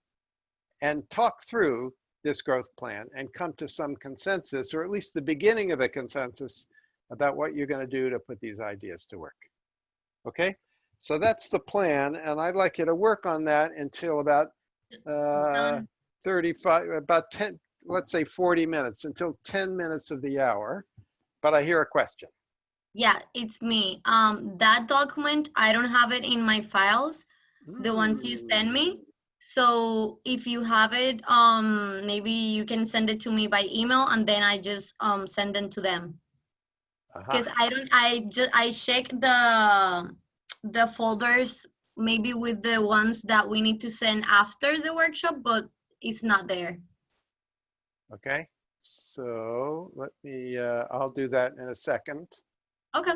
Yeah, and John, if you want, I already have them by company or organization in different breakout rooms, so they can just move out to different breakout rooms. And is that? Oh, That would be better, Diego. Well done. So Okay. let's do that. And I'm going to hit send on an email in just a minute here, and you'll have this pretty quickly. Perfect. Thank you, Okay. John. So back here, 10 minutes to the hour, please. Okay. Les voy a abrir los breakout rooms ahora y pues para que me confirmen que estén todos donde deben estar. Les voy a enviar el email tan pronto yo lo reciba, ¿está bien?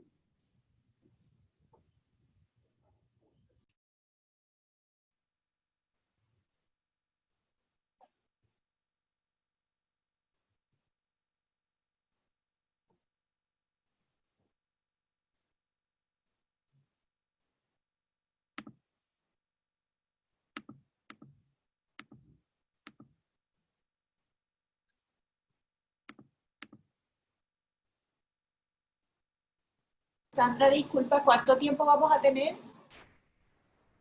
10 minutos. Espérate, perdóname, no. Van a regresar cuando Menos 10, a las menos 10 10. minutos. Exacto, a las menos hasta las 10:50. A las 50, ok. 40 minutos, Brena. 40, ok. Exacto. Gracias. Okay, Sandra, and all the 2 documents, each 1 page have just been sent. So Sandra, if you can forward that to everybody, that would be great. Yeah, absolutely. As soon as I receive it, I'll forward them. Okay, and I will see you guys back here at 10 minutes to the hour. Okay, perfect. Thank you, John. Make these things happen. Yeah. You know, there's a lot of talk in learning circles around universities and places like that about what learning means. And for me, learning means that which changes behavior. If you haven't changed behavior, I'm not sure that you've actually learned something, right? So if you go through a program and you come out and you don't do any different, then why did you go? At least that's how I think about it. So we're all back. Couple things to do before we finish up. I want to say a very hearty thank you to Sandra, Diego, and Ali for all the support. You guys know how much work they put in, but let's give them a hand, please. I couldn't do this without them. And this is the first time we've done this digitally, of course, and it wouldn't have happened without you guys. So thank you for that. I want to thank all of you guys for how diligent you were in preparing. You read the cases, you read the articles, you had your study groups, and boy, you were on it when we started talking about those cases. So it was a real pleasure to be in this, can we call this a room, this little screen I have in front of me with all your faces on it, and the same room that you have in front of you. It was a real pleasure being in this little room together. So I thank all of you too. I want to make you an offer. You have my email in the slides and various other places. And if something comes up that you want to talk to me about, send me an email and we'll schedule a time to do that. Okay? So I will be here for you. And there's no cost to that. It's just part of what I like to do to help the GVA make Puerto Rico grow and create jobs and help you guys create terrific companies. And from the sounds of it, you're already well along that journey. Make Puerto Rico great again. And there we go. Yeah. As long as we send that guy packing. I don't know what your politics are, Tony, but I'm gonna get a MAPRA hat. yeah, there you go. So let's see. Is there anything else I wanted to say? I don't think so. Sandra's got some housekeeping she needs to do. She wants to do some evaluations. And I think in particular, if you would take some time to give me some comments on those evaluations, Sandra's gonna share them with you in a minute here. As this was the first time we've done, as this was the first time we've done this digitally, I'm on a learning curve, just like you guys are. And I would help anything that, any comments that will help me make these kind of experiences even better. So I'd be grateful for that. John, quick question before you go. Yeah. Are we gonna get the guide for the exercise we did for the Cartwright case? Yes, so Sandra, should we go through that list of stuff we're gonna send them and I'll make a brief comment about each of those items? Absolutely. Should we start from Friday? Yeah. Okay. So we have the Marston Venture Partners epilogue that it's a PowerPoint. You saw that PowerPoint, but you get those slides. Yep. Yes. And then they will receive the Mullins, the Business Road Test, Chapter 1.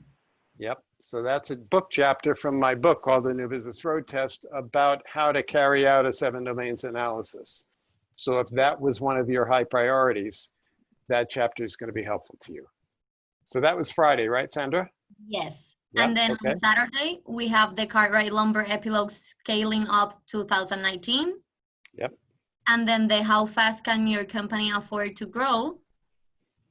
The Mullins are your cash flow tools recession. The Simon Cohen PPT epilogue details. And then the TN Monterrey common that they already have, but still I'm gonna include it. Yep.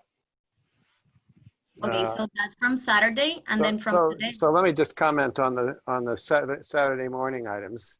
The article, Are Your Cash Flow Tools Recession Ready, is the article that somebody just referred to about, okay, how do you run all of those cash flow tools in your company, right? So that's the article to help you do that. The other one, How Fast Can Your Company Afford to Grow, is about how you run that self-financeable growth rate exercise on your own company's data. So between those two articles, you've got some tools to sit down with your numbers person and get cracking on that stuff. Okay, and then Sandra, for this morning. Yes, we have the Budget Places epilogue that it's a PowerPoint. And then we have the Budget Places exercise, How Does It Work? That it's an Excel.